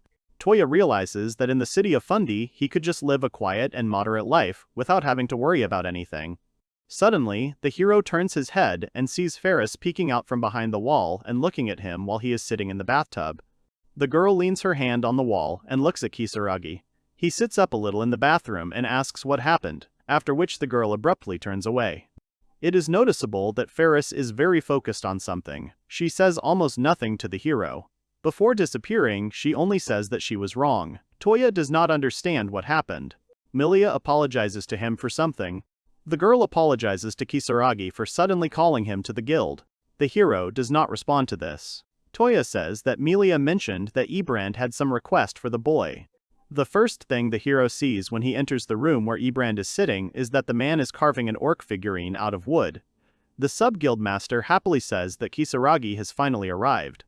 The man, almost without looking up from his wood carving, turns to Touya and says that he has urgent business for him. On the table near the wooden figure, there are many different tools for work. Kisaragi sincerely does not understand why Ebrand is carving an orc out of wood in his office. The sub-guild master says that Milia will explain all the details of the task to the hero. The girl opens the book and begins to speak. It turns out that there is a small village in the northern forest. In this village, the locals sell fabrics to the city of Fendi. The problem is that nothing has been heard from the villagers for weeks. Milia says that the group of C-rank adventurers that the guild sent to check on the villagers before also didn't return. Kisaragi is very surprised to hear that the adventurers were C-rank. Ebrand says that the monsters have become active these days because they have been affected by the war that is going on in the north of the Lunate Empire. Milia says decisively that she would like Touya to investigate the disappearance of the villagers. Ebrand also says that, with his horse, the hero will be able to immediately go on a reconnaissance mission into the forest. At this time, Kisaragi remembers Kokyo. Touya thinks that even if the guild workers think so, the trip will still be very problematic. Ebrand decides to set a condition for the guy. The sub-guildmaster says that he will ask Dala to take all the materials of the monsters that Touya hunted. The hero, hearing this, enthusiastically agrees, without thinking about the task for a minute. Milia, having heard the conditions that Ebrand will set, thinks that the workshop workers will complain not only to the sub-guildmaster, but also to the girl herself, and the man knows this very well. Kisaragi thinks that this offer came at the right time, as he would like to try something. Ebrand says that if the hero successfully completes the mission, he will give him something else. The secret gift turns out to be an orc figurine. The sub-guildmaster confidently says that he will give it to Touya for successfully completing the task, to which the hero replies that he has no need for it. At the same time, a real battle is taking place in the northern forest. Someone is fighting against the goblins living in this area. It turns out that Charlotte and Arturia were attacked by goblins, but the first girl dealt with them. Charlotte asks her friend if she is okay. Charlotte looks very guilty and apologizes to Arturia for having to go so far for the girl. Arturia, hearing her friend's words, says that everything is fine and that protecting Charlotte is her responsibility. The girl tries to catch her breath, but she has trouble coping with it. Arturia says that she is sure that they will soon find a way out of this forest. After finishing speaking, she falls to the ground, and Charlotte does not have time to catch her. The girl falls to the ground, and Charlotte can only carry her on her back. After Charlotte takes Arturia on her back, she declares that the Empress will never let difficulties stop her. The girl staggers on her way. It turns out that a month ago, the kingdom of Henrietta suddenly launched an invasion. The empire, of which Charlotte is a princess, immediately deployed troops, but something went wrong. The restless king sat on his throne, clutching his head and repeating the question of how this could have happened to him. And what about the war came daily? The girl reported to the king that their army was defeated. He could not believe it. Suddenly, the leader of the army came into the throne room and asked the king to send the knights of his squad to war. The subjects, seeing the man who entered the throne room, were overjoyed. They happily said that they had Dono, so they would never lose the war to the kingdom of Henrietta. Arturia approached the army leader. She called him father, and he addressed her by name. Having not seen his daughter for a long time due to frequent battles, he patted her head and said that the girl had grown up. Arturia was very worried about her father wanting to go to war. The man replied that she did not need to worry about it. Charlotte suggested her friend to believe in the invincible Garrett and not to be afraid that something bad could happen. The girls were optimistic. In the end, Garrett's war-hardened knights went to war. The people had no doubt that they would win. Suddenly, terrible news appeared in the castle. Arturia could not believe what had happened and screamed that it could not be. The girl could not and did not want to believe that her father was killed in the war.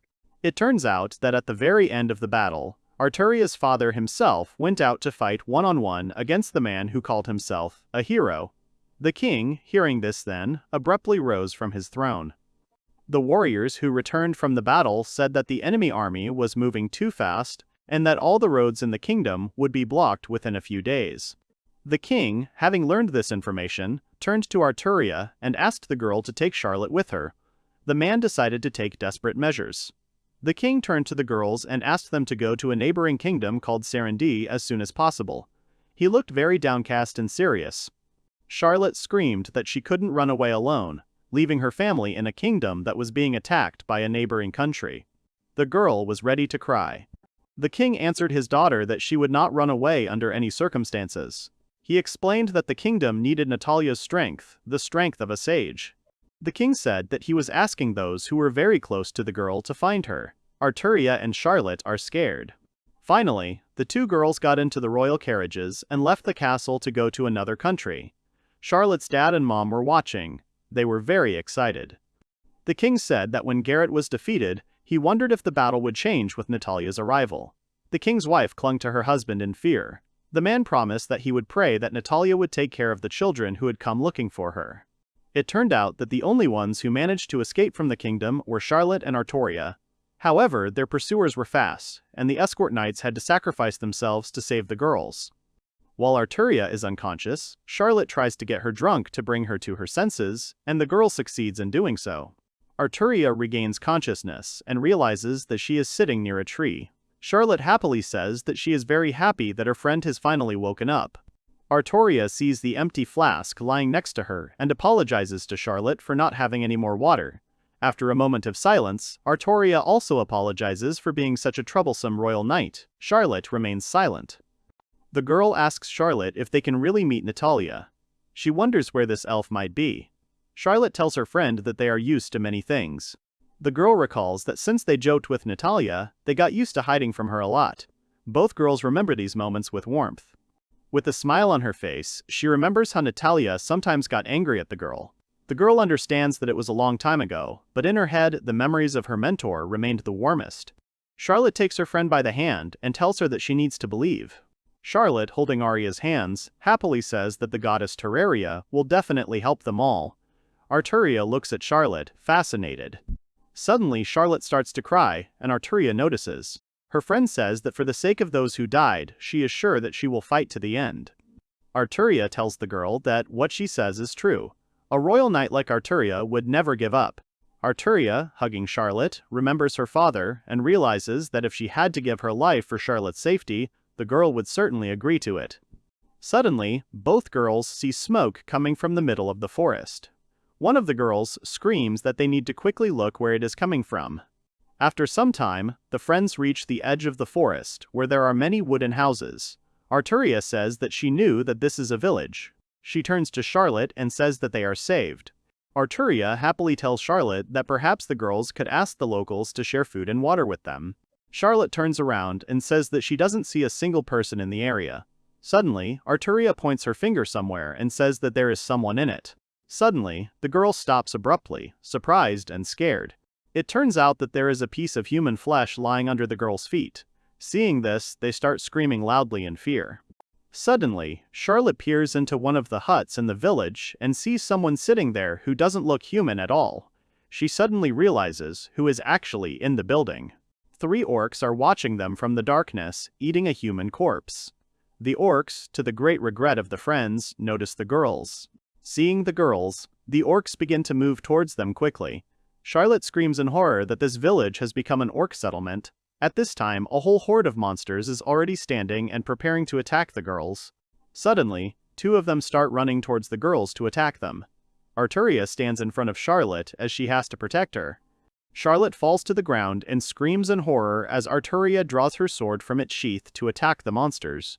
Charlotte begins to cry and desperately asks God to help them so that the girls are not killed by the monsters that day. One of the orcs who ran up was already swinging his club at Arturia to hit her. Charlotte silently begged for at least someone to help them. The girl takes a deep breath and starts screaming for someone to save them as soon as possible. There is desperation in her voice. Suddenly, someone uses the enhancement skill on the Buster Sword. The man who came to the aid of the girls turns out to be Kisaragi. He, running at the orcs, killed 2 monsters with 1 blow of his sword. However, the hero fails to maintain his balance and break in time, so he, trying to stop his movement with his sword, loses control and, having killed 2 orcs, flies into the wall of a wooden hut.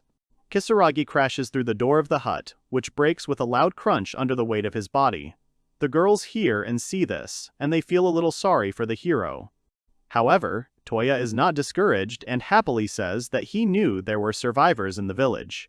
He explains that he felt a presence that was different from the monsters and rushed to help the possible victims. Suddenly, the hero gets up and looks around. In the hut he flew to, the guy sees many human corpses. He concludes that these people are the group that came to the village from the guild earlier. Kisaragi is horrified to see that even the locals, every single one, have been eaten by the voracious orcs. Arturia asks who Touya is. The hero says he will explain everything to the girls later, but for now he asks them to hide. A pack of orcs are about to attack Kisaragi, but he confidently declares that he will deal with the rest of the monsters. The hero holds the Buster Sword with one hand. Taking off his glove, Touya deduces that, based on his search spell, there are 10 orcs in the pack. He also decides to try something since there are no other humans in the village. While Arturia takes Charlotte to a safe place, the girl thinks about what kind of person Kisaragi is. At this time, the guy is preparing to cast some kind of spell. It turns out that the hero concentrates wind magic in his left hand and fire magic in his right.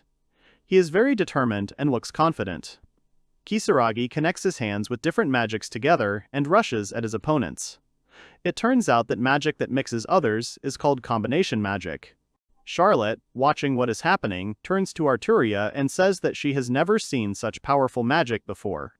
The hero increases the volume of the mixed elements and creates a firestorm. It looks both scary and beautiful at the same time. He is going to attack the orcs. Charlotte covers her face with her hand as she watches the magic that Kisaragi uses. She asks her friend what kind of spells they are, but Arturia doesn't know either. Touya kills the monsters one by one with a fireball. Finally, the battle ends, and Touya's sword is stuck in the ground. Charlotte and Arturia, watching this scene, are in awe and delight, while Kisaragi is focused. The hero is very pleased with himself. He realizes that this is the first time he has combined fire and wind magic. It turns out that he expected this idea not to be very good, but it turned out great. The girls who were saved by Kisaragi try to attract the guy's attention to themselves. They stand at a distance and still decide to come a little closer. Touya turns to them and, with a smile on his face, apologizes and asks if the girls are okay. At this time, a huge figure of a monster rushes towards him. The girls scream worriedly that there is someone behind the hero. Charlotte and Arturia are scared. A huge orc, covered in decorations made from the fangs of other monsters, rushes at the hero from behind. He swings his club at the guy to hit and kill him. Kisaragi turns around in surprise and, seeing the monster, is surprised that a higher species of orcs lives in such a place. The hero does not try to run away, because his faithful comrade runs to his aid. The sound of hooves is heard behind him. Taking a few steps forward, Touya says that he's leaving this monster to his partner. Suddenly, Kisaragi's horse, Kokuyo, jumps on the orc and bites off its head. The girls can't believe their eyes. Arturia and Charlotte loudly exclaim that they just saw a warhorse. After the last enemy is killed, Kisaragi approaches the girls and asks if they are okay, while Kokuyo mutilates the head that was bitten off the monster. Charlotte really hopes that the person who saved them is not their enemy. Without thinking twice, the girl thanks Touya. Kisaragi asks Charlotte if she knows where the villagers are, to which the girl replies that she and her friend are only in the middle of their journey. She explains that they came to the village by chance. Suddenly, one of the girls says that they forgot to introduce themselves. She says that her name is Charlotte, but the hero can call her by her shortened name, Char. She also introduces her friend, calling her by her first name, Arturia. Arturia looks angry. Kisaragi notices Arturia's horns shaking. Suddenly, the girl lowers her head even lower, which Touya is very surprised about. Charlotte feels a little awkward. Suddenly, his friend Charlotte lifts her head and looks at Kisaragi with a loving gaze. She suddenly asks if Touya has a wife. The girl trembles all over. The hero, clearly not expecting such a question, repeats it himself in bewilderment. He feels both embarrassment and awkwardness because the situation seems very strange to him. Suddenly, Charlotte grabs her friend who is about to attack Kisaragi and asks her to calm down. Arturia, in turn, tells the hero that if he marries her, he can do whatever he wants with her. Kisaragi's horse looks menacingly at the girl, and she immediately calms down. Arturia begins to apologize to the hero and says that she is very sorry for the fact that she flared up for no apparent reason. Charlotte explains to Touya that the Arturia tribe has a habit of instinctively seeking out strong partners. The hero is a little surprised by this peculiarity. While Arturia is still in a rather ambiguous state and wonders what is happening to her, Kisaragi thinks of her as a rather strange girl. He suddenly realizes that he forgot to introduce himself to the girls and says that his name is Touya. Kisaragi decides to say that he is an adventurer from the city of Fendi. The friends, hearing this, freeze for a second. Charlotte runs up to Touya, grabs him by the shoulders, and loudly asks if he is really from that city of Fendi, which is located in the kingdom of Sarandi. The guy says that she understood everything correctly.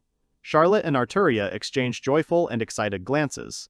Charlotte turns to Touya and tells him that she has one request, to take her and Arturia to the city of Fendi. Charlotte explains that they need to get to this place because they need to meet a sage named Natalia, no matter what it takes.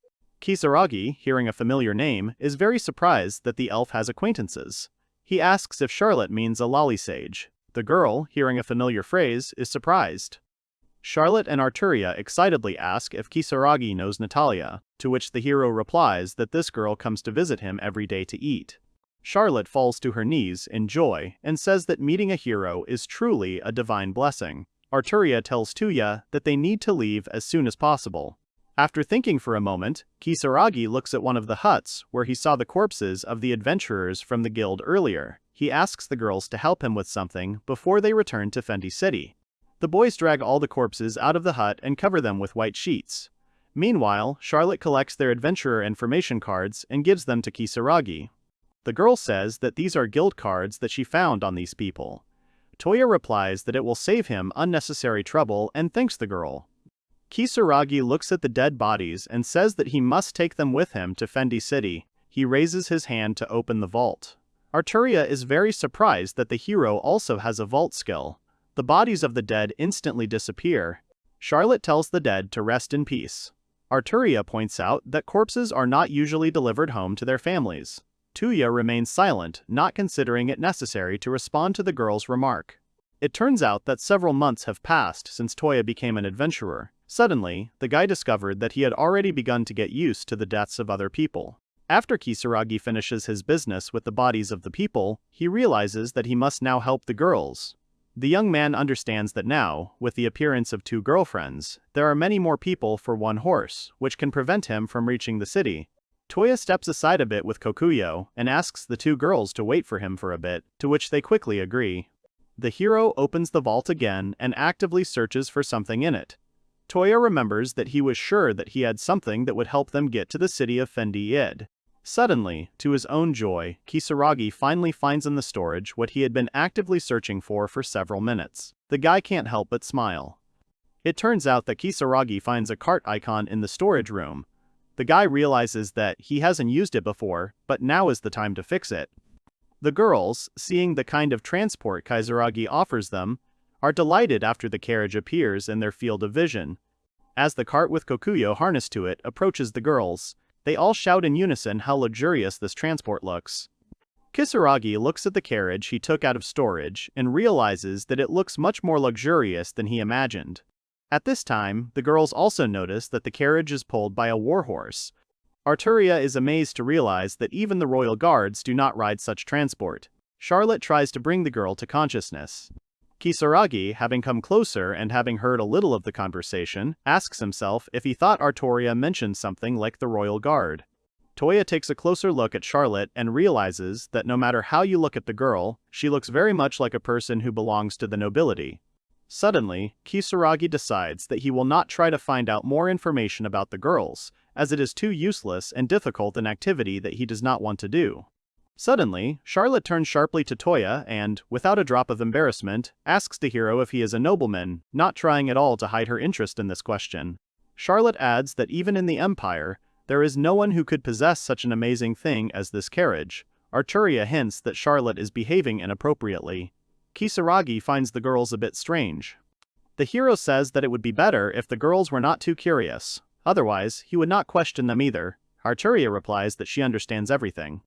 Touya opens the carriage door for the girls to get in, and he himself gets in to drive the horse. Finally, Kisaragi tugs on the horse's reins and says that it's time for them to leave, but suddenly, Charlotte looks at the wheels of the carriage she's sitting in. The girl tells her friend that it is wonderful that the carriage goes so fast.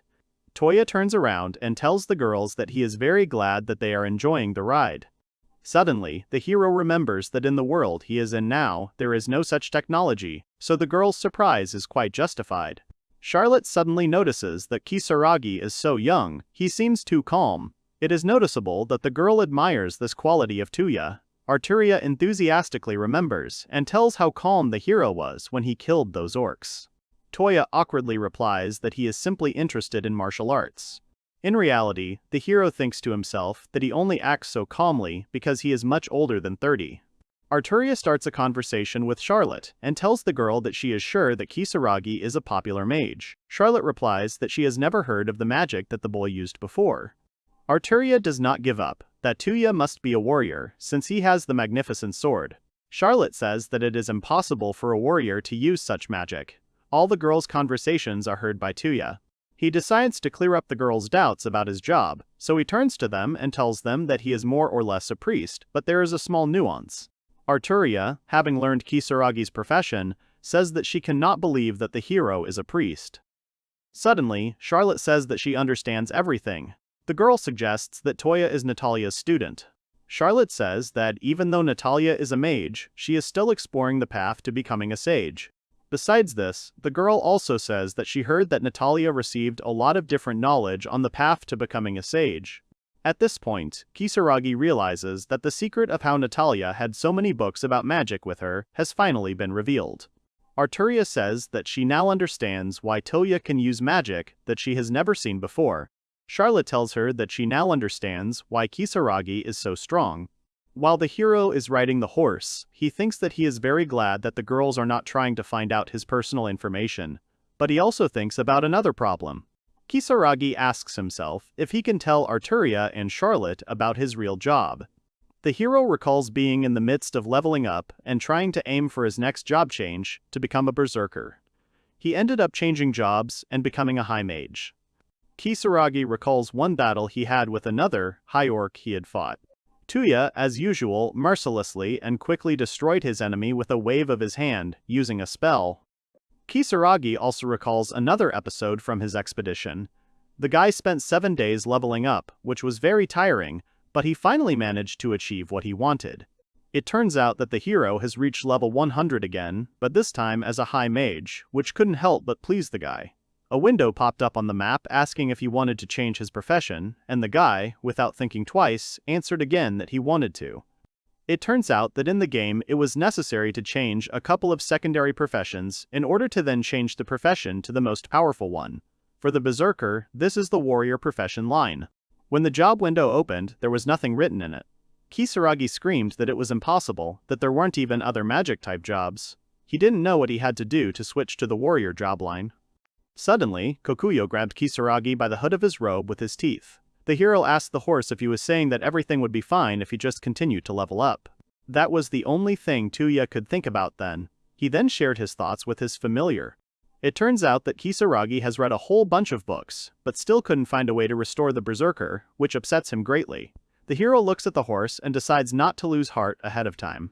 He tried to console himself with the fact that he was still defeating almost all the enemies that attacked him, but such words did little to raise Kisaragi's fighting spirit. Then Kokuyo decided to help the boy deal with his problem. The horse again grabbed his master by the hood of his robe with his teeth, which surprised Touya a little. Suddenly, the horse, still holding the hood of Kisaragi's robe in its teeth, swung and threw the boy as far away from itself as possible. Touya's landing was not soft. He fell to the ground, completely confused by his horse's actions. Kisaragi looked at Kokuyo with indignation and angrily asked what was happening to him. The hero suddenly turned around and a beautiful picture appeared before him. He saw the natural landscapes of the country he was in. The lands were huge. This view struck Touya's imagination. He turns to Kokuyo again and asks if he really means that the world they live in is very well written. The hero admits that he completely forgot about it because he was only thinking about raising his level. Kisaragi notices that it is strange that as soon as the boy looks at this scenery, his anxiety instantly disappears. Kisaragi turns and asks if he is really not alone, already knowing the answer to this question. Touya, looking at the horse, confirmed that he was not alone.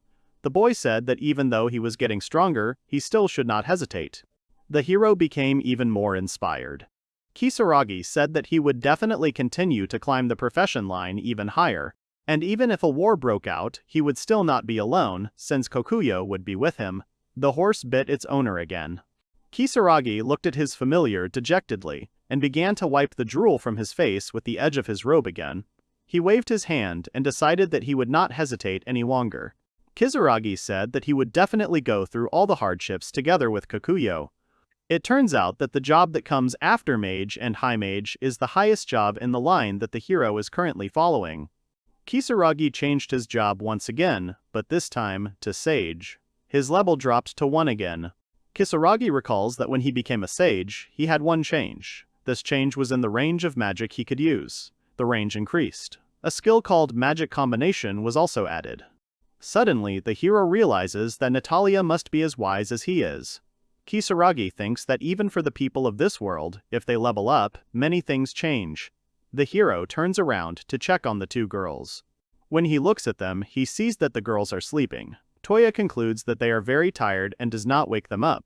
Kisaragi realizes that since he was finally able to reach such a high level, he can do something with one artifact.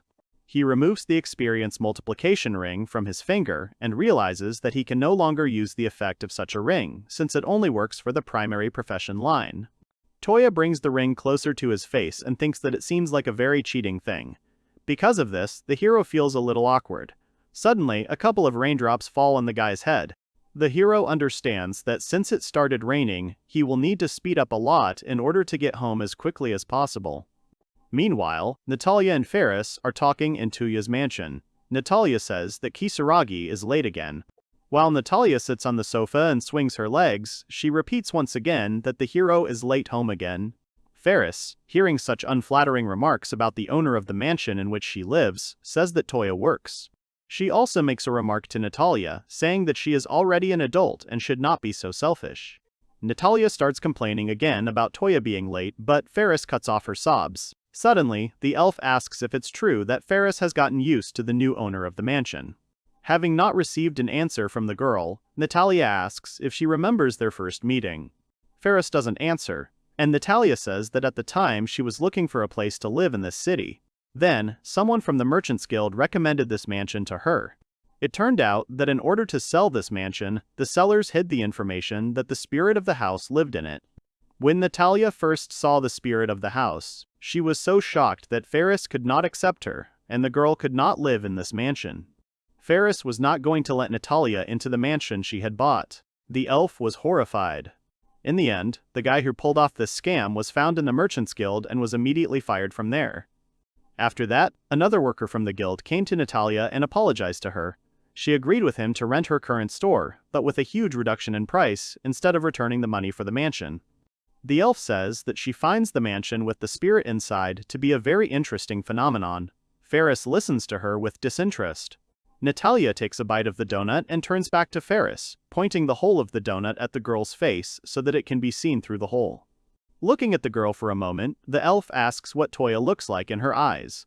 The girl, without thinking about her answer for very long, says that for her, Touya, this Touya.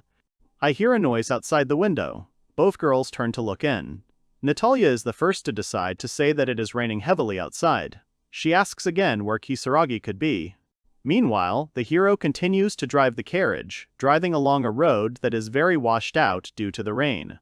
He turns to Kokuyo and asks the horse to run as fast as possible.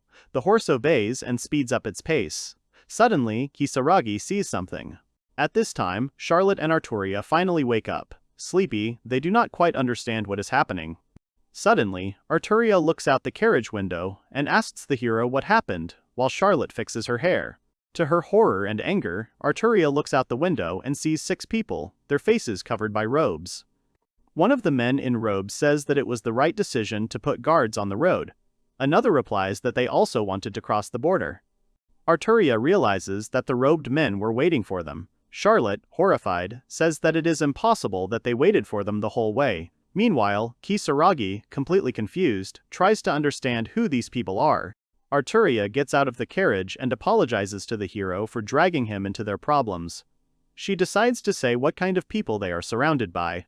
It turns out that the carriage is surrounded by knights from the kingdom of Henrietta.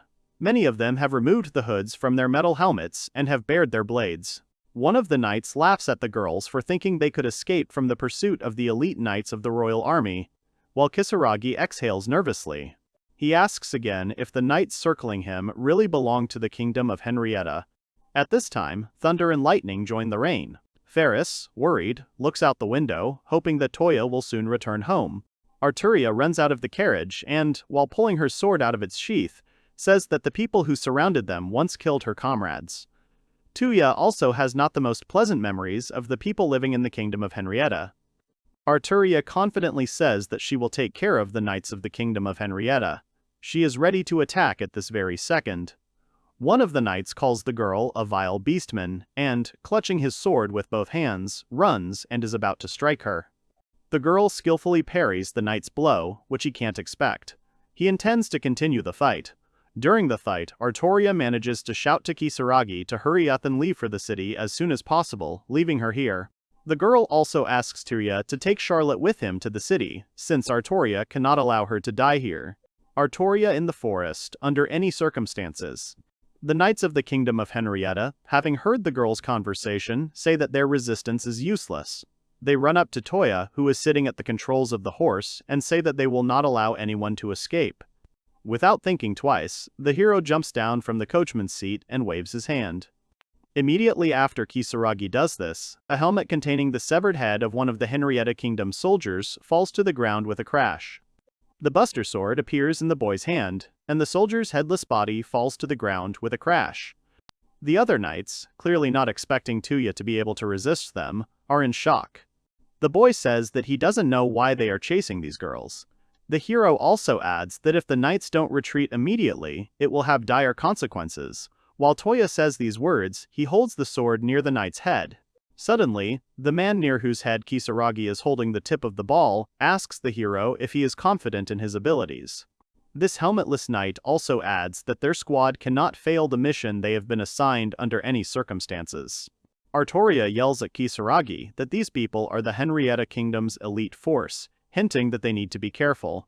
The man sitting under the blade of Touya's sword suddenly grips the handle of his weapon tighter and, pushing the hero's sword away with his hand, tries to attack him. All these actions are accompanied by Artoria's words that even if one of the squad members dies, they will still not retreat. Kisaragi skillfully turns away from the ball hit by the leader of the Henrietta Kingdom squad. It is noticeable that this attack was unexpected for the hero. Touya looks at the helmetless man in surprise and realizes that he is very skilled in using the sword skill. Kisaragi realizes that the people who attacked them now are too different from those who attacked him in Dumbledore City. Touya understands that if he holds back his strength in this battle, he will definitely die. The hero thinks that he has already understood that people die. He has long since resigned himself to the idea that they are killed with swords or burned with magic. While Touya thinks about this, his sword is sharpened again. Kokuyo expresses a desire to join the fight with the hero, but Touya stops him by blocking his way with his hand. A member of the squad without a helmet notices that the resisting boy's horse is not an ordinary one, but a combat one. He takes a step towards Kisaragi and says that his squad will definitely capture this horse, after which he will hand it over to the kingdom of Henrietta. Kisaragi is in no hurry to attack the squad leader. He slowly and angrily recalls how the kingdom of Henrietta summoned him to this world. Touya decides that there is no time to hesitate. He has long since prepared himself for the fact that he will have to kill people. Kisaragi realized this the moment he drew his sword in the world he found himself in. The boy is determined. Touya deftly dodges the team leader's attack and hits him with his blade. At this moment, the hero thinks that he knew that the day he would kill someone would definitely come.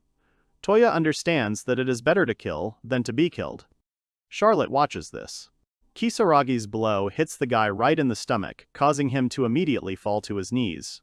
The man realizes in shock that he has greatly underestimated the young man, but at the same time he realizes that it is too late to worry about it. The pain that pierces his entire body causes the man to bend in half and finally die. The other knights are shocked to see how a normal guy just killed their squad leader. Meanwhile, Kisaragi looks at the man he killed, but decides that now is not the time to indulge in philosophical thoughts, so he turns away. Without wasting a moment, Kisaragi pushes off the ground, uses the power-up skill, and rushes towards the remaining knights of the Henrietta Kingdom squad. The warriors tense up. Suddenly, a white sphere forms around the hero, and he manages to slip past two knights at once, mercilessly killing them. The rest cannot believe their eyes. The hero is moving too fast. Kisaragi quickly slips between the knights, mercilessly killing them one by one. It seems as if the blood flying from the dead soldiers mixed with the rain. Finally, Touya kills the last of the knights standing nearby from the detachment sent by the kingdom of Henrietta. Suddenly the hero stops. Around him lie many corpses of the soldiers he killed. The guy is clearly too serious and he is filled with anger. Kisaragi is ordered to stop where he is by the knight who captured Artoria. He holds his sword near her throat, indicating that he can hurt the girl at any moment. Artoria is scared and tries not to move. The two surviving knights, in turn, look at Touya angrily.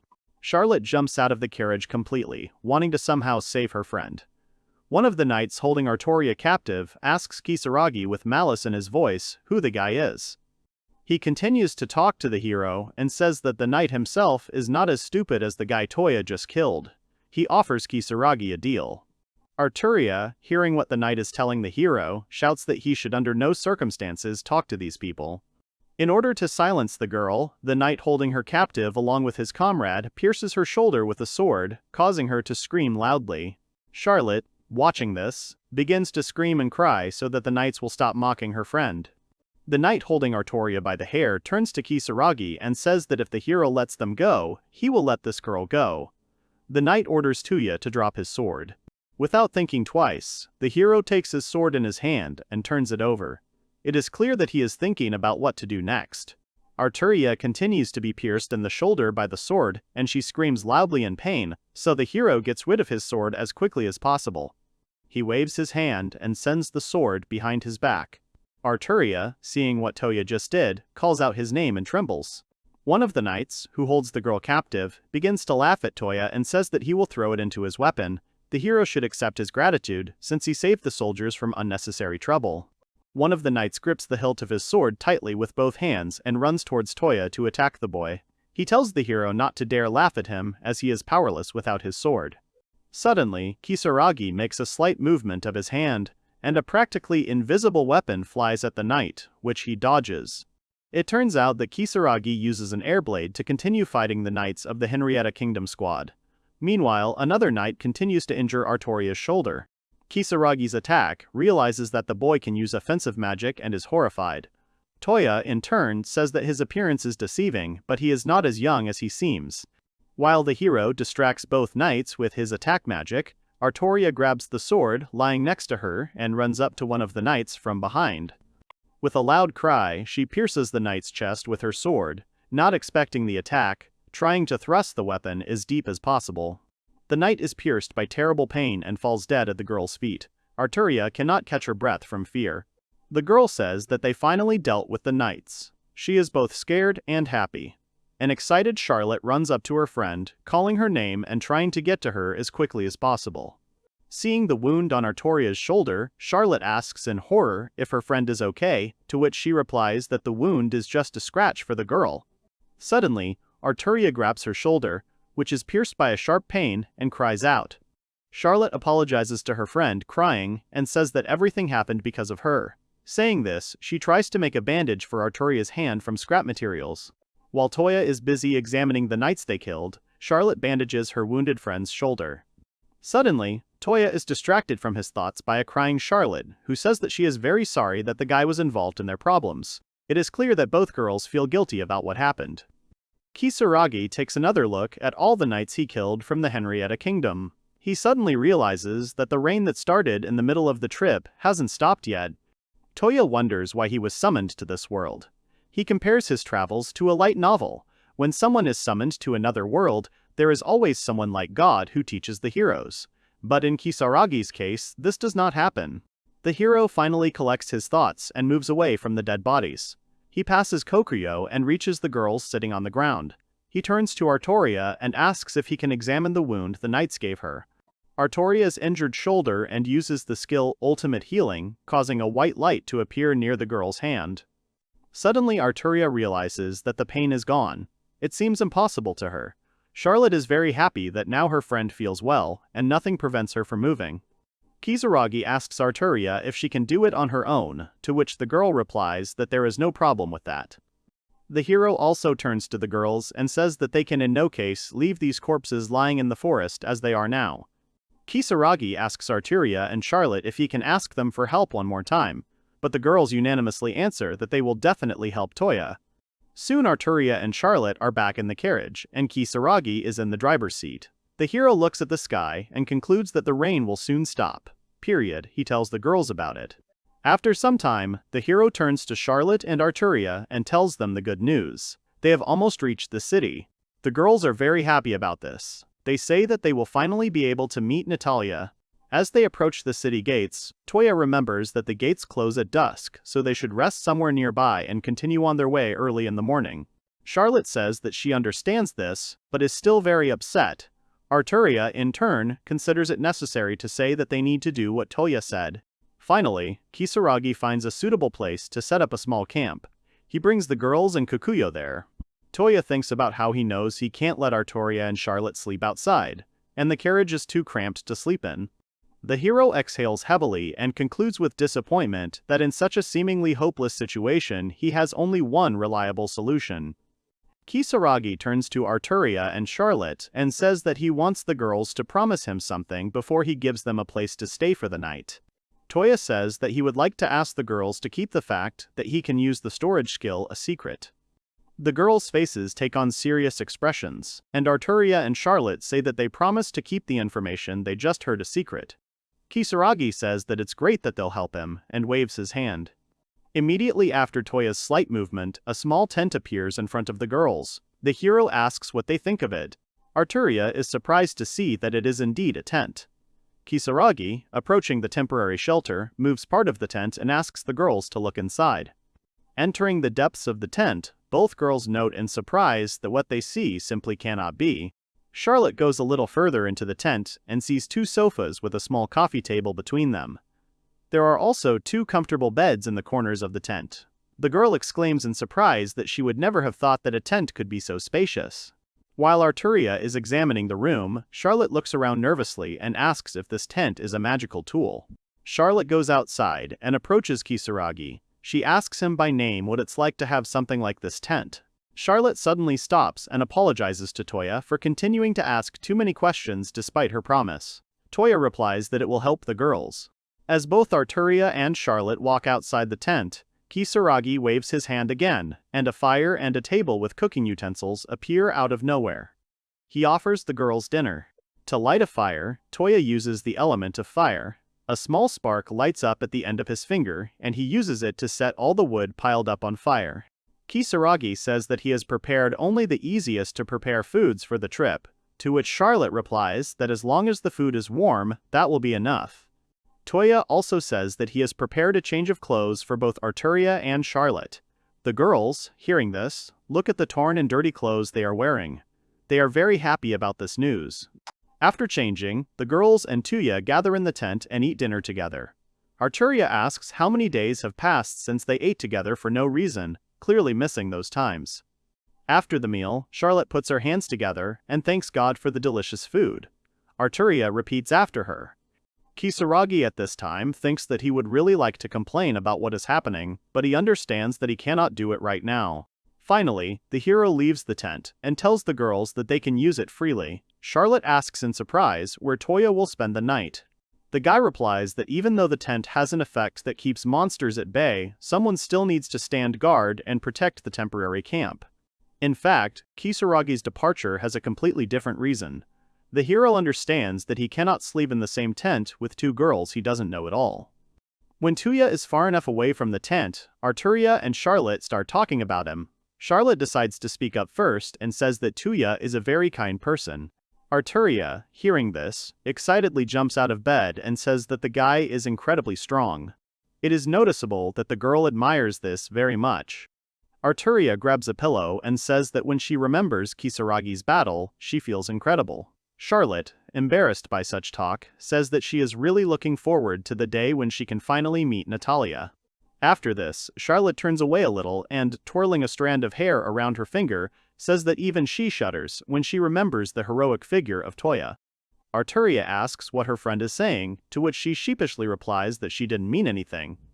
It is noticeable that Charlotte also really liked Kisaragi.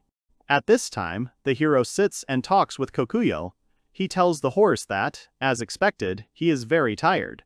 Touya thinks to himself that he would very much like to ask the 2 girls about something, but he decides to wait with it. Kisaragi realizes that it is better to sit outside for a while instead of being robbed later. The hero and his horse look thoughtfully at the fire that was first lit. Kisaragi, without taking his eyes off the burning wood, asks if his horse agrees with him, but receives no answer. The boy thoughtfully continues to ask if he has reached the point where he can no longer return to his old world. Kisaragi thinks about what he can give in front. He looks at the sky very thoughtfully and begins to fall asleep, when suddenly, Kokuyo bites his head again, thereby preventing the hero from falling to the ground. Kisaragi, peacefully leaning against Kokuyo, who dozed off soon after him, sleeps sweetly near the fire. Finally, the next day, the 3 of them finally reach the city of Fendi. Kisaragi asks the girls if they are ready to see life in this city, to which Charlotte replies that Touya should not worry about them. At the entrance to the city gates, the boys are met by a guard who first greets Touya. He asks where the boy got the cart from. Kisaragi begins to explain that when he was returning to the city, he found 2 girls in the forest who were being attacked by bandits. Their horse was stolen, so the hero decided to help them get to the city by pulling their carriage with his horse. Kisaragi thinks to himself that he told Charlotte and Touya to put on a show to fool the guards since the girls didn't have an ID card. The guard says that the girl's story is terrible. Despite the tragic nature of the situation, the man says that he still needs at least some evidence of its veracity, since such verification is his job. The guard looks through the carriage window and sees 2 girls, trembling, crying, and hugging, wrapped in a scarf. Charlotte says that bandits stole all the girls' valuables when they were riding into town. Telling this story, the girl cannot hold back her tears. Suddenly, Charlotte raises her hand and happily says that despite the attack, she is still alive. The girl says that she is sure that what happened to her is a blessing in disguise. Kisaragi remembers Charlotte assuring him that she had seen a lot of plays, so she could play any role well. The guy thinks that she is overacting a little. Suddenly, the guard turns to Charlotte. Touya feels like their deception is about to be exposed. Immediately after this, the guard starts brushing the rubber bands from his eyes and says that the girls must have had a very hard time. Seeing this, the hero understands that, contrary to his fears, everything is going well. Touya asks the guard if they can go into town, to which he replies that they certainly can, and that Kisaragi should definitely take care of the girls. Kisaragi's first order of business is to the magic tool shop. As soon as he steps through the door, Touya asks if Natalia is there. It turns out that the elf is actually in the store. At the moment, she is busy taking books from the top shelves of the cabinet. She immediately recognizes the voice of the guy who came. Taking out one of the books, Natalia indignantly says that she is tired of waiting for Touya to return a day ago. Immediately after this, the girl sarcastically asks if it could be that the hero has fallen in love with her, to which he replies that he simply brought guests to her. Natalia looks at the front door and sees two tall figures wrapped in warm clothes. The elf tenses up a little. Suddenly, two guests start approaching Natalia, and it seems to her that they are some dangerous people. Suddenly, the elf stumbles on the ladder where she stands to get books. Natalia doesn't have time to fall before Charlotte, who is crying with happiness, catches her, and even manages to shout out the word "Auntie." A dull thud is heard in the room. Some books have fallen from their shelves. While Charlotte hugs Natalia, she yells at the girl, asking why she calls the elf Auntie. This touching picture is observed by Arturia, who, not holding out for long, takes off her hood and shows her face to Natalia. Taking a closer look at the girls, the elf exclaims the names of Arturia and Charlotte in surprise. She cannot believe her eyes. Kisaragi watches with a calm and peaceful expression as Natalia tells the girls that they have both grown so much that she doesn't even recognize them. Arturia and Charlotte, wiping away tears from their eyes and smiling, say that a very long time has passed since they last saw each other. One of the girls also says that Natalia hasn't grown a bit since then. The elf indignantly asks what the girl meant by that. A small blush appeared on Natalia's face. She looked away and said that she was surprised. Could it really be Charlotte and Arturia? The girls looked at Natalia with a smile on their faces and said that they were glad to meet her. Char and R were standing next to Natalia. Behind them was a bookcase with books. Natalia looked to the side at Touya and asked him what he was doing here with the grandfathers. Char answered that Touya, Natalie's student, saved them in the forest. Natalie was very surprised by R's words. She looked at Touya and asked if he wasn't a student. Touya looked at Natalie, his face was red with embarrassment, and he didn't say a word. A moment later, Natalie came up to Touya. She put her hands on her waist and started laughing loudly. Then she said that since Touya was her student, he was a good boy. Touya turned away and angrily replied that now he really wanted to teach Natalie a lesson. It was daytime. The brick building was covered with plants. Char and R asked Natalie to demonstrate her abilities. Natalie was squatting and saying that she had heard rumors about her journey. R's father was still alive, and that gave her a little relief. The girls were standing next to her. R gritted her teeth and began to shake with anger. Touya looked at the girls and understood their feelings. Char put her hand on R's shoulder. R was shaking with anger, and she raised one hand up, which was clenched into a fist. Natalie silently and thoughtfully looked ahead. On the table lay a book with magical signs and writing tools.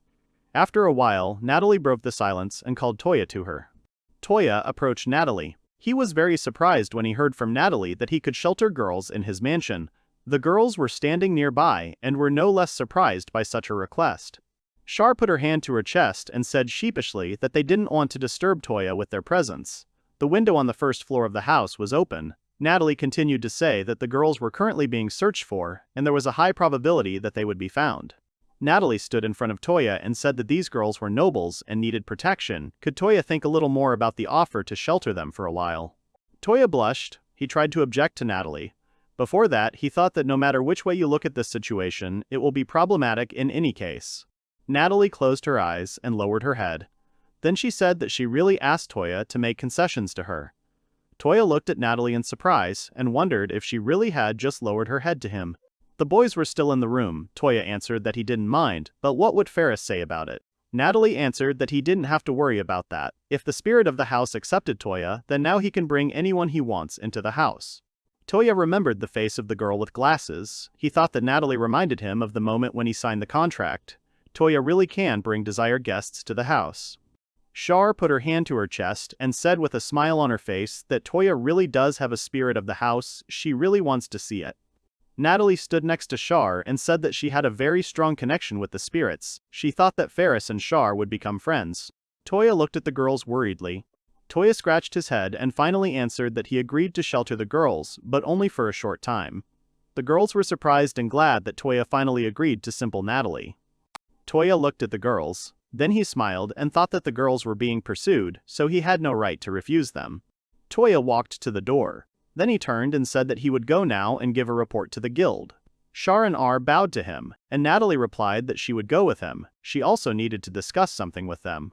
Small clouds floated on it. The tower with the bell was higher than all the houses around it. Touya told the girls that they could come to him after the bell rang. The girls agreed. In one of the rooms, a multi-story guild house, Touya, Dalek, Milia, and Ebrand were sitting at a table. Ebrand asked if Dalek could organize a farewell event. Dalek leaned against the wall and answered Ebrand positively. Ebrand took the tokens, lying on the table, and began to examine them silently. Then he put the tokens back on the table. People with heavy bags and carts walked along the wide streets of the city. Ebrand, sitting opposite Touya, said that he was grateful for his work. Did Touya want to tell him anything else? Touya looked at Ebrand and replied that he wanted to tell him something. Touya drops the iron helmet he got from fighting the knights while protecting Char and R onto the table. Everyone in the room was shocked by the helmet they saw. Touya lied and said that they were attacked by a royal squad in the forest, and after the battle, he took their bodies with him. Ebrand shouted that he did not understand what the Henrietta soldiers were doing in the forest. Touya looked ahead nervously and thought that there was no way he could tell about Char and Ara. The people in the room listened attentively as Touya said that he thought the soldiers were pursuing enemies who had fled the war. Dalek stood next to Milia with his arms folded. The girl said that she had heard a lot about people from the Lunnet Empire who were currently on the run. If they crossed the border, there would be an international conflict. The soldier's helmet lay on the table. The boys tried to figure out why the soldiers were in the forest. Ebrand put his hands to his chin and said that he understood everything and he needed to report everything to the guild leader. Touya looked at Ebrand. The helmet was on the table in front of them. Touya thought he was wondering who the guild leader was. There was a small table next to the door to the room, and a painting on the wall. Ebrand said that Delok should show the trusted person the bodies of the soldiers that Touya had defeated. Delok agreed to do as Ebrand ordered. The boys started to leave the room when Ebrand called out to Touya. Touya turned around and saw Ebrand holding a wooden figurine in front of him. Ebrand said that Touya forgot to take the figurine. Touya replied that he didn't need it. The boys were standing near the wooden structure. Delok put his hands in his pocket and said that as long as Touya was nearby, their work would not be finished. Touya smiled sheepishly and apologized. Milia walked behind the boys. Touya looked to the side and asked if Delok could tell about the guildmaster. Delok, without taking his hands out of his pocket, answered that this man rarely appears in public. He is the son of the lord of this city. The boys entered the building. They were standing in the middle of the room. There were tables around them. Delok continued to say that if he had to describe this man, he was not a man of high intelligence. Touya doubted Delok's words. Milia tried to help Delok, who was taking things. He said that it was true. This man always makes other people do his work. Also, he takes everything that shouldn't belong to him. Touya thought that this man is bad. Milia said indignantly that Ebrand was actually the guild leader. Delok looked at Touya and said that he and the others thought that Ebrand was the guild leader. Touya asked that Ebrand wasn't scaring them with his carved figures. Delok spread the cloth on the table and said that it was just a habit of Ebrand's. When he was worried about adventurers, he would come up with a strange activity to calm himself down. Milia stood next to him and held the cloth. Touya was surprised by Delok's words. Delok continued to say that despite Ebrand's strange characteristics, he was a reliable man. At this time, Ebrand stood at the window of his office with a mug in his hands. The two-story house was covered with plants. At the same time, Natalie and the girls were in the room. Natalie was combing Char's hair and said that her beautiful hair was very tangled. The comb in Natalie's hands had a fine bristle. R's face darkened because of Natalie's words that she felt sorry for Garrett. He was very brave. Tears appeared on Char's face. Natalie put her hands on the girls' heads and said that the girls were very brave, they had been through a lot, but they had some problems. On the ceiling of the room she saw a chandelier with extinguished candles. Natalie put Touya in armor. He stood on the fallen soldiers and raised his sword high above himself and held the flag. Natalie wondered if Touya was really a hero. The girls sat on the couch and looked at Natalie worriedly. They said that with her power, they could do a lot. Natalie stepped aside, then looked at the girls and said that it was useless, her power would not be able to decide the outcome of the battle. There was also a small chest of drawers with flowers in the room. Natalie continued to say that there was no country in the world that would help a state that was losing the war. It was necessary to find a hero. Char clenched her fists from what she heard. R looked at Char and said that they could ask Touya for help. Char was surprised by what she heard. Natalie sat opposite the girls and said that he was just a binder. Char replied that Natalie was wrong, he was strong, and R wanted to marry him. R blushed, she put her hands to her face and said that Char should not remind her of this moment, she was very embarrassed. Natalie looked at the girls in surprise. She thought that the beastmen really asked for marriage. The girls remembered how Touya used magic. Char said that Touya used magic that they had never seen, he could combine 2 types of magic. Natalie was surprised and thought that she did not understand what Char was talking about. Char raised her hands up and said with a smile that it was probably Natalie who taught Touya such amazing magic. Natalie started laughing loudly after Char's words. A cup of hot tea stood on the table. Natalie looked at the girls and said that in that case, Touya would be drawn into the war. The girls began to worry after hearing Natalie's words. The girls heard the bell ringing. They had to move out. Natalie thought about the girls' words, that Touya really did have first-class magic. Mountains were visible beyond the city. Char and R looked ahead in surprise. The boys were standing in front of Toya's house. The girls were delighted with the mansion.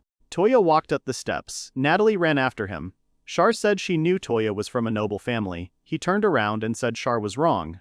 Touya turned away, then went to the door and said that Char should not say such absurd things. He will introduce everyone now. Natalie ran after and said that this was her mansion, which Touya took.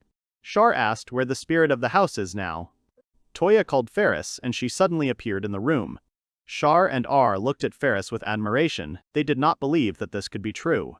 Touya looked at his hand anxiously and clenched it into a fist. Then he scratched his head and said with a smile on his face that he apologized to Ferris for being late. She was standing in front of Touya. Ferris pressed her hand to her chest and asked worriedly if Touya was okay. He looked at Ferris in surprise. Then he knelt down on one knee and said with a smile that he was grateful for her concern and that he was okay. Char and R stood behind Touya. Char and R were very surprised and shouted that the house could really talk. Char stretched her hand in front of her. Touya began to smile shyly. Natalie folded her arms on her chest and said that this world is full of secrets. R looked at her in surprise. The girls greeted Ferris. Char said shyly that Touya was very kind to them. Ferris didn't take her eyes off the girls. Touya looked at Ferris and asked how she was feeling. Ferris didn't answer and stood motionless. Ferris started to cry and said that Touya was stupid. Touya held his hand out in front of him and said Ferris's name nervously. Char and R looked at each other and were surprised that Ferris was angry. Natalie replied that Ferris was the real exception. She was jealous of Touya. Touya turned around. He didn't understand what Natalie was talking about. A large staircase led to the second floor. Natalie began to explain to the girls their next steps. The girls said that they should respect the spirit of the house. Natalie raised her hand and said that the spirit of the house should watch over the cleanliness and the people inside the house. Ferris hovered in the air in front of the house. Natalie stood in front of Touya and said that the mansion could be confiscated. Touya looked at Natalie nervously, then he turned and walked away from the girls. They looked at him in surprise. Touya walked and thought that Ferris had always been special to him. Touya walked down the hallway and called Ferris. Meanwhile, in the extension of the house, the horse Touya was sitting on the ground. Ferris was sitting next to him. She broke the silence and said that she said something bad to Touya, and she didn't understand why she did it. The horse turned to Ferris. Ferris recalled being surrounded by people and said she had never thought about it before, that her job was not just to clean the house. Ferris thought back to the adults and the children. She thought she was content to just watch, but she had her doubts. Ferris remembered meeting Touya. At that moment she really wanted to talk to him. She stood in the middle of the room and was afraid to talk. But then Touya praised her for the first time. Ferris started to smile and said that she was happy just being around Touya. She needed to apologize to him. The horse sat next to her and listened. Touya found himself on the street and saw a horse. He went towards it. The horse stood in the street, then he fell to the ground and started rolling around. Behind him was Ferris. Ferris stood with her head down, then she apologized to Touya. Touya apologized back. The horse rolled on the ground. Ferris was confused when she saw the girls behind Touya. Touya explained why he agreed to shelter the girls in their house. The girls looked at Ferris smiling, and she looked back at them. They said it was their fault. They asked Touya to take them in. It was daytime outside. Char walked up to Ferris and said that they wanted to be friends. Char and Ferris looked at each other. Ferris agreed. The boys began to rejoice. Natalie approached the guys from behind. She cheerfully said that apparently everything had worked out for the guys and they would have a wedding in the mansion. Touya got angry at Natalie. The guys started discussing their future plans. Natalie was talking to Ferris. Touya considered that the girls would be safer with Natalie. Coal rolled on the ground. Natalie smiled and suggested celebrating the housewarming. Char and R stood and smiled. They interrupted Natalie's conversation, which confused Touya a little. Touya was talking to Natalie. Clouds were floating across the sky. A horse approached Touya from behind. Touya smiled. The boys had mingled together. They were glad to meet. The mansion was filled with the noise of girls discussing each other. At that time, the guildmaster Sinens was in the city, holding the knight's helmet and discussing the problems that had arisen with Ebrand. Sinens did not give the floor to Ebrand. Sinens headed for the exit. Ebrand sat silently on the chair and listened to Sinens' screams. Ebrand reached for his helmet and put it on. He thought about what to do next. Night came. The girls were in the room and discussing how they would proceed next. Char stood at the window and was determined to save the empire with all her might. A few days later, the sun was shining on the guild house. The boys decided to head there and register the girls as adventurers. Milia was standing behind the counter and greeting Char and R, who smiled and greeted Milia back. Milia began to smile shyly, then she picked up a pen and began filling out the papers. Touya stood next to her. Then Doll stood up from the table and walked towards Touya with a menacing face. Doll stopped next to Touya and looked at him, thus frightening Touya. Then Doll turned his gaze to the girls. He scared them too. Then he turned around abruptly, and without saying a word, began to leave. Touya asked him to stop. Touya looked after Doll and thought that he was acting strangely after that incident. The boys found themselves on the street near a beautiful house. The girls discussed their impressions of meeting the guild. Char remembered how she and R were surrounded by other adventurers and offered to be their teammates. Touya looked at the girls with embarrassment and thought that they were really beautiful. The girls began to rejoice that they had become adventurers. Char lowered her head and said that when they heard news about the state, they would immediately return there with Natalie. Touya looked at the girls standing in front of him in surprise. Touya introduced the army of soldiers and the blonde hero. Then he said that he understood everything, but suddenly they would meet enemies on their way. The girls lowered their heads and did not know what to say. The window into the room was open. Natalie looked out of the open window. She was eating sweets and offered them to the boys. She also asked what level the girls had reached. Touya and the girls were standing outside in front of the window. The girls answered sheepishly that R had reached 37th and Char had reached 5th. Natalie was angry with Char's answer. Char blushed and replied that she was training to be a lady. Natalie said that Char's father never listened to her words because Char has spirit magic. Ferris stood next to Natalie. Char leaned her hand on her chest and looked at Natalie with her mouth open. Touya stood next to her and looked at Char. Touya remembered the conversation with Milia about spirit magic. Milia raised her finger and said that spirit mages are very rare. Char blushed and replied that she could only use the power of weak spirits. Milia leaned on the table and encouraged Char. Touya looked at Char's back and thought that he had never heard of such work in the game before. This world is really amazing. The sun was shining high above the ground. Touya said that if Char can't use her powers in battle, they'll have to come up with something. Char was embarrassed and clenched her fist. Char put her hand to her chest and wanted to speak, but R interrupted her. She said that Touya should train her. Char looked at R in surprise. R raised her hand and said that she was ready to do anything to protect Char. Char stood silently and looked at R. Natalie began to glow with happiness after R's words that R knew that Touya had learned everything from Natalie. Char thought about it and remembered how she left the castle and said goodbye to her parents. She blushed and started screaming that she also wanted to help everyone. Char and R looked at each other with a smile. Natalie looked out the window at Touya and said that he could start training the girls on his own. Natalie remembered how she used to teach students. She spread her arms out to the side and said that the students did not understand anything.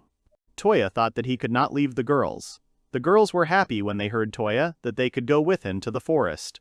Natalie put her hands on the windowsill and listened to the guy's conversation with a smile. The boys headed to the market. A girl, a man, and an old woman greeted Touya. The cat in the market meowed. The boys filled a whole bag with food. Touya carried a bag, Char carried a basket, and R carried a backpack. The boys discussed that Touya was popular, but he just often went to these people for groceries. The boys were passing by a shop with decorations. Char rushed to take a closer look at them. Touya and R were discussing Char, that she looks happy. It's because Char can't just walk around the streets in their country. Char was squatting and looking at the decorations. Then, hearing the guys' conversation, Char looked at them anxiously. The boys found themselves at home. Touya lent the girls clothes with armor and weapons. The girls tried on the clothes and stood in front of Touya, embarrassed. The girls looked at the things. Each of them had a special function. For Char, the items had a magic boost and a decrease in its consumption, and R's things had good protection. Touya looked at the girls and thought that they would definitely be safe with such things. The girls stood in front of Touya. He said that after a while, the girls should return this equipment. Touya waved his hand, and 2 rings appeared on the table. They added 100 experience points. The girls looked at the rings closely. He had 2 more cheetah rings, but he would keep them. There was a bed in the room. The girls approached Touya and cheerfully asked if Touya was sure that he wanted to give the rings to both of them. Touya was scared by the girls' reaction. R and Char were standing on the balcony. It was already night outside. The girls looked at the rings and discussed whether Touya had proposed to them at the same time. In this world, if a person gives a ring to another, it is equivalent to a marriage proposal. R and Char stood opposite each other and discussed that Touya had definitely thought everything through and his intentions were serious. R had hearts in her eyes, and she screamed that she was ready to become Touya's wife. Char blushed and said that if it weren't for her family. The girls walked up to the balcony railing and linked hands. Then they said that they had better think about training now. The events moved to the central part of the northern forest. Touya closed his eyes and began to say that as soon as they saw the monsters, they should calculate the total number of experience points. The girls ran away from many boars. The girls fell to their knees and tried to catch their breath. Touya came up behind them and said that to raise the level, they had to work.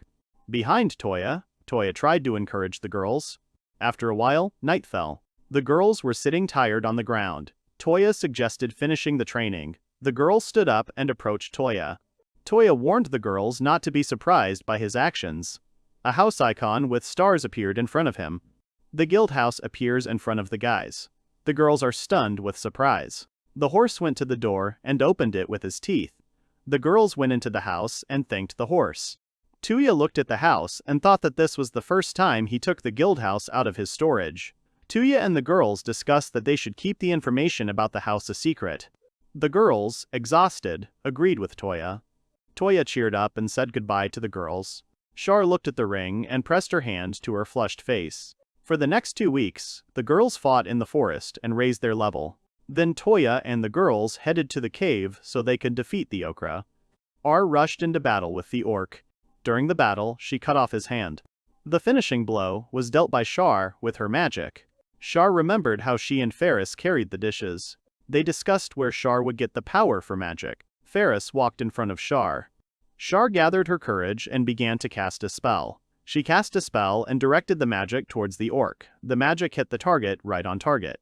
Char smiled and thought that one day she would be able to use the power of the Supreme Spirit. Touya stood next to Char and praised her. Char raised her hand with the ring, and sunlight began to enter the cave. Char put her hand to herself, and said shyly that everything had started to work out for her, thanks to Touya's love. Touya stood silently. R approached Char. Touya looked at the girl and asked what Char meant by love.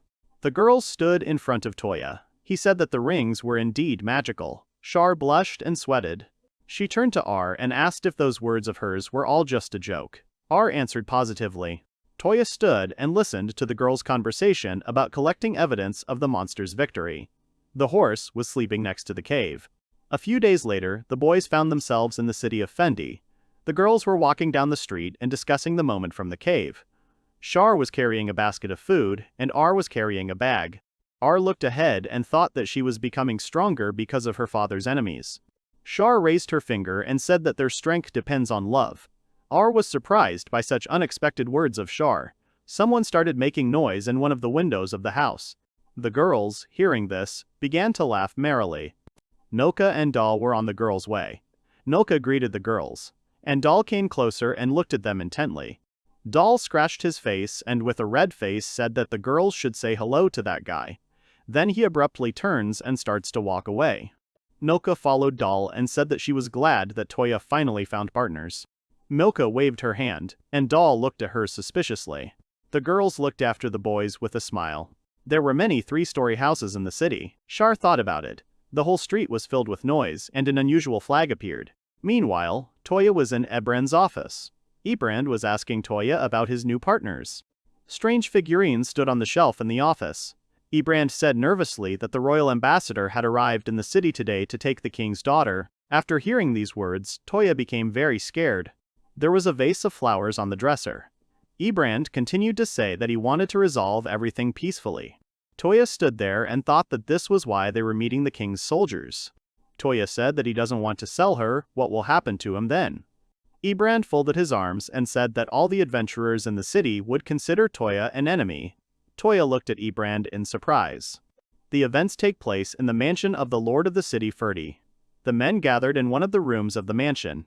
The lord of the city, Galan, shouted that the guests had crossed the border, and why should they be held responsible for it?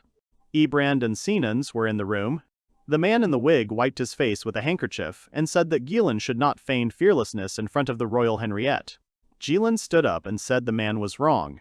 The man started clapping his hands. The men began to discuss that they were actually looking for the daughter of the Lunette Empire. After these words, Ebrand became frightened. In the room there was a table, a chest of drawers with carved vases. The man in the wig extended his hand forward and said that they needed help in finding the princess. Sinans began to whisper in Ebrand's ear. Ebrand thought about Touya. Ebrand began to say that the imperial city had already fallen. The men looked at him. The man in the wig presented a map of the lands and nervously said that the Lunette Empire consisted of 4 races, and they had already captured the emperor. The man imagined armed men of different races and thought that they were having trouble subduing the elves and beastmen. The man then imagined a large building with a bound and wounded emperor sitting in a cave. After some time, Touya appears in Ebrand's office. He began to shout that the Char cannot be given to the enemies. Ebrand folded his arms and said that Touya must understand the future consequences. Touya remembered Char's smiling face. He stood in front of Ebrand, who said that because of Char's importance they had to be handed over, why Touya cared so much about those girls. Behind Ebrand were carved figures. The window was located near the door. Touya clenched his fist and told Ebrand seriously that he had personal reasons to protect the girls and he was willing to do anything for that. Ebrand was surprised to hear Touya's words. Then he said that the ambassador would be in the city for 3 days, after which time they would give him the empress. Touya looked at Ebrand in surprise. He realized that Ebrand wanted to help him. Touya asked in surprise why Ebrand was trying to help him. Ebrand raised his hands and said that he was afraid of the consequences that Touya could cause. Ebrand opened the window and said that he valued Touya and he should choose his own path. Touya looked at Ebrand seriously. Ebrand hugged his figurines and said that he had no intention of giving them to Touya. Touya was surprised. There was a lamp hanging on the ceiling of the hall. Touya was walking down the stairs and thinking about Ebrand's words. Then Touya noticed that someone was calling him. It was Lumina. She greeted Touya. Touya didn't recognize her at first. He remembered her clothes when they first met. Lumina held the sword in her hands and said that she was wearing this dress so that she would not be considered strange.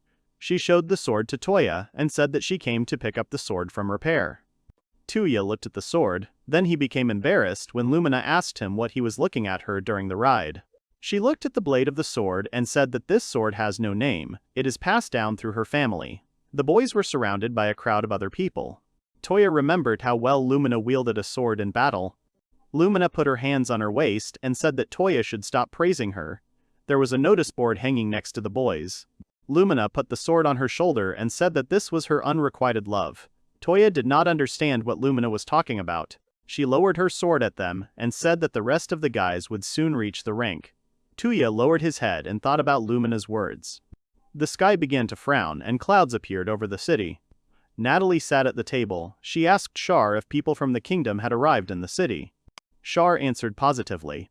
Natalie introduced the ambassador on a horse and asked Char about him. Natalie was cleaning the table. Natalie started to say that she should ask Touya to accompany her to her parents.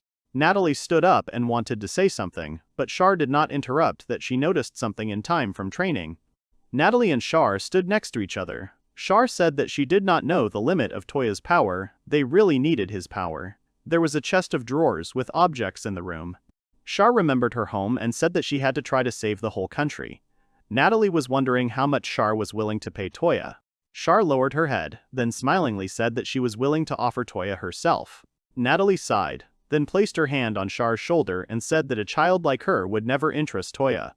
Then Natalie arched her back and said that she was the one who was ready to attract Touya. Char's face twisted greatly. Natalie asked what was wrong with her. There were magical attributes on the table in the room. Natalie frowned and reached into the cupboard. She pulled out a bottle saying that this drink will make a man fall in love with you.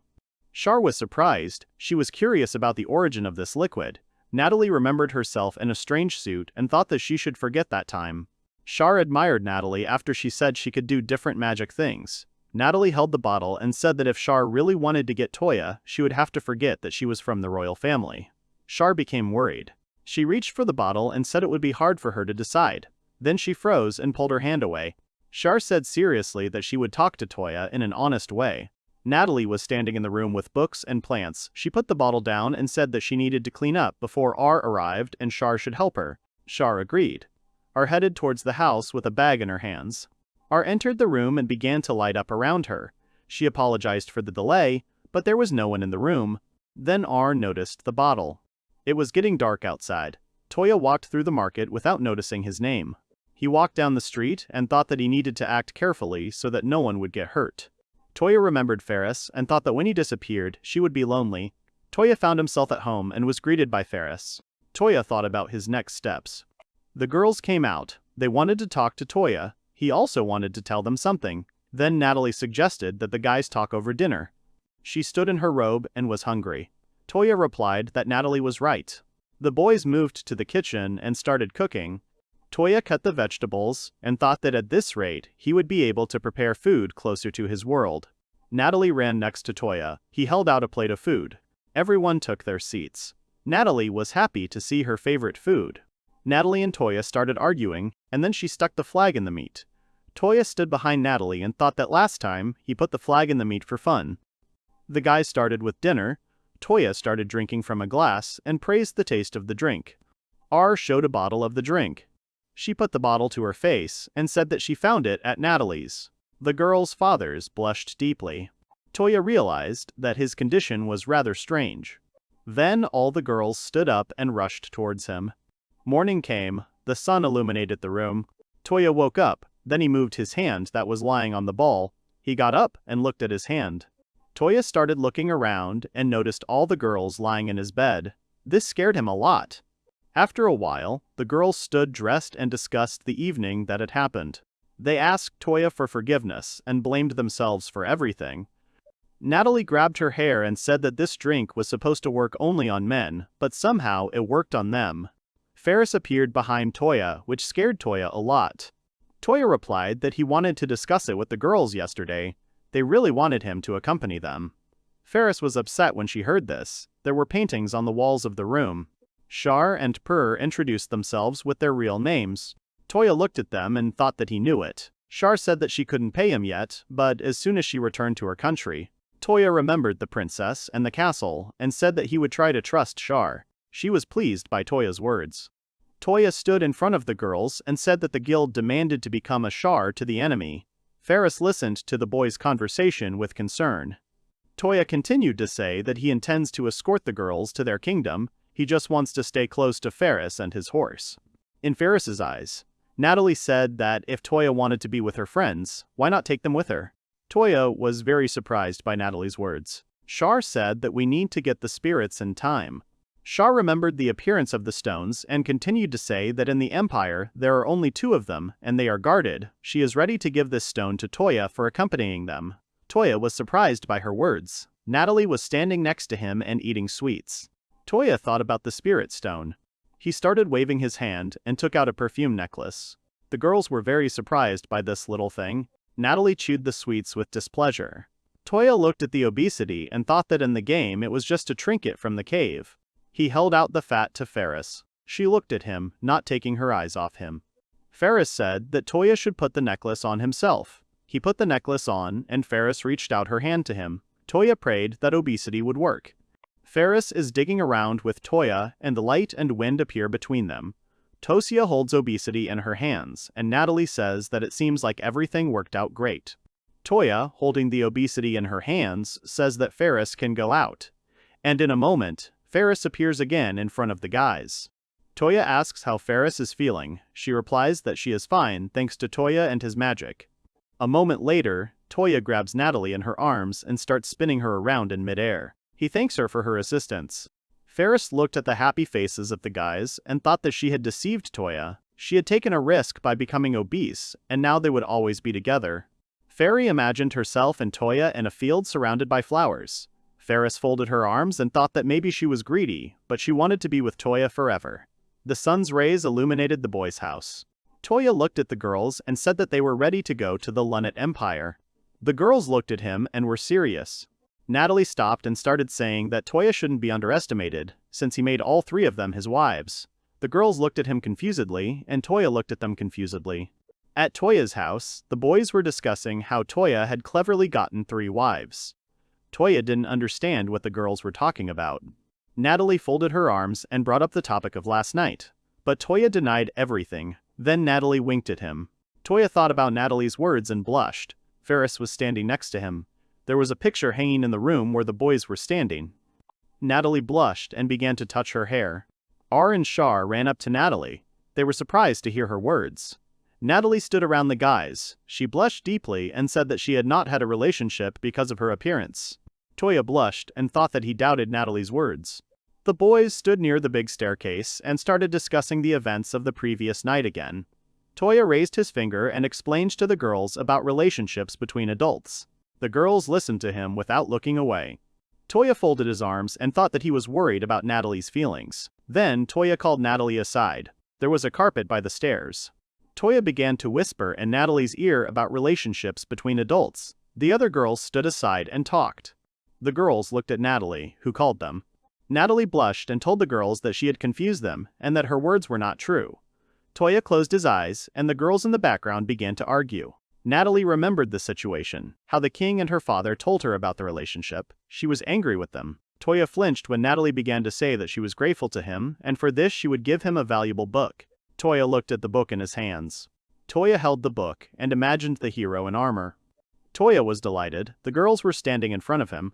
Shar and R were looking at Natalie. Natalie looked away and said that she couldn't read the book. Touya looked at the book and started reading it. Natalie was shocked. Touya read the diary. It was written in Japanese. The girls were surprised and heard for the first time that such a language exists. Natalie screamed that Touya was really a hero too. Touya lowered his head and denied that he was a hero. Natalie looked at Touya.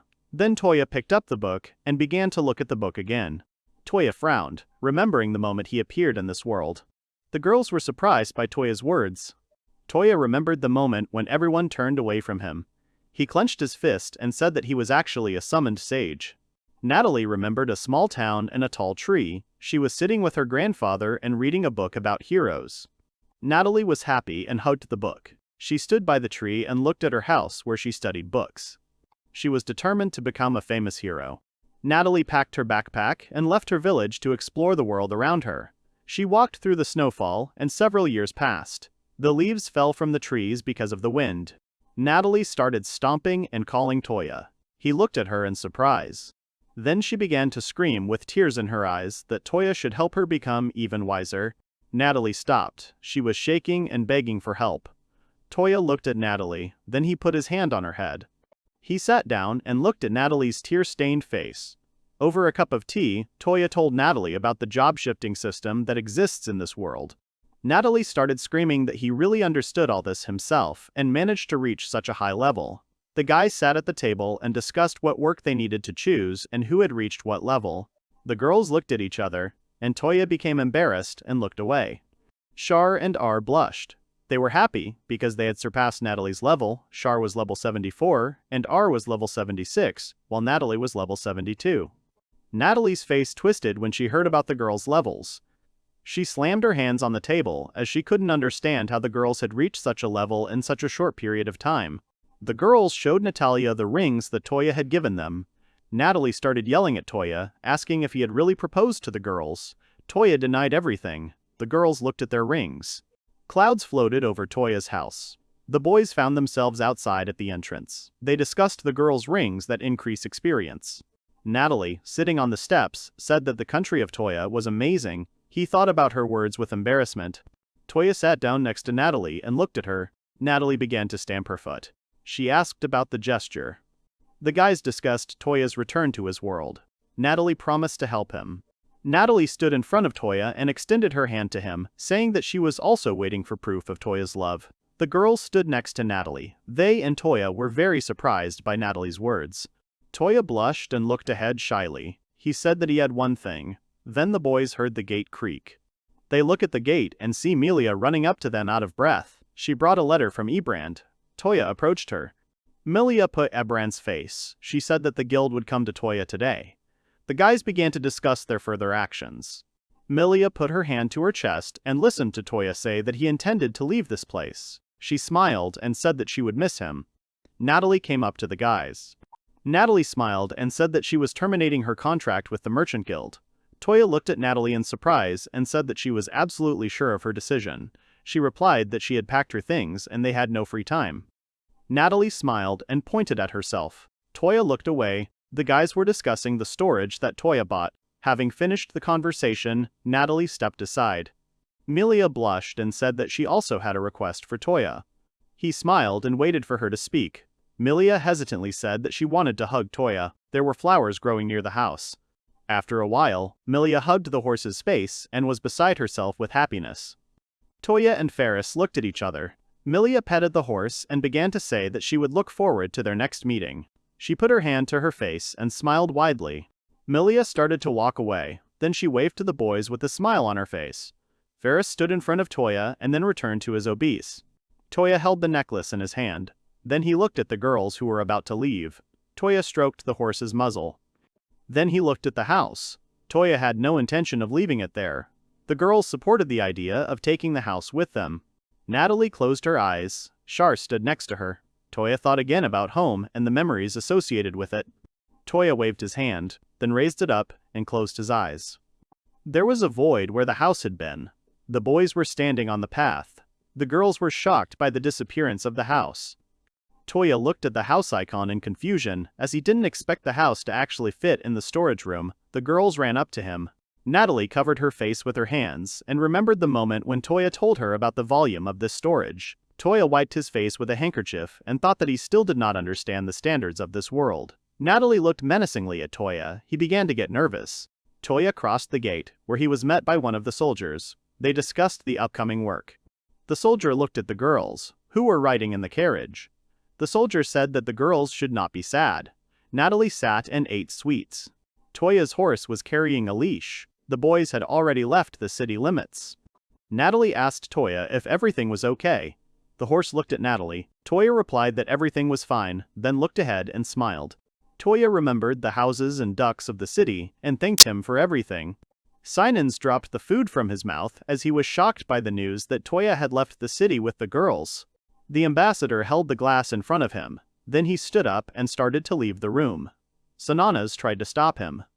The man in the wig began to bite his nails and was intent on breaking off friendly relations with this city. Sinans lowered his head and spoke with his assistant about passing this information on to the guild. Sinans remembered the conversation with his father when he handed over the leadership of the guild to Ebrand. Sinans leaned out the window and began shouting at the ambassador to stop. Outside the table, the team passed her fangs and discussed their future work. Doll winked and suggested to call Touya to rest.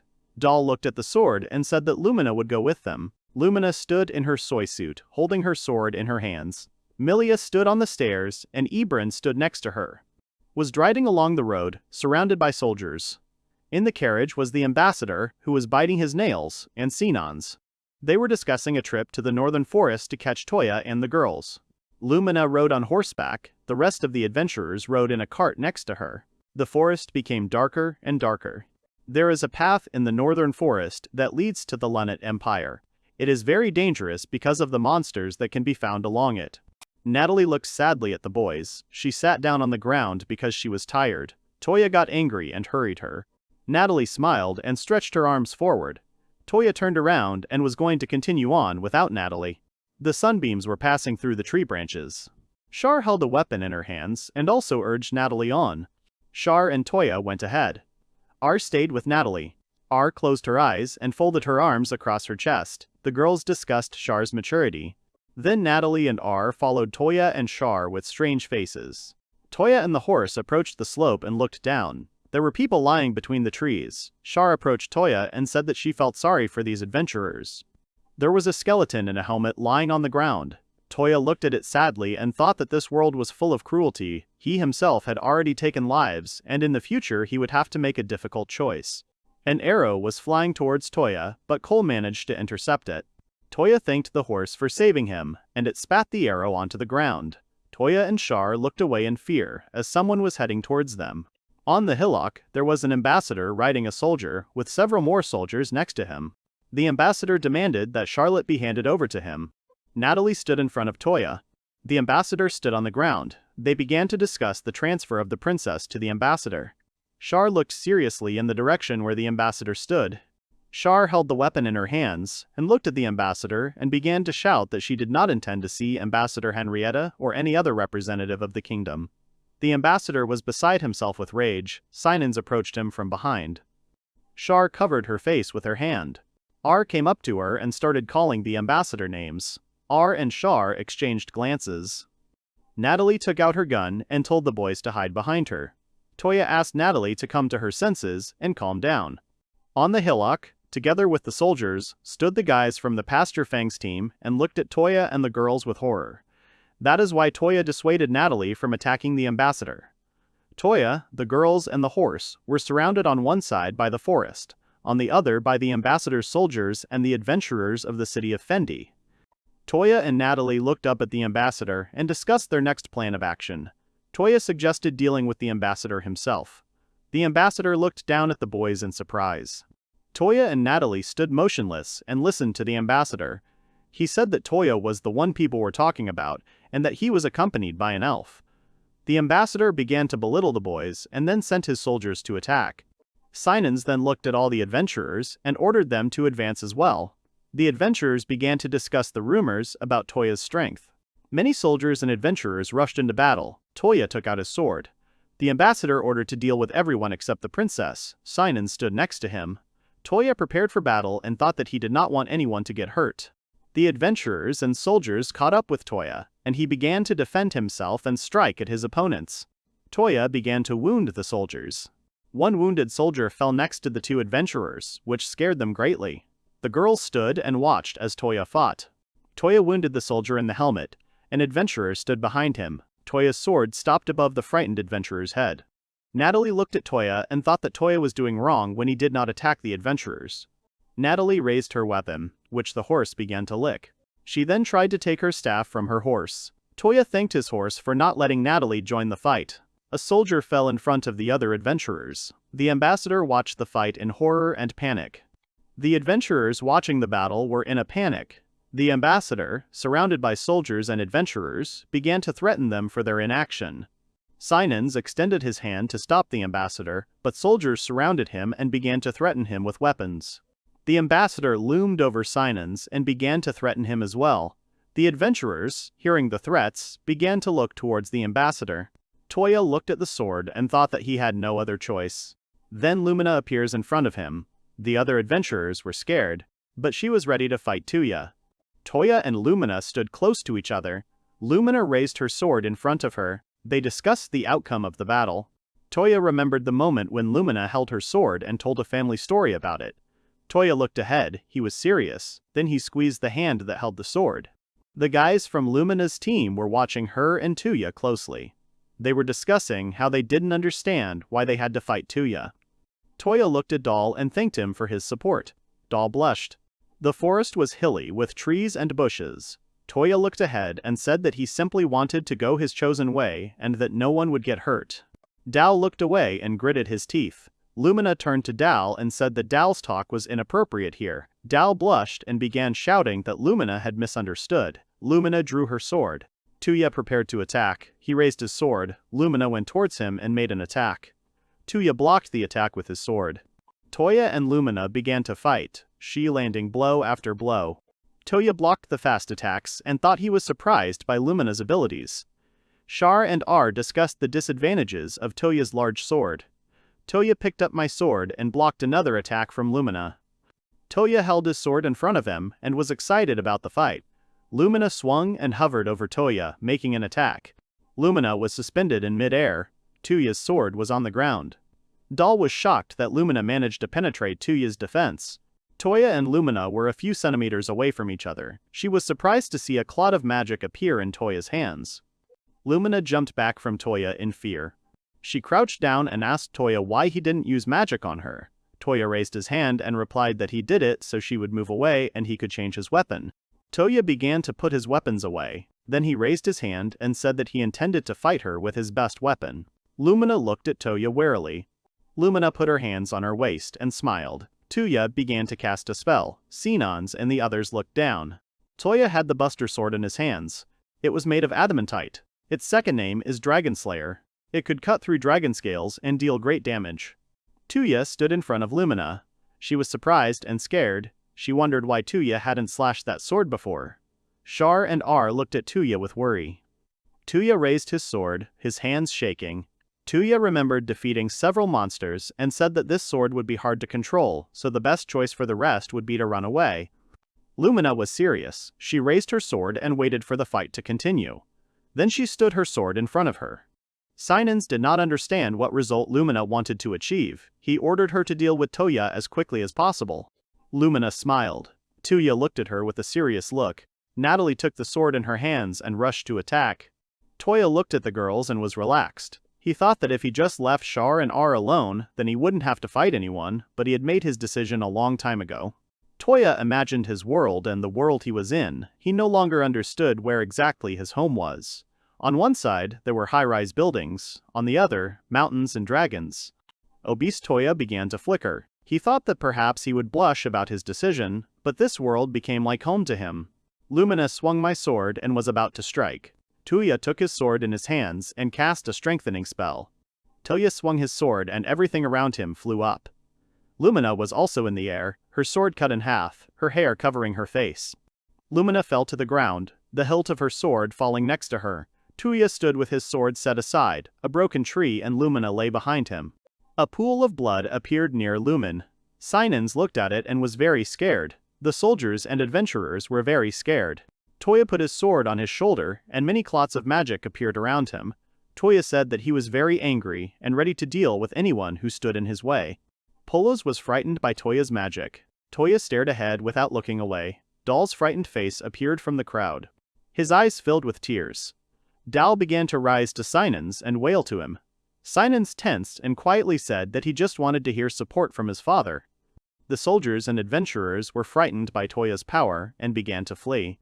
Sinons held out his hand in front of him and said that the adventurers should stop. Someone grabbed Sinons' hand. More and more lights were flaring up around Touya. Touya looked back. Lumina was lying there. Char came to her, and the force was near. Tears appeared on Char's face because of the loss of Lumina. R sat down next to Lumina and said that Lumina was still alive. Natalie saw on the staff that the horse wanted. She said that she knew that Touya would not harm Lumina. Touya looked nervously at Natalie. Dal pulled Sinons by the hand. Touya smiled and put out the fire at the mud flow in his hand.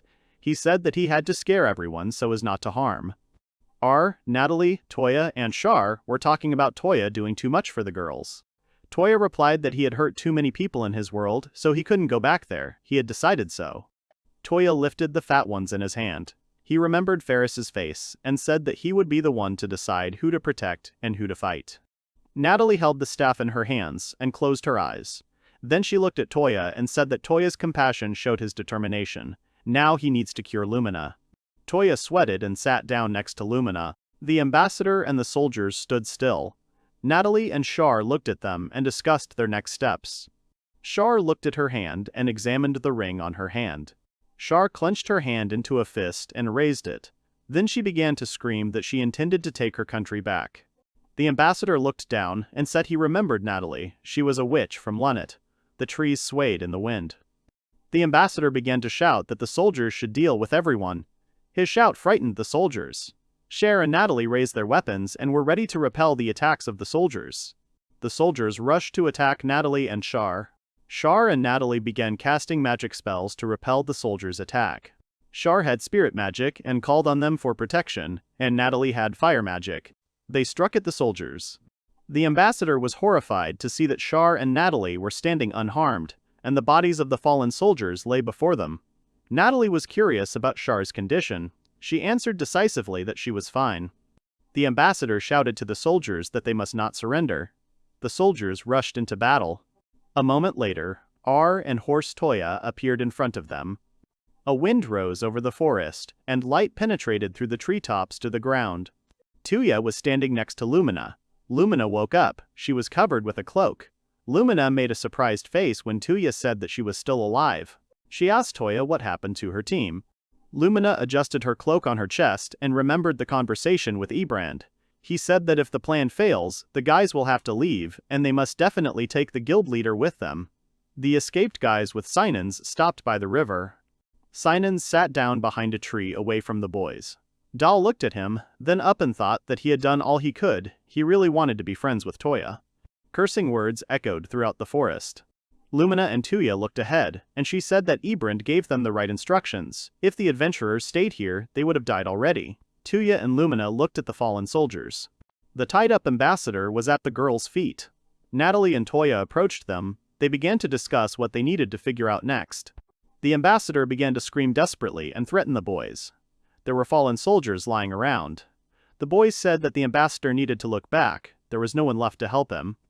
Char stood with her head down. Touya noticed her despondency and asked if she was okay. Char's hand twitched in surprise. Then she smiled and said that because of Touya's training, it wasn't that hard for her. Char held a weapon in her hands and began to look around. There were bodies of fallen soldiers around her. She covered her face with her hair and began to shake. Touya approached her and began to stroke her head. Touya stood in front of the ambassador when he started shouting and threatening the boys again.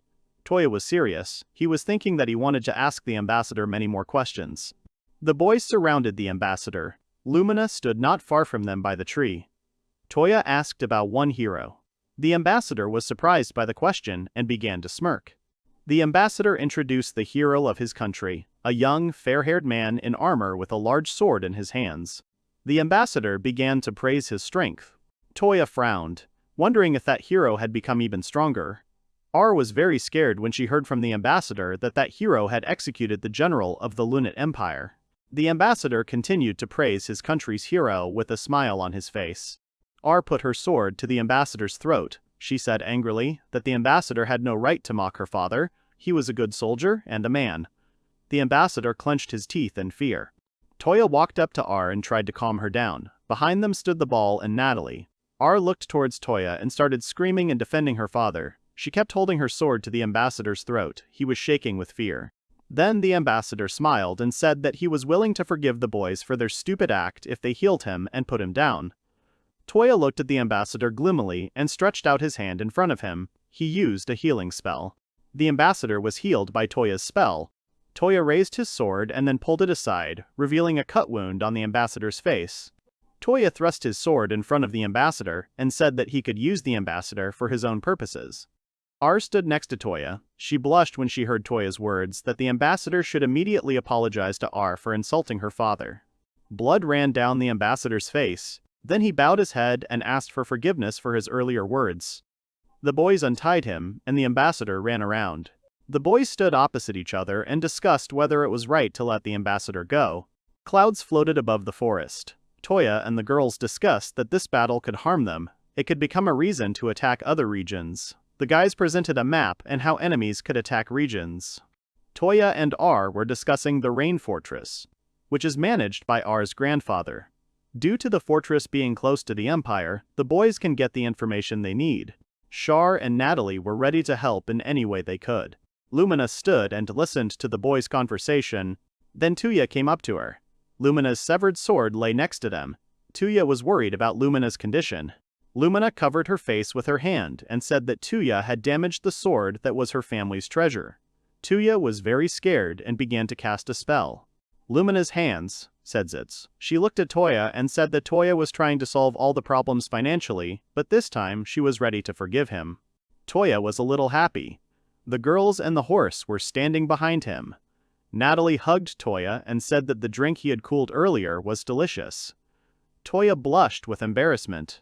Lumina stood on the mountain. She held the sword in her hands. Then she drew the gift made by Ebrand. He made it socially for Touya. She had a cutout figure in her hands. Then she squeezed it in her hand, and the wind began to flutter Lumina's hair. Touya and the girls were riding in a carriage.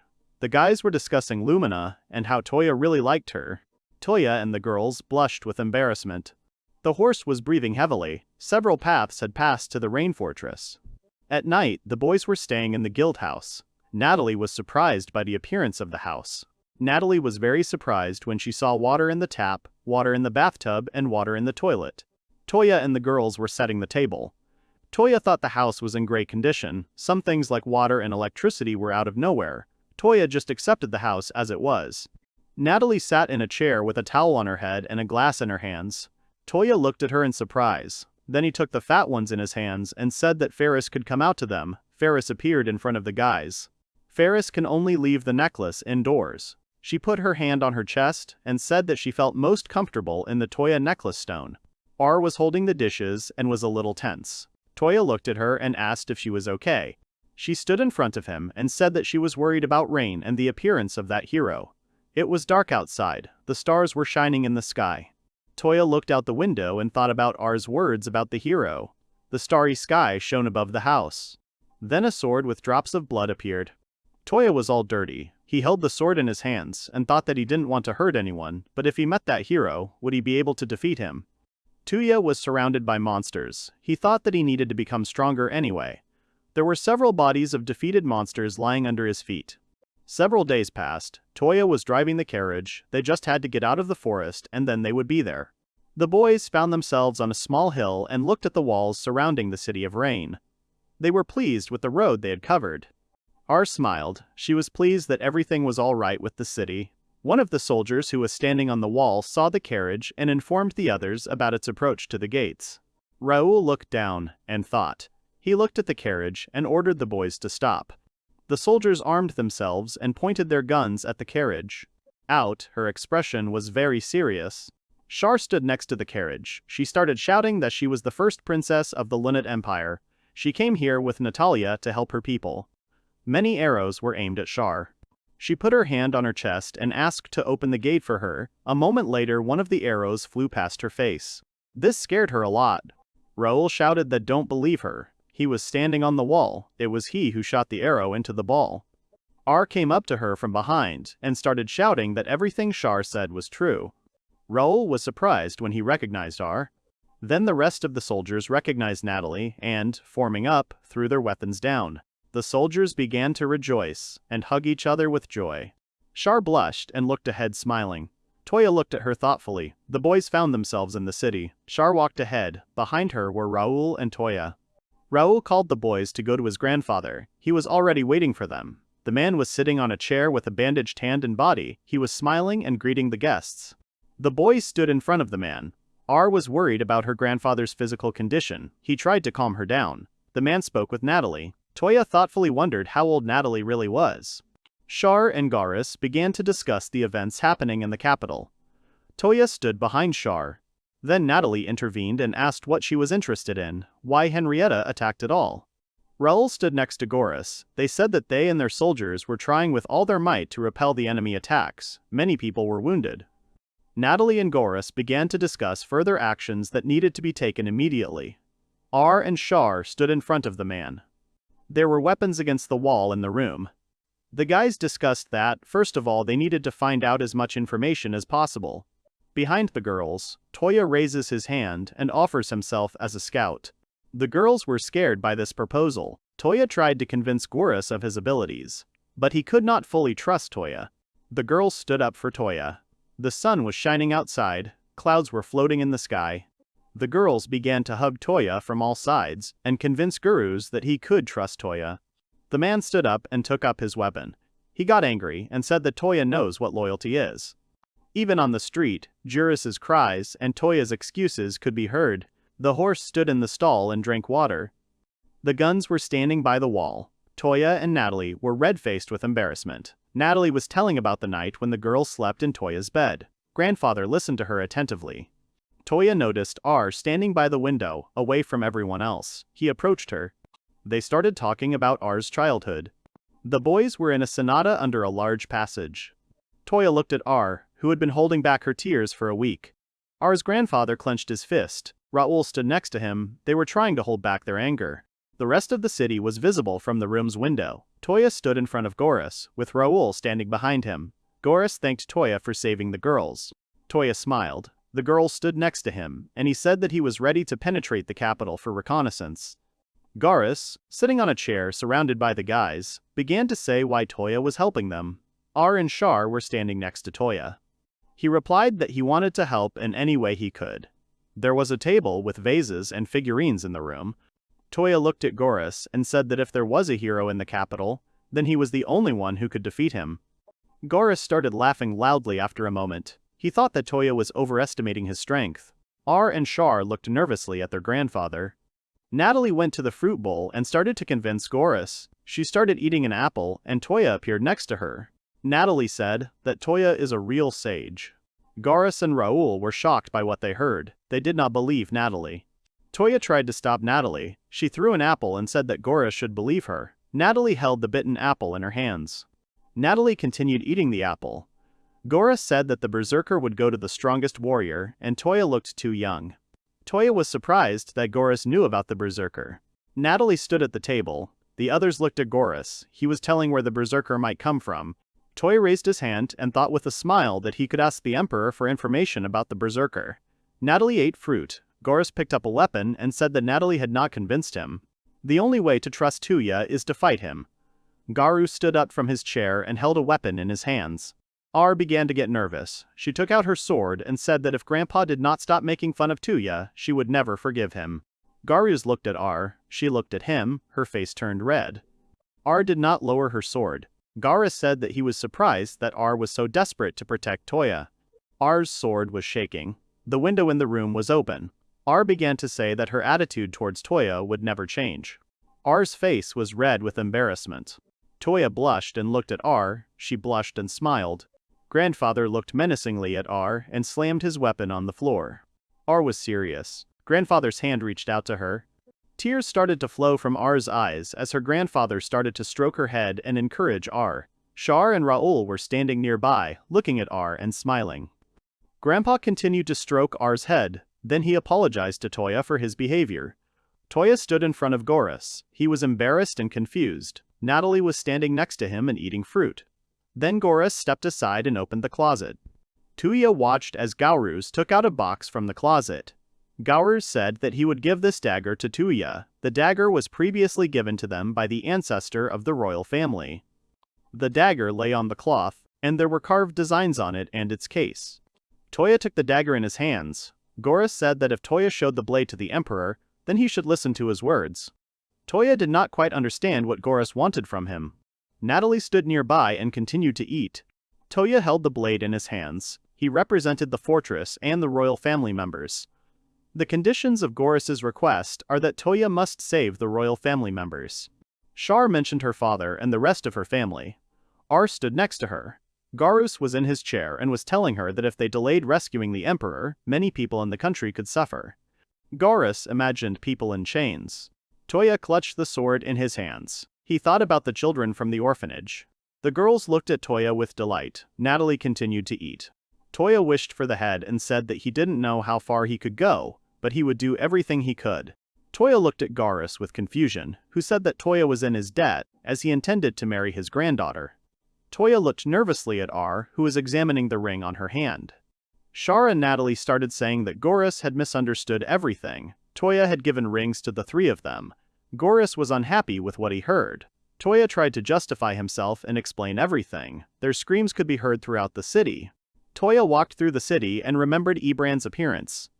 Touya thought that the amount of the reward had not yet been discussed. It would be known after the mission was completed, and Ibrand warned him that adventurers should not be volunteers. Touya found himself in a cemetery. He looked ahead and saw many tombstones and people visiting their loved ones. Touya went deeper into the cemetery and saw a girl crying over a grave, and next to the blue one, there was another girl holding flowers in her hands. Touya turned around at the girl's scream. Char, R, and Natalie were running towards him. They were wondering what it was that Touya didn't want to take them with him. The girl stopped in front of Touya and listened to him, that it would be a big risk to take them with him, since people from the Empire knew their faces well. Char tried to object. Touya introduced many armored soldiers and continued to say that if Goros's words were to be believed, the army was already heading towards the fortress, and the girls needed to help protect Ryan. Char tried to object to Touya once more. Natalie asked how Touya was going to visit the capital if he had never been there. Goros appeared near the boys and said that he had prepared an escort for Touya. Next to Goros was Raoul. Goros came up to the guys and said that there was a man. He was a merchant, a little strange, but he could be trusted. Natalie asked who this man was. Goros looked at Touya and told Natalie that he would introduce them a little later. Char put her hand to her chest and started screaming that Touya should take her with him because he was going to save her family. Behind Char, locals were digging around and running towards her. Two girls, with leaf ears, approached Char and said that Char came here to help them. The taller girl put her hands on the girls' shoulders and they looked at Char with a smile on their faces. The rest of the town heard that Princess Char was near them. After a moment, more and more people began to notice Char. The taller girl began to have tears in her eyes, but she continued to smile. The townspeople ran up to Char. They couldn't believe that the princess was in their town. Natalie closed her eyes and said that the townspeople loved the emperor's family very much. Touya looked at Natalie in surprise. Goros looked at Char and said that she is the hope of the people of this city. Char looked at Touya. He was confused as he thought he would act a little differently to the princess. Char looked away. Beads of sweat appeared on her face. She blushed and said that she apologized for her selfish actions. Touya looked at her in surprise. Char sat down and began to stroke the little girl's head, who smiled back at her. Char was ready to offer support to all residents in need. Char was kneeling in front of the little girl. Many people had gathered in the square. Char said that she was going to give everything, courage in the name of her father. Touya looked at her with a smile. Goros came up to Char and said that she needed to gather people. Char was determined. There was a brick building next to the guys. Char stood next to Natalie and R. A crowd of judges gathered in front of them. Char put her hand on her chest and began to give a speech of support. But suddenly Char bites her tongue. Natalie lowered her head. Touya and R looked at Char in fear. The assembled villagers looked at Char in fear and silence. Char looked at Touya in fear, then she raised a shaking finger and wanted to repeat her speech a second time. Char turned to the people with a smile on her face when she heard their words of support. Char saw jubilant residents in front of her. Char and Touya's faces were hurt by the embarrassing words of the townspeople. Then Natalie came up to Char and put her hand on her shoulder. Touya perked up when he heard his name. The girls stood in front of him and began to say that they would stay to protect the city's residents and leave the salvation of the imperial family to Touya. Touya agreed with the girls' words. Someone from the crowd was watching Touya not far away. Evening came and Touya was carrying food for his horse. Touya asked him for forgiveness for being away for so long. The horse began to lick Toya's head with joy, and he became completely wet from the horse's saliva. Touya was scared when he heard frightened screams behind him. Touya took a towel and began to wipe his face from the horse's drool. The man entered the room and walked towards Touya. There was a basin of water on the floor. The stranger asked if this was really a warhorse. The stranger turned out to be a shortwave girl. She raised her finger up and pointed at the horse. Then she asked how much Touya could sell the horse for. Touya recoiled from the girl in surprise. Touya was surprised to think how old this child was. Then he began to stroke the horse's muzzle and said that the horse was a member of his family and was not for sale. The girl smiled and said that she was a little surprised how a monster could become a family. She looked away and said that even blood relatives cannot always become true relatives. Touya looked at the girl in surprise. She saw the food Touya brought for the horse and took some of the food to the tray. She took a bite of her sandwich and said that she was Alice and that she would accompany Touya to the capital. She was engaged in buying and selling various things. It was completely dark outside. Touya and Alice found themselves in Goros's room. Goris was telling Touya all the information about Alice. Goris was sitting on a chair, a fire was blazing in the fireplace behind him. Touya looked at Alice. She said that she is a nomad and extends things. Touya was surprised that a girl like her is doing such a dangerous thing. Alice began to wave her hands, as she knows martial arts. In front of Touya's face, Alice waved her hand. Goris said that Alice also knows the way to the capital. Alice stretched out her hand in front of her. Touya asked that she would not mind if he consulted with his friend. Touya limply in his hands obesity and said that Ferris could go out. Ferris appeared in the room. Alice and Goris were shocked. They did not believe that Touya had summoned the spirit of the house. Goris scratched his head and said that Touya continued to surprise him. Touya asked Ferris if she would mind if Alice accompanied them to the capital. Alice approached Ferris with her mouth open. Then Alice put her hands to her rosy face. Touya did not understand Alice's reaction to Ferris's appearance. The boys exchanged glances with each other. Ferris nodded in agreement. Touya thanked her for that. The boys discussed the time they would set out. Touya looked at Alice and said that he planned to introduce her to the other girls. Alice looked at Touya silently. Alice started to leave and found herself at the door of the room. She waved her hand and said that she was ready to meet Touya at the north gate. Touya and the others looked after Alice in surprise. The next day the girls stood at the gate and said goodbye to Touya. Alice sat in the carriage with her legs tucked up. She was sad because Touya was late, although he had promised to meet her on time. Alice put her head on her hands. A moment later, she heard a rustling sound behind her and looked in the direction of the noise. Touya stood next to the horse, which was shaking its mane. Touya tried to calm the horse down. Elisa stood in the bushes and watched everything that was happening. The horse waved its tail and the hair from the praise ended up on Touya's face. Alice stood and laughed at what was happening. The horse turned towards Touya. Touya raised 2 fingers up and said with a smile on his face that he was glad that the horse finally understood everything. Touya started to cast a spell. He wanted to put the horse in the vault, but he couldn't do it without the horse's consent. Touya got scared when he heard Alice sitting down. She was surprised that Touya had a vault. She began to stomp on the dream and be indignant at his actions. She was against Touya putting the horse in the vault.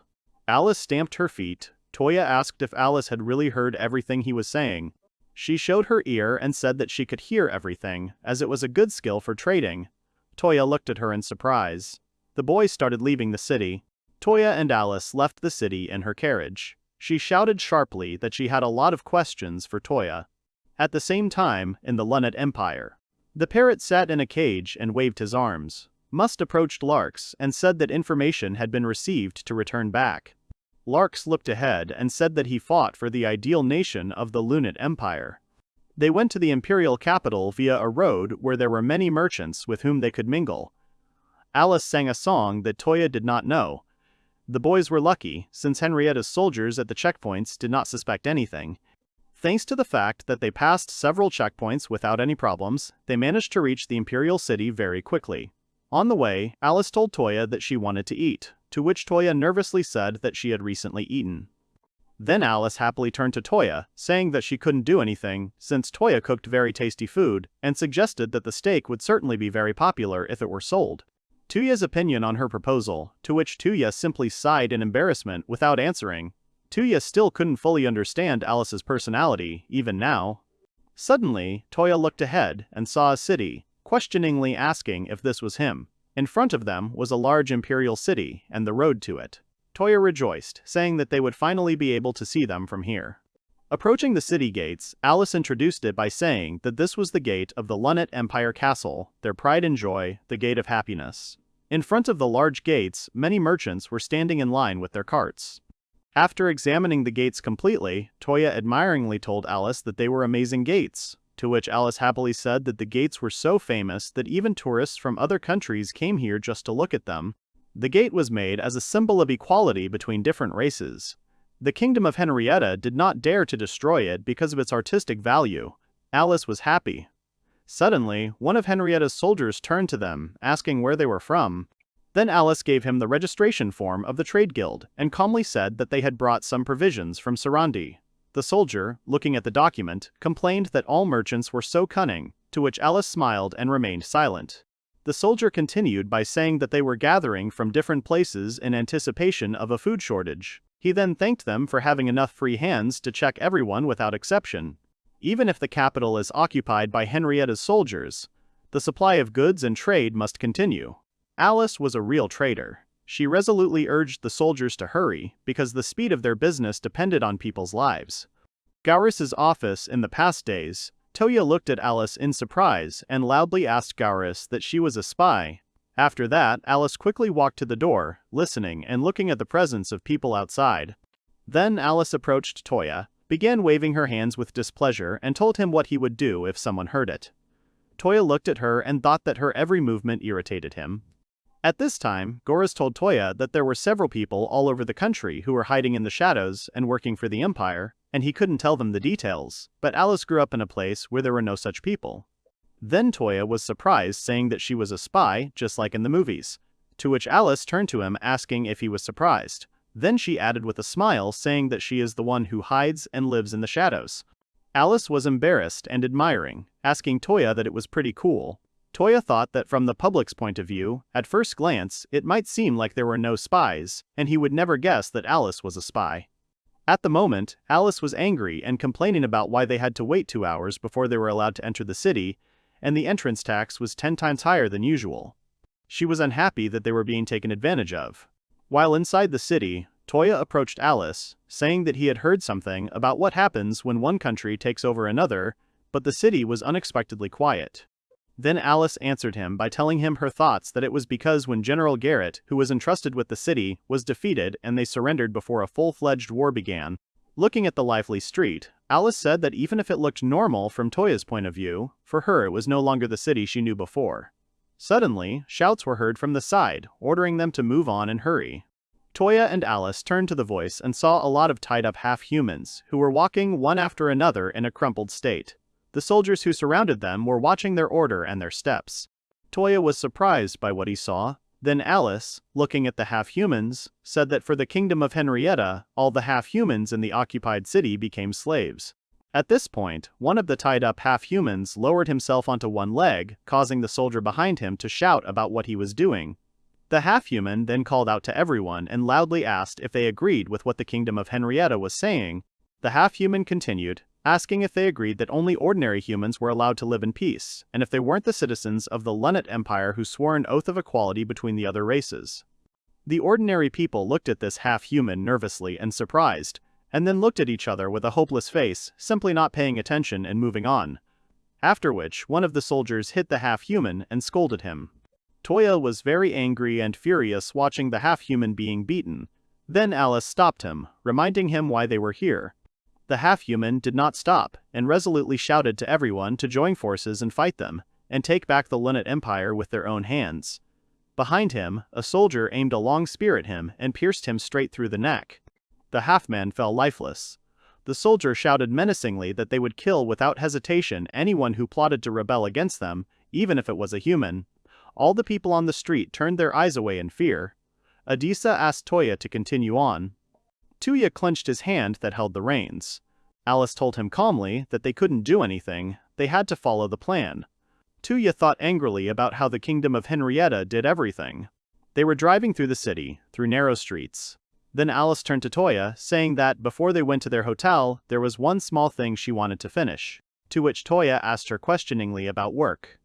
After some time, a man noticed Alice and was glad to see her. Alice approached him with a smile and said that they had brought him provisions, to which the man thanked them, saying that it would help them a lot. Then Alice smiled slyly at the merchant, and pleased with herself, answered him that she knew about it, that's why she was taking more from them than usual. The merchant said discontentedly that Alice would fleece them blind. Looking at Alice and the merchant arguing, Touya thought awkwardly that Alice apparently knew how business was organized. Noticing Touya, the merchant asked Alice who he was, to which Alice, pointing at Touya, replied that he owned a dagger. The merchant grinned at this, asking about the dagger. Touya with him. Then Touya was surprised by this action, to which Alice answered him that everything was fine and this man could be trusted. While following the merchant, Alice explained to Touya that there were several underground passages beneath the capital that were generally not known to the public, and that the merchant's family had been guarding one of them for several years, to which Touya was very surprised. Stopping in one place and stamping his foot, the merchant said that he never expected to use it in his generation. The merchant explained that this underground passage leads to the basement of the castle, and it is an escape corridor intended for the imperial family. Alice joined in saying that there were several people in the capital who had been supporting the imperial family from the shadows for generations. Then Touya thought that Char and her family were really amazing. Then Touya asked the merchant that if there was such a thing here, then why now? But before he finished speaking, the merchant interrupted him, immediately answering him that it was because there was no way to fight back. They won't be able to defeat the dungeon guards and save His Majesty, and besides, if they find out about this passage, they will lose their last chance to win. The king is a man with a strong sense of responsibility, and he will never abandon his people. The merchant calmly said why they had waited so long for Touya, the one entrusted with the dagger of commandments, which could make even the imperial family obey. Holding the dagger in front of him, Touya recalled how Goris entrusted him with this dagger, saying that if he had it, even His Majesty would have no choice but to listen to him.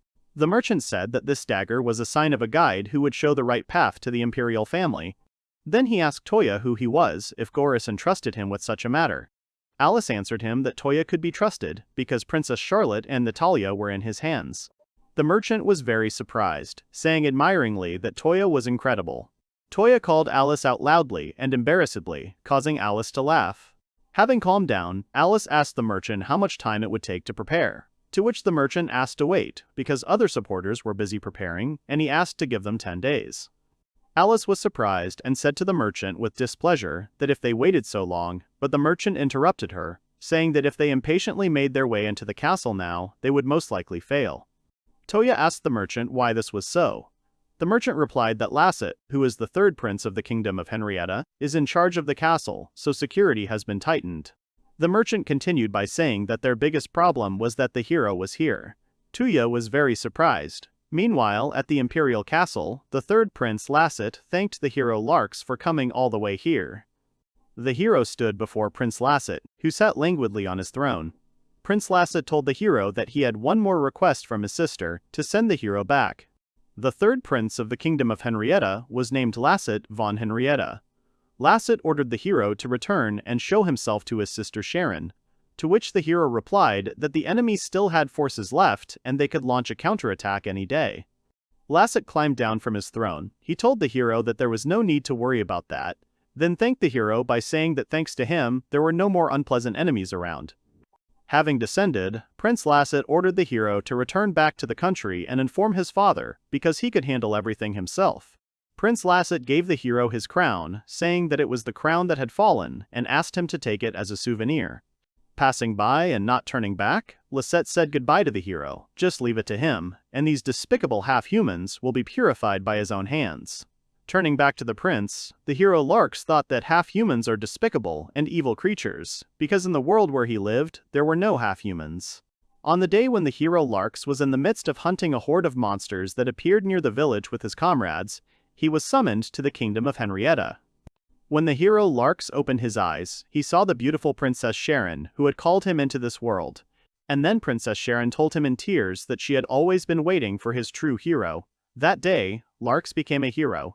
Princess Sharon taught him a few things about this world, about how evil the demi-humans are, about the Lunate Empire that has allied itself with the demi-humans, and that the kingdom of Henrietta is in a crisis that threatens their lives. To live up to the expectations of Princess Sharon, who looked after him with great devotion, Larks trained hard every day.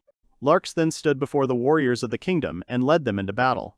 Larks confidently and menacingly motivated the warriors by saying that they would take back the territory stolen from them by their own hands. Then, the battle began. But then a captain came out to them, asking where their general was.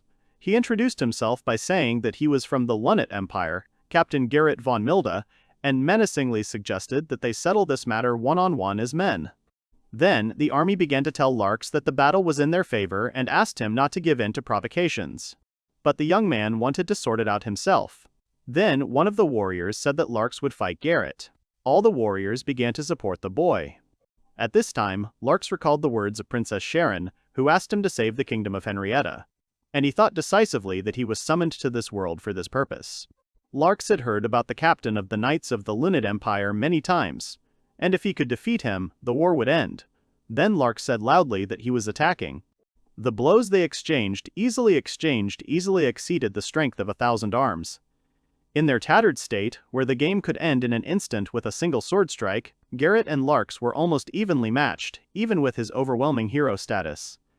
During the battle, Larks was surprised to find himself physically exhausted, and he couldn't believe it at that moment. Garrett told him that his physical abilities were unusual, but he was too proud and overestimating himself, which wasted too much energy. Garrett approached saying that victory and defeat were decided by the difference in experience, and he wanted to see Larks grow. But this was a battle. Larks, sitting on the ground, wondered if he was going to die in a place like this. Larks was breathing heavily, thinking about dying in this world where no one knew him. Blood was dripping from his face, and Larks said that he would not lose. At this time, Garrett looked at him in surprise. Then Larks raised his sword calling for magic, and said that if he played, he would never be called a hero who saved the country. Garrett was surprised, saying that the magic was contained in the sword. Having struck Garrett down with one blow, Larks thought that he was all alone in this world, and the only proof of his existence was to continue being a hero. Garrett fell to one knee. Neither of them expected such strength from the young man. Larks said that thanks to him, he became stronger. Garrett did not regret losing to the hero. The man regretted not seeing his daughter's wedding. Rumors spread that Garrett begged for his life and died in vain. The army could not resist. Larks stood in front of the bird in the cage and thought that he had felt the pride of a warrior that day, fighting General Garrett. Larks thought about the half-humans for a moment, but then denied it, throwing the thoughts away. Larks thought resolutely that now he can only do what he can. For Sharon and the kingdom, he can only be a hero who crushes the enemy. Leaving the room, Larks turned to the guard and asked him to prepare his luggage and said that he was returning to his homeland. Meanwhile, Alice, while eating food, said that from what they had heard, it seemed like the kingdom had issued an order to return, so they would have to wait and see. Alice added saying that they were heading to the hotel anyway. Then noticing that Touya was looking at the streets, Alice asked him if everything was okay. Touya reassured her saying that it was okay. Looking away, Touya wondered if the hero remembered him. Sometime later they arrived at the hotel and Alice reported this. Noticing a man from the upper window, Touya wanted to ask Alice about him. But entering the hotel, the hostess greeted them warmly, recognizing Alice and asking her about her condition because she was very worried. Alice answered her that everything was fine and asked the same in return. To which the hostess replied that she was thinking about what to do when the soldiers came to her. Noticing Touya, the hostess asked Alice about him. To which Alice, grabbing Touya, happily said that they were married, and Touya denied all this.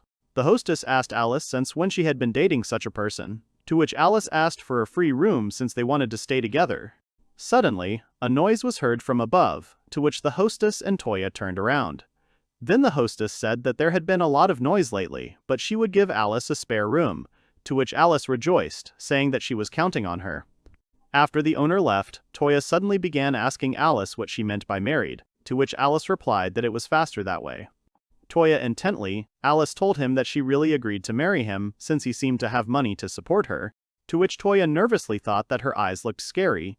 Then feeling something, Touya called Ferris and told her that he also felt something unusual. Alice did not understand what he was saying. Then Touya used his power of searching. After checking the entire hotel building, Touya asked Alice if she was sure that this hotel could be trusted, to which Alice asked him what he meant. Touya replied that there was something strange lurking in this hotel. Alice was surprised by Touya's words while looking around the hotel. Then Touya said that there were quite a few people hiding in one of the rooms on the third floor, to which Alice was even more surprised and thoughtful. Then Touya suggested that maybe the people hiding here were enemies. Touya wanted to use his power, but Alice jumped on him, stopping him and saying that he misunderstood. Touya looked at Alice in surprise, asking if they were not enemies. At that moment, the hostess came in, surprised by what she saw, to which Alice answered that they wanted to strengthen their bonds. To which the hostess asked them to restrain themselves until the room was prepared. Seeing the box in the hands of the owner, Alice asked her if it was a first aid kit. Then, without waiting, she asked her if she was hiding refugees, to which the owner was surprised by what was said. Alice turned to Touya, reminding him that she had previously told him that there were many people in the imperial capital who supported the imperial family behind the scenes, and the innkeeper was one of them.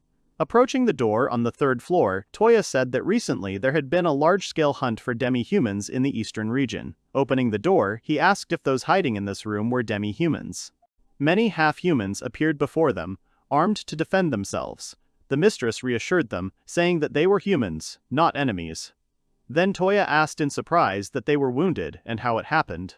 To which the hostess replied that before, quite a lot of half-humans lived in the capital of the empire, and now many of them, who were unable to escape, are hiding in this city. The mistress remembered the hunt and said that the hunt for half-humans was just a nightmare, and the houses where they hid were burned to the ground. Touya thought nervously about this hunt for half-humans. Touya approached one wounded half-human and asked him to give him his hand. Taking his hand, Touya used the power of supreme healing, after which the hand was completely healed. Then the half-human was surprised, saying that it was really healing magic, because the pain had completely disappeared. Then one of the half-humans asked Touya if he was a priest. The half-human continued by saying that they had many wounded comrades hiding in the Adventurers Guild. Another of them asked Touya to heal them with magic. All the half-humans desperately asked for the sake of their family. Alice, looking at them, also thought about their family. Then Touya, understanding, asked about the Adventurers Guild, to which the half-human, surprised, asked him about helping them. Alice then loudly told Touya that there was no need for him to go so far to help them. Then she reminded him of their goal. With trembling hands, Alice said that the Henrietta warriors were taking the lives of demi-humans anyway, and there was no need to go so far and expose himself to harm to help them. Then Touya looked at Alice and asked her about her wanting to help them too. To which Alice was surprised, asking what he was saying. Then Touya told her that she had never made such an expression before. Alice was confused with tears in her eyes. Then, having calmed down, Alice with her usual smile asked Touya about what he said, that her expression was cuter than before. To which Touya answered her that he also lost his family, which made Alice freeze in one place. Touya held his pendant with a smile, and said that he had met those he could call family, and now, more than ever, he understands the feeling of not wanting to lose anyone. Touya said with an awkward smile that he still called the family a spirit and a monster, even though that was not the reason. Then Alice agreed with him and said that he would no longer do anything that would delay them further. At this time, the half-humans thanked them, saying that although they could not thank them yet, they would definitely return this favor at any cost someday. The half-humans had hoped for Touya, and Touya awkwardly accepted the thanks. Looking at him, Alice thought that Touya had seen through her, and she had failed as a spy. The main street between the inn and the Adventurers Guild was unexpectedly lively, despite being occupied by foreign troops. Some merchants were offering their goods to the royal warriors, causing some warriors to come up and buy from them.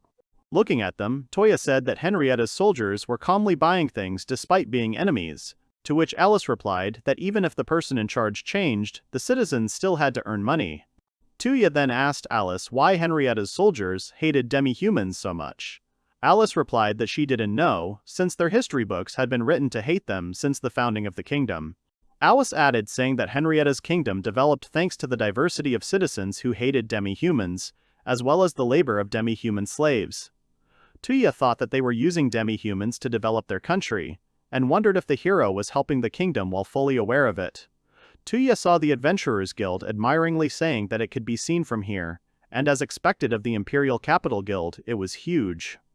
Guilds are independent organizations that can operate with their own policies in any country. Since the financial support of a country is tied to the leadership, there are policies that take into account the wishes of the country. Entering the guild, they were met by the cashier, asking why they had come all the way from the kingdom of Sarandi, to which Alice agreed, saying that they were a married couple. The cashier apologized that they were not accepting new requests at the moment. The cashier explained that they couldn't accept the request because there were no high-ranking and demi-human adventurers here anymore because they had gone to war. Touya looked at the notice board and realized why it was empty. Touya took the bag in his hands and said that he had already accepted the request and his clients wanted him to treat the wounded here. The cashier was surprised, not understanding what Touya was talking about. Then Touya threw the bag from which cards fell, which surprised the cashier. These guild cards, they received from the half-human adventurers who were hiding in the inn so that the guild would believe them. The cashier looked at her colleague and asked Touya and Alice to follow her. The cashier said that the guild basement was used as a training ground. After going down to the basement, the cashier opened the door to the training ground. Touya and Alice saw many wounded demi-humans behind the open doors and were shocked by this. Touya said that there were so many wounded, and Alice asked in surprise that there were more than 200 people here. The cashier explained that they have a healer, but even if their healer runs out of magical energy, he can only heal 2 or 3 people at most. They can't completely heal them all. Alice nervously asked Touya what they could do with so many people, to which Touya resolutely replied that that was why he simply could not leave them alone. to which Alice looked at him in surprise. Touya turned around and told Alice with a smile that he could do something about it. Alice stopped him, asking what he meant. Touya replied that it would take too long to heal them one by one. Putting his hand forward, Touya used area-high healing magic, which covered the entire space in the basement and all the people. All the half-humans looked at their healed wounds and were glad that their pain was gone. Then Alice called out Toya's name in surprise. Alice asked him in surprise about how much magical energy he had, since it was out of the norm. Touching her face, Alice said that even her body was restored with his remaining magic. Then Touya turned around and looked at the unhealed patients, nervously asking why they couldn't cure them all. Alice, looking at the sick man, said that it was a pity because they went to such trouble to help. One of the half-humans said that Thor would be sad when he found out about this. Alice reminded Touya that Thor was one of the people they met in the tavern. Alice said supportively that there was nothing to be done because they could not bring back those who had already died. Touya thought about her words. Touya approached the cashier and told her that he would leave some medicine and food and asked her to use them. To which the cashier resisted, saying that there was no need to go that far for them. Touya told her that there was no need to refuse, because it was surplus from his inventory. Then, summoning a lot of meat and medicine, he said out loud that it should be enough for several days. Alice agreed with him, nodding her head, and the cashier was extremely shocked by such a quantity. Suddenly, Alice asked Touya with displeasure how he kept all this in his storage. The cashier said goodbye, that the guild representative was not here today, but they would definitely give them a reward tomorrow. Afterwards, Alice thanked Touya, which surprised him, asking the reason. Alice told him that it was just like that. Walking down the street, Touya awkwardly asked Alice why she was holding his hand, to which Alice replied that it was normal, because they were husband and wife. Touya wanted to object, but Alice interrupted, saying that she could seriously become his wife. Alice listed them, saying that Touya earns well, his magic is amazing, and he also keeps a lot of things in the storage. Alice looked at him with a frightening look and said that when they get married, she will have legal rights to these things. Then Alice said seriously that Touya had used so much magical energy that it was hard for him to move by himself. With trembling legs, Touya smiled and said that she was right about that. Alice told him that Touya was truly amazing, because he was born with such talent. She thoughtfully said that if she had even 1% of this talent, her family would not have abandoned her. Touya asked her in surprise what she meant. Alice replied that she belonged to a family that had mastered magic for many years. She had no talent, so she was left in the care of others. Alice explained, saying that it wasn't that she was upset with her family, and all the people who raised her were kind people, but she was lonely. Alice envied Touya for having a family, even if they were a monster and a spirit. Alice smiled and told Touya that he should take good care of them. She then asked him to wait for her here while she bought a souvenir for the innkeeper. Touya thought she was a girl he simply didn't know anything about, but Alice somehow reminded him of a small child. At that time, Alice was arguing with the seller about the inflated price. Touya thought that he was so pathetic that he couldn't even walk properly just by using magic. It wasn't like he could stay awake until the magical energy ran out, but Touya had become overconfident after becoming a sage. Touya thought about what would happen if he fought the hero in his current state. At that time, the hero Larks walked past him in a long cloak. Noticing him, Touya looked at him. In front of Larks, where the soldier apologized for the wait, to which Larks said that they arrived on time. Larks then noticed Touya looking at him, and with his hood removed, they looked at each other. At this time, a soldier distracted Larks by asking what happened, to which Larks replied that nothing happened. At this moment, it began to rain, and Larks looked at the flying bird and said in surprise how birds can fly freely even at such a time. The soldier waited for Larks, not knowing what to say. Then Larks turned around, got on the carriage, and asked to go. Touya watched the carriage go. That evening, the innkeeper thanked Alice for the gift and said that she had told the people upstairs what they had done. And as for Thor, the people still thanked them. Realizing this, Alice asked the owner where Touya was. The owner replied that Touya had asked her permission to use the barn in the backyard of the inn for further plans. In the barn, Touya sat near the hay next to Ferris and Kokue. He told them that the hero did not remember him, although they had crossed paths with him once. Touya then excitedly said that if he fought him in his current state, things might end badly. But Ferris interrupted him, saying that everything would be fine. Ferris continued with a smile, saying that Touya is strong and there is no chance that he will lose to anyone, Kokuya, and she knows it. At this time, Kokue began to lick Touya's head, who smiled at Ferris's words. Touya thanked them both, saying that they shouldn't worry about him so much because he was going to become much stronger than he was now. Alice ran to the barn after Touya and stopped when she saw Touya with his family. Alice hid behind a tree, saying that it was not the best place. Then looking at her ring, Alice took it off, saying that if she had a talent for magic. Taking off the ring, her ears became pointed like those of elves. Holding the ring in front of her, she said out loud that she wondered what would have happened if Aunt Natalia had not abandoned her. The plan to rescue the Emperor began immediately after the hero left the imperial capital. Sitting at the table, Alice said that the day they would implement their plan would be the night of 5 days from now.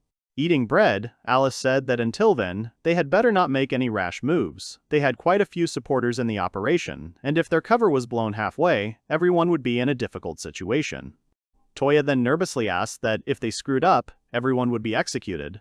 At that moment, the innkeeper came in and told Touya that someone from the guild had come to talk to him. The guest who came thanked Touya, saying that they told them that they would pay the next day. While pouring wine, the guest said that he heard about what Touya did and really did not know how to thank him for it.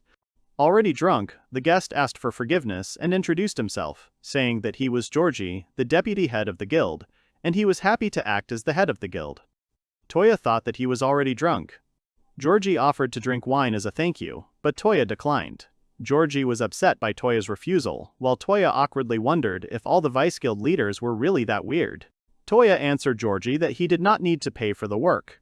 To which Georgie, interrupting him, said that first he wanted to ask him something. Georgie asked him if he was the one who dealt with the specialists of the army of the Kingdom of Henrietta, the one called Touya Kisaragi, to which Touya was surprised at how he knew about this. Georgie asked Touya about him, to which Touya was surprised to think that information about him had spread so far. Then Georgie, smiling, offered him a drink if he was not mistaken, to which Touya refused, saying that he does not drink. Then George told him to relax, because he was the only one who knew about him. When George heard about Touya from the administrator, something popped into his head about the exceptional priest from Sarandi. George, looking at the statue, said that he then remembered the story of the author of this sculpture, to which Touya irritably said that it was Ebrand again. Georgie said that he and Ebrand had had a problematic relationship in their youth, but even now they kept in touch through letters. That's how he found out. Then Touya asked why Ebrand would take such a risk just to warn him. Then Georgie said that it was pride, recalling Ebrand's words of admiration about the newcomer. Georgie said that from the last letters it was clear that Ebrand was very worried about Touya. Touya became embarrassed. Georgie said that Touya is now wanted and can no longer return to Sarandi. He also heard that Touya fled to Lunnet with the imperial princess, but he did not expect to meet Touya here in the capital. Looking out the window, Georgie said that he would not ask what Touya was doing in the imperial capital because he had an opinion about it.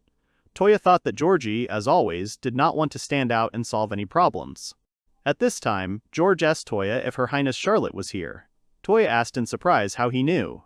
George replied that he knew everything from the report of the ambassador, whom he had missed. Princess Charlotte, along with the daughter of the knight captain, Garrett.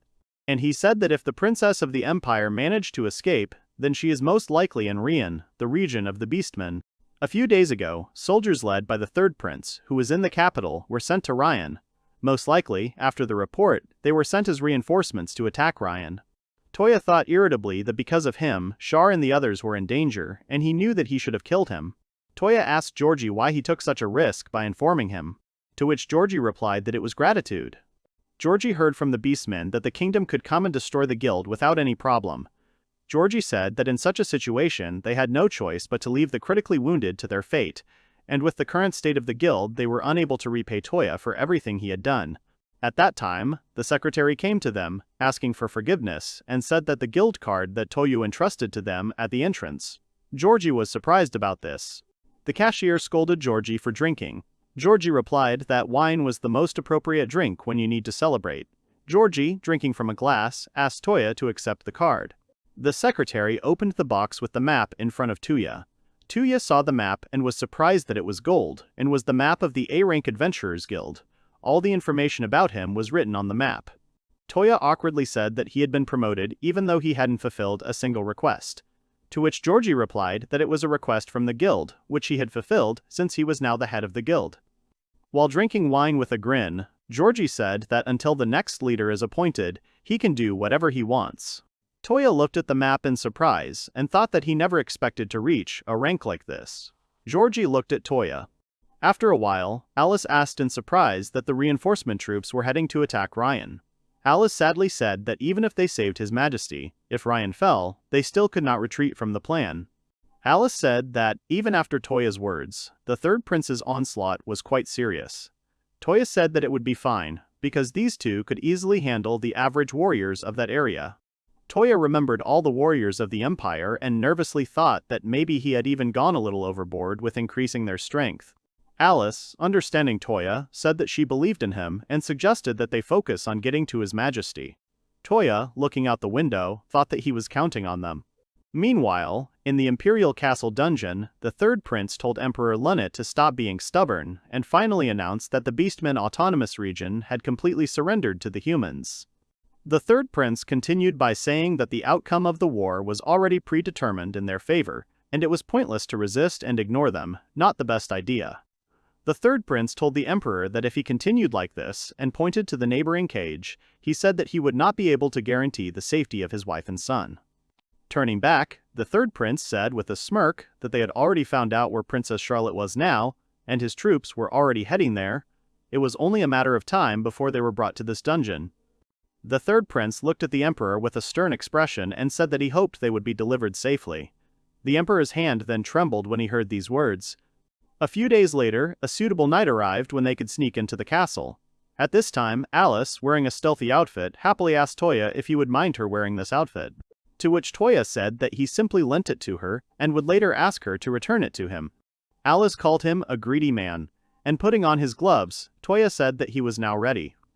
There was a knock on their door and it was the half-humans who were hiding. Touya asked them if they really wanted to help, to which the half-humans replied that they simply couldn't hide there any longer. The half-humans said that while Touya was sneaking into the castle, they would create a ruckus in the city to distract the soldiers. Touya wanted to stop them, but the half-humans said that if they didn't do something now, their home would disappear. The half-humans said that they would give their lives even though everyone knew the consequences of a confrontation. Touya thought resolutely that he would not allow the troops to do whatever they wanted. They all left the inn and approached the entrance to the dungeon. Touya said that they only had one chance, then asked about what they would do after they returned safely. To which the dungeon guard replied that all preparations had been made perfectly and that they were not worried, because they, as support, would risk their lives and help them leave the capital. The guard advised him to be careful, because in the dungeons it would be impossible to use magic due to the special ore embedded in it. Touya thought that he would not be able to use any search spells, and there were also places of restrictions in the game. As Alice walked down the stairs, she said that everything would be fine, because it was Touya. To which the guard agreed with her, saying that Touya had laid hands on Natalia. Touya, embarrassed, quickly walked down the stairs. The guard turned to Touya, saying that they were counting on him and would be happy to help him, calling him the leader. In the dungeon, Alice held a torch and moved along the wall, warning Touya to be quiet and follow her. To which Touya thought that he was irritated by her movement one after another. As they walked further, Alice asked him to be careful because this tunnel was very confusing, so it would be better for him to stay close to her. Alice scared Touya by saying that no one would find his body here. Touya asked her how she knew the Imperial Castle so well, to which Alice admitted that she had lived in this castle with her aunt a long time ago. Touya told her that if her aunt knew about tunnels, she was probably a relative of someone of nobility. As they went on, they came across a dead end, which surprised Alice. Touya was about to speak out, but Alice said she was joking and pulled one hook. Touya was surprised by the hidden door in front of him, which made Alice proud. As they walked inside, Alice said that they were already in the castle and asked him to be careful. As they left the room, Alice advised Touya to stay close to her. Looking around, Touya asked the puzzled Alice what had happened, to which Alice replied that this place was different from what she had seen 10 years ago, so she was not sure which way to go. Touya said with a smile that she wouldn't be able to fool him a second time and asked her to stop joking, to which Alice nervously replied that she was sure. Touya thought that she wasn't joking after all. Touya thought about what they would do. Then remembering that they were inside a castle, he summoned Ferris. Ferris appeared before them. Touya asked her to locate the dungeon underneath this castle. Touya agreed. Alice, surprised, loudly asked why the spirit of the house could talk, to which Touya reminded her to be quiet. Touya explained that he did not know why Ferris could talk. Alice was surprised and looking at Ferris said that this was unusual. Touya told Ferris that he was counting on her. Ferris used her magic to inspect the castle. The greatest ability of the spirits of the house, controlling the structure of the building. This skill allows you to determine any movement inside the building. It can instantly detect the slightest change in movement, regardless of the size of the building or the number of people inside. Touya asked Ferris about the results. Ferris responded that there were 3 people in a prison cell, but there were many guards around, and it would be impossible to avoid them all. Touya nervously thought that he couldn't avoid fighting some of them. Then Touya asked Ferris to take him to the prisoners, to which Ferris agreed. Then Alice awkwardly asked that they didn't need her anymore. Following Ferris, they saw 2 guards. Then Alice asked to leave them to her. Touya stopped him, saying that if they failed, they could call for reinforcements. Alice asked what they would do. Then Touya pointed to the golden paralyzing bee needles and told Alice to use them. Alice asked what they were, not understanding, to which Touya said that she was quite capable and could handle it. Touya took the incense of sleep, saying that it was for him. Alice asked Touya about their cost and asked him to give them to her later, to which Touya asked to leave these conversations. After Touya used the incense of sleep on the guards, Alice shot a golden arrow at them. Thus, 2 of the guards fainted. Alice admired the arrows. Alice, using the previous method, shot all the guards with golden arrows, taking them out. Touya praised her, saying that he used them professionally, as expected of a spy. Suddenly, Touya noticed the keys on the sleeping guard and took them. Ferris told Touya that there were prisoners ahead. Touya told Ferris that she helped them and asked her to return the necklace. Alice and Touya took the keys and went forward resolutely. Alice mentally asked His Majesty to be okay. 10 years ago, little Alice was surprised that Natalia was going on a journey alone, because she had promised to take Alice with her. Alice sadly told the Emperor that it was because she was unable to use magic, to which the Emperor denied it. The Emperor said that Natalia had gone on a difficult journey to find the path to becoming a sage, and she did not want to put Alice in danger. Alice said that if her aunt was no longer there, she was no longer needed in the castle and would go pack her things, to which the Emperor stopped her, stroking her head, and said that he had raised her as his own daughter and could stay here as long as his heart desired. At that time, agility was Alice's only virtue, so she chose the life of a spy, wanting to repay His Majesty for his kindness. Alice noticed a prisoner in the dungeon and pointed to him, informing Touya. As they approached, they were surprised to see how His Majesty was wounded and weak. Since its foundation, the state motto, "All races were equal," was the Lunate Empire. To secure this, the Gate of Happiness was built. His Highness joyfully said that their ancestors had made a wonderful treaty. His Highness turned to Garrett and Natalia, asking them if he would be able to conduct state affairs as Emperor. Garrett and Natalia said that they therefore came to help as vassals. Natalia, smiling, told the Emperor that he, now having received the throne, had become a coward, to which the Emperor became angry, threatening her with prison. To which Natalia told him that he could do what he wanted if it made Lunate an ideal state. The Emperor laughed at her words, saying that it was easier said than done.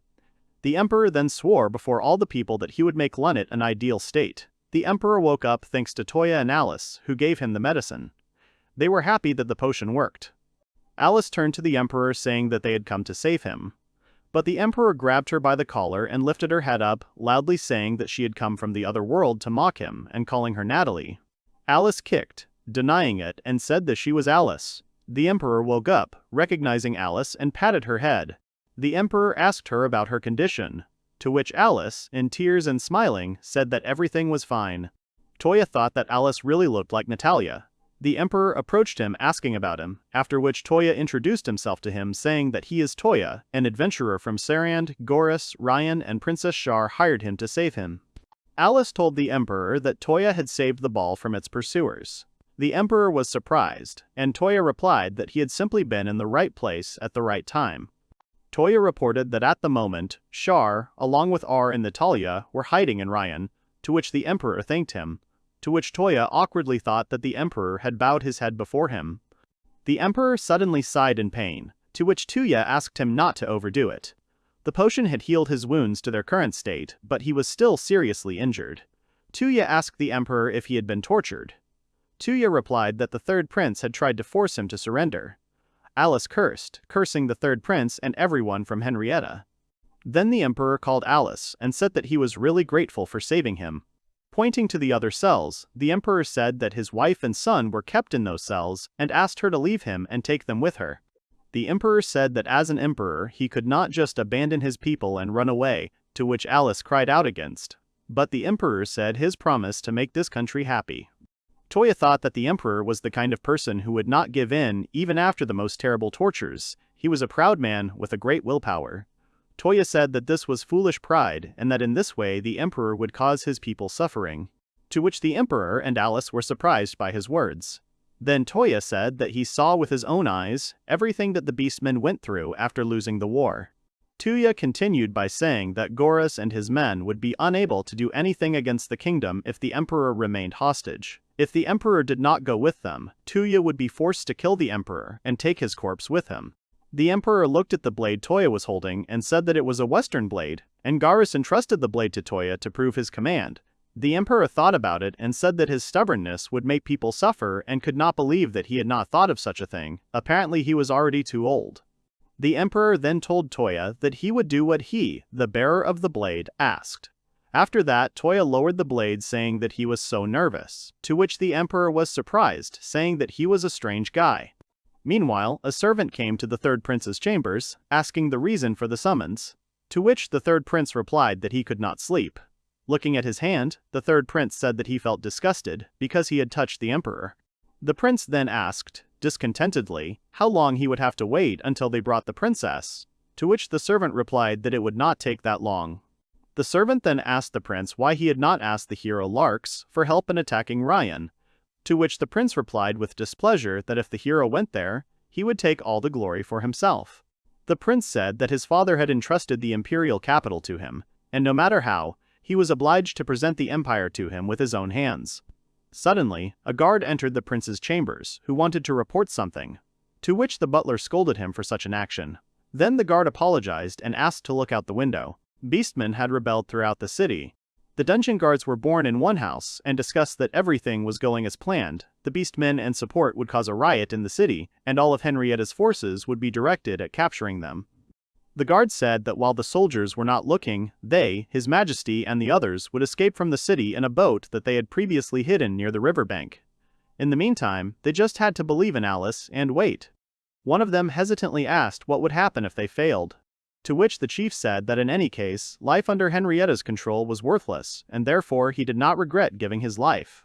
To which all those present agreed with him and resolutely shouted in support that they would go through all the difficulties together until the very end. Meanwhile, the emperor, his family, and Alice with Touya escaped from the prison and went underground.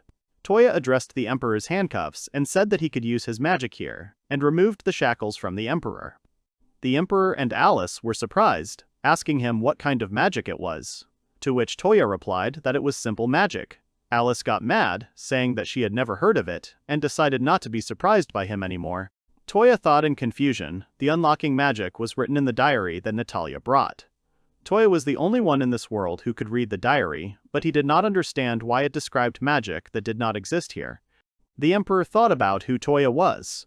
Then Empress Lonnet thanked Touya along with her son for saving them. The empress turned to Alice with a smile, saying that she had grown so much, to which Alice became embarrassed, saying that 10 years had passed. Touya thought that the imperial family loved Alice. The empress suddenly said that Alice was becoming more and more like Aunt Natalia. Touya was very surprised, and Alice awkwardly said that she would explain everything when they got out. Taking the torch, Alice went forward saying that they needed to hurry. Then the emperor turned to Touya asking him to wait until Alice told him everything herself. Touya thought in surprise about Alice's words about her family. Everyone moved on and came to the stairs. Alice pointed to the stairs and said that support was waiting for them at the top, to which the emperor thanked them for saving him. Touya was the first to go up the stairs to inform the others. Upon opening the hatch, Touya was met by one of the supporters asking him if His Majesty was safe. Touya confirmed that they were waiting below. The guard then rejoiced. Touya asked him about the others, to which the guard replied that they were all in the next room and he would call them. Touya rejoiced, saying that Char would finally be able to see his family. At that moment, Ferris appeared in front of him from the necklace. Touya asked in surprise why she had come, to which Ferris said she was glad it had worked out and asked him to listen to her. Then, pointing to the next room, she said that this house stank too much of blood. Touya heard this and got angry and asked Ferris to go back to the necklace. At this time, the guard came through the door with another gang of people who destroyed all of the support. Then Touya, with one swing of his sword, destroyed all the traitors, leaving only the guard. Threatening with his sword, Touya asked him that he hired everyone, to which the guard fearfully asked him to stop. Touya angrily asked the reason for his betrayal while threatening him with his sword, to which the guard replied that if they caught the imperial family, their position in this country would greatly increase. At this time, Alice looked in from the dungeon, inspecting the room, and saw Touya with a longsword. The guard spoke contemptuously about how stupid it was to allow beastmen to do business under the guise of equality. Touya put away his sword and told the guard that he would give His Majesty the right to choose his punishment, and he just needed to find out how much information had leaked out from here. Then the guard, seeing a crossbow nearby, took it and aimed at the back of Touya, who had turned around to shoot. But Elisa threw his dagger at him, thereby wounding him on the head. Touya turned around, looking at Alice, then Alice, lowering her head, quietly asked why, despite how far they had gone. Alice, unable to bear it, burst into tears and furiously asked why. Sometime later, the Emperor and his family came up from the dungeon to see Touya covering the dead bodies with a white sheet. The Emperor said with regret that he was sorry, and he did not think that anyone who supported them would betray them. The Emperor blamed himself for the fact that if he had not been kidnapped, none of this would have happened. Dropping to one leg, the Emperor said that he was sorry that he was disappointing everyone. Covering them with a sheet, Touya said that under these circumstances, they would not be able to trust anyone to support them. Then Alice asked how they would get out of the capital, since they would now know that the Emperor had escaped. Then Touya approached the Emperor, saying that he had an idea and asked him to trust him. The Emperor was not against trusting. Then Touya asked him not to be angry even if something happens.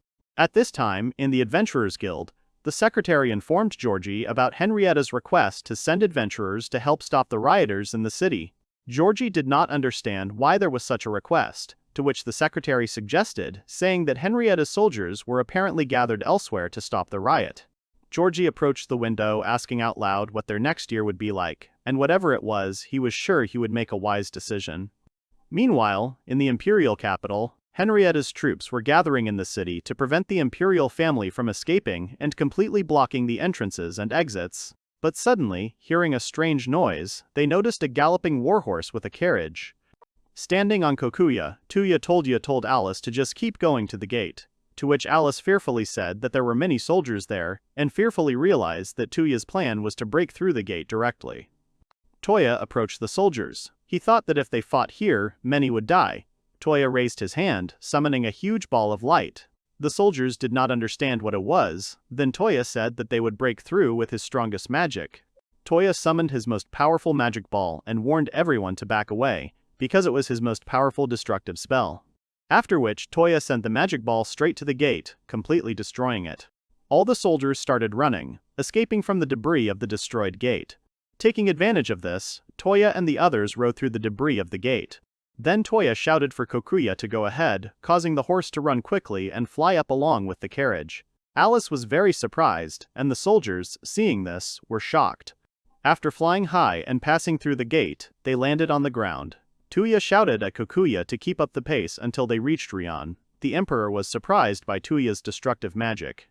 After riding away from the capital, Touya informed the others that they would definitely not be pursued for a while. Then, turning to the Emperor, Touya asked for forgiveness for destroying the Gate of Happiness. Alice hesitantly wanted to answer Touya, but the Emperor interrupted, saying that everything was fine and the Gate of Happiness was only a small part of the imperial capital's defense, and sooner or later it had to collapse. Touya thanked him for his forgiveness and said that their journey was not over, and asked him to remember this and take care of himself. Touya thought about how many soldiers had died when the gate was destroyed, and he would have to do it again to save the imperial family. At this time, Alice reported that they were almost at the checkpoint, to which Touya told her to hold the reins tighter. The soldiers at the checkpoint heard the sounds of approaching soldiers and were on guard. Touya approached, he used his airblade magic and aimed it at the soldiers, causing some to fall down with injuries. Touya then warned them to back off if they didn't want to be injured. At this time, in the imperial capital, the third prince was dumbfounded that the emperor had fled. He was puzzled and did not know how to tell his father, to which his servant thought that he knew that this would be too much for the prince. The king of the kingdom of Henrietta entrusted the third prince Lasset, the most beloved of all the royal children, to govern the imperial capital. If he succeeded in forcing the Lunate Empire to surrender, it would give him considerable benefits. When the imperial capital fell and the war effort turned in his favor, Lasset could already imagine how easy it would be to complete the task. The third prince ordered someone to be sent for the people who had fled, and they simply had to seize the emperor. But his servant told the prince that he wanted to report other news, to which the prince irritably asked what it was. Meanwhile, Touya and the others passed the checkpoint. Alice reported that they were quickly approaching the Beastman Autonomous Region. Then, calling out to Touya, Alice suggested that he take a short rest, and so did Kokwe. To which Touya refused, saying that if the pursuers caught up with them now, he would not be able to protect his majesty, and he was also worried about Ryan. Touya then said that they could arrange for Koki to rest, to which Koki slapped his ponytail in the face and kicked in displeasure. Then Alice said that even if Touya couldn't do it, she would be able to deliver his majesty and his family to Ryan. Touya smiled and said that he was counting on her. Then Touya remembered and asked Alice about her being related to Natalia, to which Alice awkwardly replied that he was an elf and looked like a human thanks to the ring, and it was convenient for her to look like a human since she was a secret agent. Then Touya asked with interest that if Alice took off the ring, she would look just like Natalia, to which Alice irritably said that it was rude and took off the ring. In the form of an elf, Alice said that only her ears would change shape. Touya was a little disappointed, expecting a different effect. Touya asked her why she didn't meet Natalia when they returned to Ryan, to which Alice replied that her family left her in Natalia's hands, and that was when she was still very young. Alice said that if Natalia saw how she had grown, she would definitely be shocked, and in fact, she simply didn't know what to do when she met her. Aunt Natalia taught Alice how to survive on her own. Natalia took her to the forest and made her hunt monsters. Despite the fact that Alice was an elf, she had a good command of magic. Thanks to this, she became very agile. Natalia was strict, but Alice had fun living with her. One day, Natalia just decided to quit her job and go on a trip. Alice couldn't believe that Natalia just disappeared like that without telling her. Alice said that it wasn't that she was mad at her, it was just that if she were to meet her, the idea of someone she considered family would really scare her. Then she jokingly said that Natalia was already old and she might start to forget things. Then Touya smiled, putting his hand forward and told her to leave it to him, because he would make her remember her aunt. Then Alice nervously said that if he did that, then she would definitely take revenge on him later. Alice said that she would count on Touya when the time came, to which Touya asked her not to worry about it. In the carriage, the Emperor's son asked his father who Touya was, because he could use unknown magic and could he be the hero from the legend. The Emperor then turned to Touya asking him about his profession, to which Touya asked for forgiveness, saying that he was forced to postpone the conversation after they broke through the fortress. Alice said that there must be a strong defense, to which Touya said that they must pass through it. Touya looked at his hands and thought that even if his magic consumed a lot of mana, he could not give up now. Touya prepared to use his magic. He suddenly saw a flag in the fortress. The soldiers in the fortress were on guard because of the approaching carriage, but they were stopped by Raoul, who saw the monster's horse near the carriage. Touya and the others' carriage stopped at the fortress. At that time, Char and R ran to Touya, hugging him joyfully. Char joyfully said that she believed until the very end that he would return safely. The Emperor then called Char, asking her if she missed Touya more than them. Char then ran to them, hugging them and crying with happiness, saying that she was so happy to see them. Touya was happy for Char. Touya then asked why Ryan's entire army was here, to which Goris replied that Natalia would answer the questions. Natalia turned to Touya and said that a few days ago, the kingdom's army attacked Ryan, but all the royal troops were stunned by the power of gurus, Char, and the others. All four almost completely defeated all the warriors of the kingdom, after which the troops began to retreat to the imperial capital. Everyone was happy about the retreat, saying that it was a clear victory for them. Goris told Char that if they captured the fleeing soldiers and took them hostage, they could significantly reduce the strength of the imperial capital. Gaurus continued by saying that if Touya succeeded in rescuing his majesty, they could take advantage of this moment to retake the imperial capital. But Natalia said that Touya had supposedly failed, with some hesitation, to which Cher and R interrupted her, saying that Touya would definitely bring the imperial family. Then Natalia asked Cher what they would do, to which Cher replied that they would take back the empire with their own hands.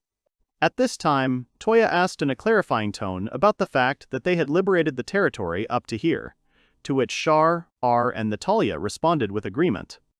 Char said that the royal soldiers who had fled to this fort had no strength left to fight. To which Touya thought for a moment that Char had asked him about the reason for the idea. Touya replied that nothing had happened, and said that he had now fulfilled the request. To which Cher and R confirmed this by saying that he was the only one who could fulfill such requests. Natalia offered everyone in honor of the celebration, after which Touya remembered Alice. At this time, Garus came to them thanking Touya for saving His Majesty. Touya interrupted him, saying seriously that his work to save His Majesty and the imperial family was complete, and he no longer had any intention of continuing his participation in this war, since it was not his war. Then Natalia asked Touya about his next steps, to which Touya replied that he was probably in Sarandi and would simply look for a place where he could safely live with Ferris and Koku. Touya said that when the war was over, he would simply come for the reward. Garus wanted to convince him otherwise, but the Emperor grabbed him by the shoulders, stopping him. Then the Emperor asked Touya to accept another request from him. Touya was surprised when the Emperor bowed down on one knee. The Emperor begged Touya to become the sage of this country. The Emperor asked Touya if he would become the sage of their country. Garus wanted to stop the Emperor, but the Emperor interrupted him, saying that everything was fine. Natalia also stopped Touya, who wanted to ask him to stop. Natalia told the Emperor that she had seen Toya's power, and it was beyond comprehension, and she was also sure that Touya would have become a sage without her help. The Emperor addressed Touya, saying that their country had a legend that a sage had attained the pinnacle of knowledge, a berserker, the pinnacle of martial arts, and a hero, the pinnacle of courage. The Emperor said that they needed his power. Touya asked what he was forcing him to do. Then the Emperor said that they were in his debt. Garus added that they would defeat Prince Rasset and retake their capital. The Emperor said he wanted them to think things over before their troops regrouped and marched on the capital. After that, Touya sat outside thinking. Natalia came up to him with a bowl of food and sat down next to him. Natalia said that a direct request from the Emperor to an adventurer is rare, and as a reward you can get a city to rule, to which Touya nervously said that it is not necessary. Touya said that even though he was a hero, it was their common merit, to which Natalia agreed with him, eating her food. Meanwhile, in the stable, Elisa sang a song and happily washed Kokie. She asked him with interest how much he was worth, then said that perhaps Toya's family would not sell the horse. At that time, Natalia and Touya came to their barn. Natalia asked Elisa what she was chatting about with Kokue, to which Elisa, hearing her voice, became nervous, slowly turning around and calling her grandma. Natalia discontentedly told Alice to call her younger sister, to which Alice replied that Natalia was her grandmother's younger sister, so she had the right to call her that. Touya was surprised by this. Natalia told Alice that she had grown up in such a short period of time, to which Alice replied that it had been 10 years already. Natalia was surprised by this, saying that she had planned to visit her homeland earlier. Alice, showing her figure, asked Touya about her figure. Natalia also joined her, to which Touya awkwardly thought that the noise had doubled. Natalia said with a smile that Alice had not changed at all, then she apologized for just leaving silently. Natalia did not know which country to go to so that the half-humans would not be persecuted there, and she also did not know how to say goodbye. Natalia, leaving the barn, said that she was glad to see them and that she had to go now. Touya wanted to stop her, but Alice interrupted him. Then Touya said that everything is not so good, because he has to say something before their meeting. Then Alice answered that everything will come to its place. Touya looked at Alice and said that this is why they are called family. After which, Alice followed Natalia, thanking Touya and inviting him again when there would be room for the elf. Touya thought about it nervously, then said that he was happy for Alice. In the evening, in the fortress, people were celebrating, playing instruments, and a dancer was dancing near a large fire. Touya admired her dance, and Char explained that this was a dance that the beastmen were passing on to people for them. Char said that all these smiles of the people were thanks to Touya. Touya thought for a moment. Then Char said that when they recaptured the imperial capital, their hearts would be reunited again. Then Touya said that they could leave everything as it was and keep all the people alive, to which Char replied that the third prince would not give up the capital just like that. Touya said that if they win the war, the people will not stand aside. Natalia, who approached them, said that it would be a merciless war until the last blood. Then Char resolutely said that they must take back the capital for the sake of universal peace, and that is why Touya must help them. Then Touya said that he also didn't want to see people suffer, but he was not a hero, and he was not going to be a weapon of war. The next day, the guards informed the emperor that Touya had disappeared from the camp without a trace. Garus was displeased with this action, but the emperor said that Touya was not a soldier in their army and they could no longer borrow his strength. Ar and Char stood near the emperor's tent and were sad about this news. Meanwhile, Touya was catching a big fish from the lake, thus pumping up his fishing skill. Touya and Kokue looked at the big fish, wondering if it was edible. In the evening at the guild house, Touya was met by Ferris, who said that the bath was ready. Touya thanked her and said that he had encountered 2 new monsters there. Ferris listened to all his stories with a normal face. In the bath, Touya lay in the water and completely relaxed. It seemed to him that he spent an eternity next to Natalie because of Alice's request. Touya also thought about what he wanted to ask the emperor about the berserker. After the bath, Touya and Ferris stood outside the open window, and Touya asked her if the goddess Tartaria knew about their world, to which Ferris replied that she probably only knew the name. Touya said out loud that he wanted to know what his power was for. If it was to kill, then that was sad. Ferris wanted to touch him, but her hand fell apart, which made her sadder. Touya awkwardly asked Ferris about having a statue of him all over the country. Ferris thought for a moment and said that it would be cool. Outside the window, Coco was laughing while lying on the ground, to which Touya said that if he found it funny, it was a good idea. Meanwhile, in the imperial capital, the prince was informed that Lunet's army had broken through the border and would arrive in 2 days. The servant advised the prince to wait another 5 days, to which the prince shouted angrily at the servant. The prince nervously said that he had to send his army to Lian, and if the rebels broke through, he would die, and how would he then look into his father's face? The servant next to him thought that the prince was growing. A guard came and told the prince that the Adventurers Guild had come to visit him, to which the prince was surprised. When the prince went out into the street, he saw George, who informed him that he had captured the accomplices who had helped the king escape. George then greeted the prince and said that he had captured about 50 rebels. Seeing so many rebels behind, Georgie the prince, irritated, ordered them all to be executed. Then Georgie suggested that he find a better use for them, explaining that they were using the rebels so that the emperor could not attack them easily. One of the rebels told Georgie that he was betraying the emperor. Georgie hit him hard and cursed. Then the prince asked Georgie the price for his idea.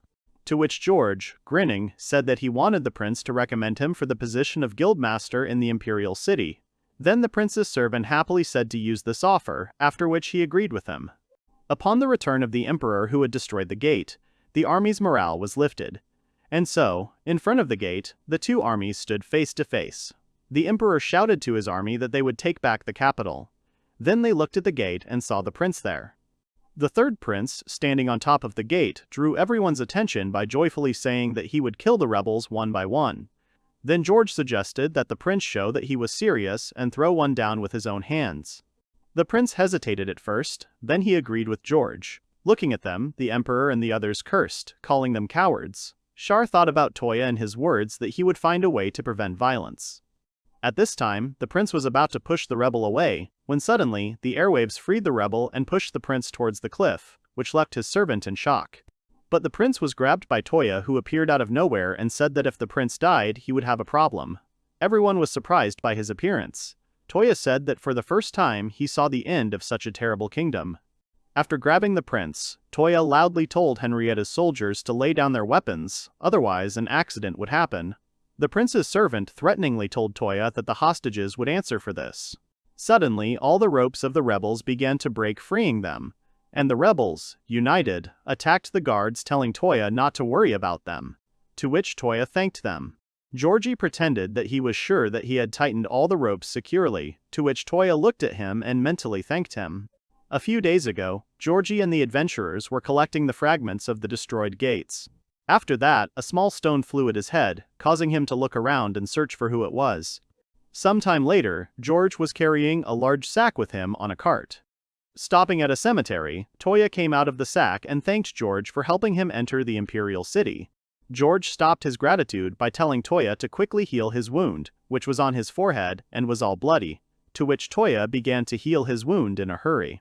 Later, in the Adventurers Guild, Georgie poured himself some wine, complaining about his wound. Sitting languidly, Georgie recalled Ebron's letters, which contained information about Touya, to which he awkwardly thought how much information he had. Georgie, drinking wine, asked Touya what he wanted to know from him. Touya said that he wanted to put an end to this war and asked Georgie to help in this matter. After drinking all the wine, Georgie stood up saying that he wanted to sleep, but Touya wanted to stop him. Then Georgie replied that he represented the guild, and if he sided with one country, the life of the guild of the other country would be at stake. Moreover, George did not know where to start and said that he could betray him. Then Touya replied that if he were to hide the half-humans, he would hardly be Henrietta's ally. Touya then pointed to the statue that Ebrand had made, after which Georgie looked at him in bewilderment. Touya abruptly closed the statue with the door and said that he heard this from Mira, recalling her words about Ebrand only giving the figures to those he trusts. Touya said that he doesn't have many people he trusts, and Ebrand was one of them, and if Georgie is the person Ebrand trusts, then how can he not trust him? After which Georgie smiled and said that he didn't think that anyone would be so attached to Ebrand. After which Georgie said that the prince had a lot of guards and asked Touya if he had any plan.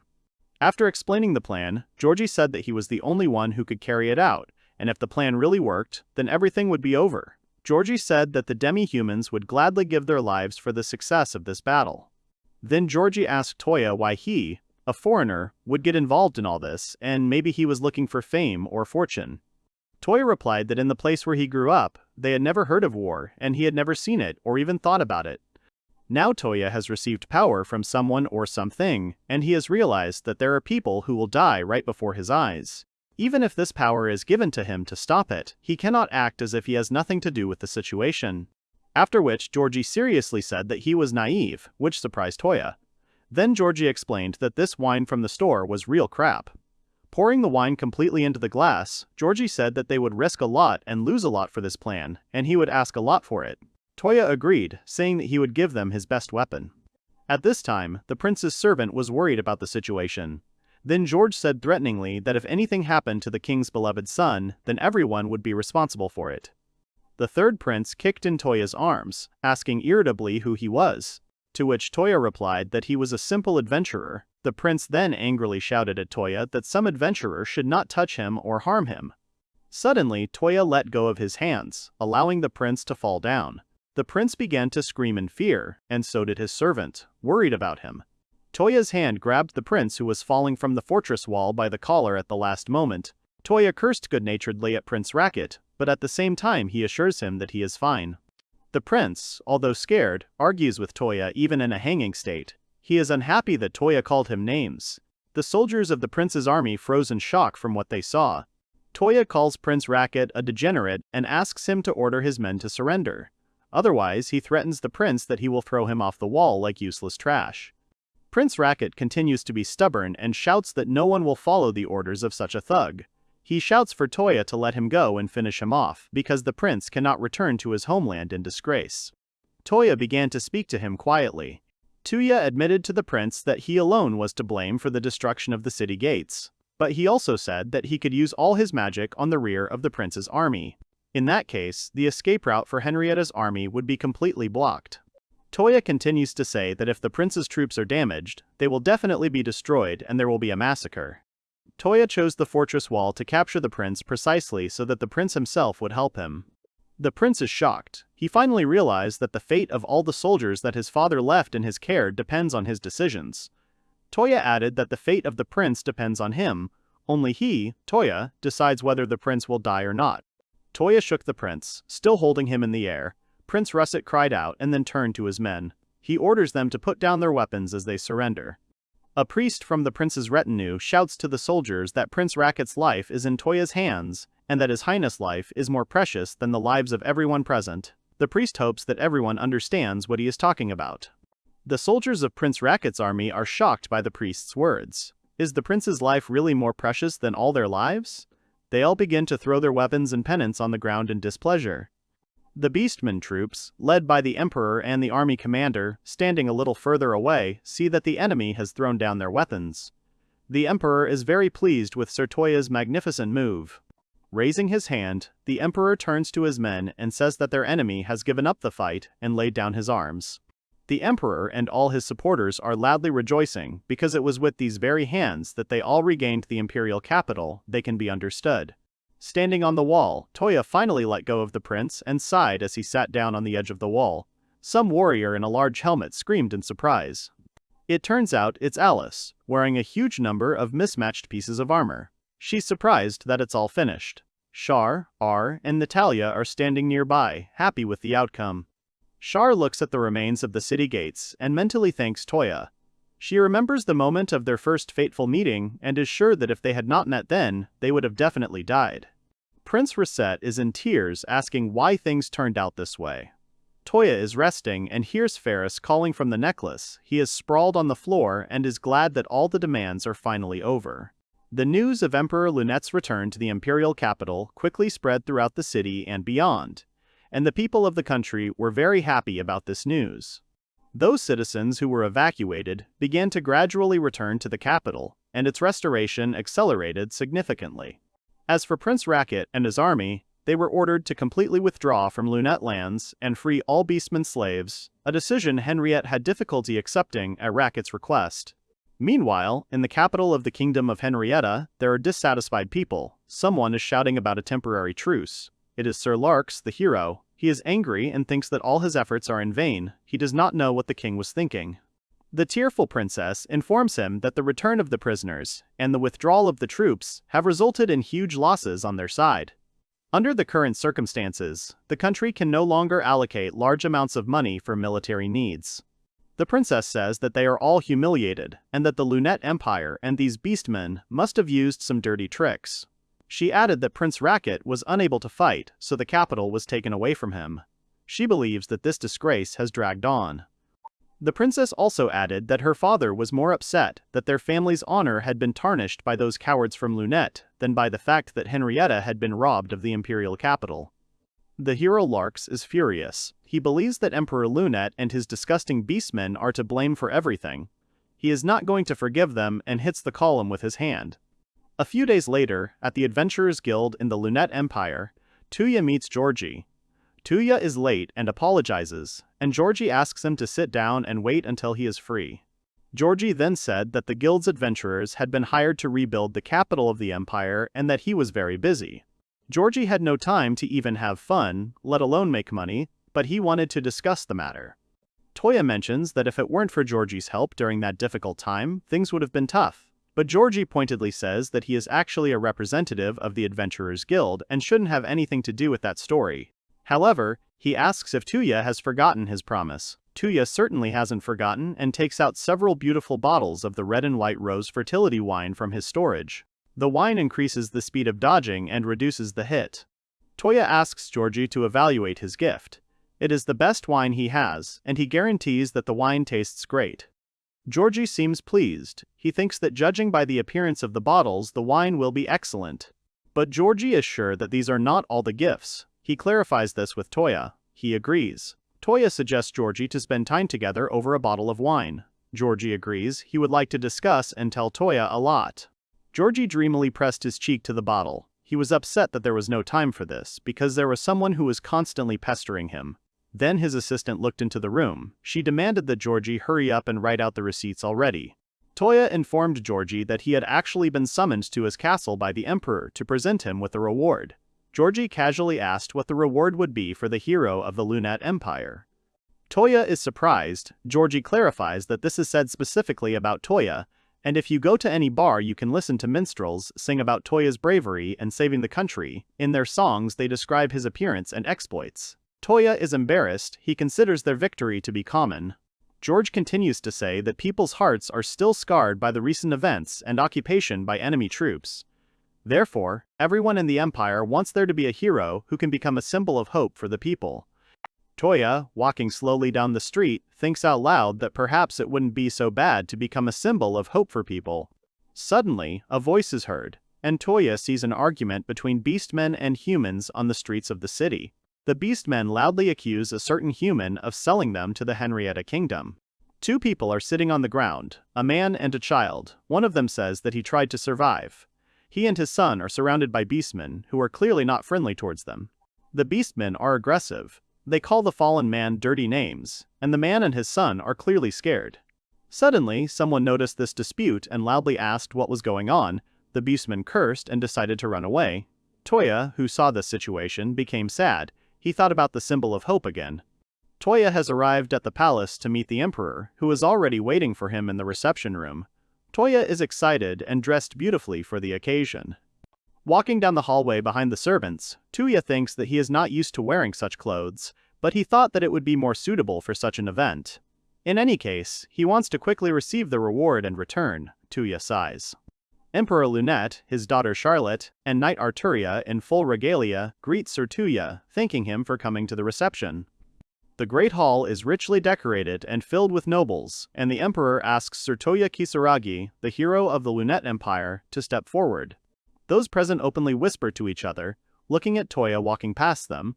He, in turn, is surprised that there are so many of them here. Touya approaches the platform where the Emperor and his daughter are, feeling awkward. The Emperor expresses his gratitude for the great work Touya has done for the country and wants to give him the greatest reward he can offer. Suddenly, the people and beastmen present in the hall became animated, many in shock. Touya, kneeling, is ready to listen to the Emperor's proposal. A loud, uncomprehending scream is heard from the house, and then Natalia's uncontrollable laughter is heard. Sitting at the table with Touya and Elisa, Natalia laughs and swings her legs. She is ready to burst from laughter. Touya is outraged and thinks that she laughs too much. Alice smiles cheerfully and says that if this is Toya's reward, then it is quite appropriate. However, Natalia could not even think about it because Touya will become a marquis. Touya is embarrassed and does not know what to answer the girls. However, Alice winks slyly at Mr. Marquis. Most of all, she was surprised that there is something more than this award. Touya is silent, and Natalia asks in confusion what it could be. Touya thoughtfully recalls the recent reception at the castle. Emperor Lunette granted Touya the title of Marquis for his outstanding service to the people of the Lunette Empire. Touya was then very surprised, as were all the nobles in the hall. Did the Emperor really mean the title of Marquis, which gives the right to be noble? But that's not all that the Emperor has prepared. The Emperor also announced that day the engagement of Sir Touya and Arturia von Milde, Deputy Commander of the Royal Guard, as well as his beloved daughter Charlotte van Lennep. Touya was shocked by this statement of the Emperor, and the opinions of the nobles in the hall were divided. Some thought that this was great news, while others, on the contrary, thought it was nonsense, because Touya did not even have a position in society, since he was a simple adventurer. Goris von Milde stood up for Touya, loudly informing those present that from now on, Empress Lunette and he, Goris, would look after and protect Lord Touya. Goris believes that there is a reason for all this, so those present in the hall should simply accept the Emperor's decision with difficulty. A servile cry was heard from the hall that those gathered agreed with this. Natalia jumped up from her chair and screamed. Does Touya really want to say that he is engaged to both R and Char at the same time? But in that case, she, Natalia, should already be his legal wife. Touya tries to calm her down somehow. Touya had no choice. At that moment he could only agree, but he does not want to be a marquis, and especially does not want to get married. Natalia calmed down and says that it seems she knows the reason. While gnawing on an apple, Natalia tells Alice and Touya that it's simple. It was done so that other people, using their power and influence, could not get to Touya. Alice suddenly realized after Touya's words that the only one whose position is higher than the Marquis is Mr. Goris of the Mild House, and also the head of the elves of the independent region. They are the only ones at the moment. With the engagement to the princess and the duke's daughter, Touya will have a lot of influence at court. Touya interrupts. He doesn't understand why the nobility goes through all this to get to him. Natalia says that Touya probably hasn't realized his worth yet. Natalia reminds him that Touya is now a hero who saved the country. And in this country there are many who would like to subjugate such a hero. Touya is confused and silent because Natalia is right. Touya thinks that's why they're so one-sided, and then a man in a hooded cloak enters the room and asks him to explain himself. The man in the cloak turned out to be Emperor Lunette. The owner of the establishment greets His Majesty in surprise. She did not expect to see him here. Alice is also surprised that His Majesty has come to them in person, but the Emperor assures her that she has nothing to worry about. Natalia says that she knows what he is going to do.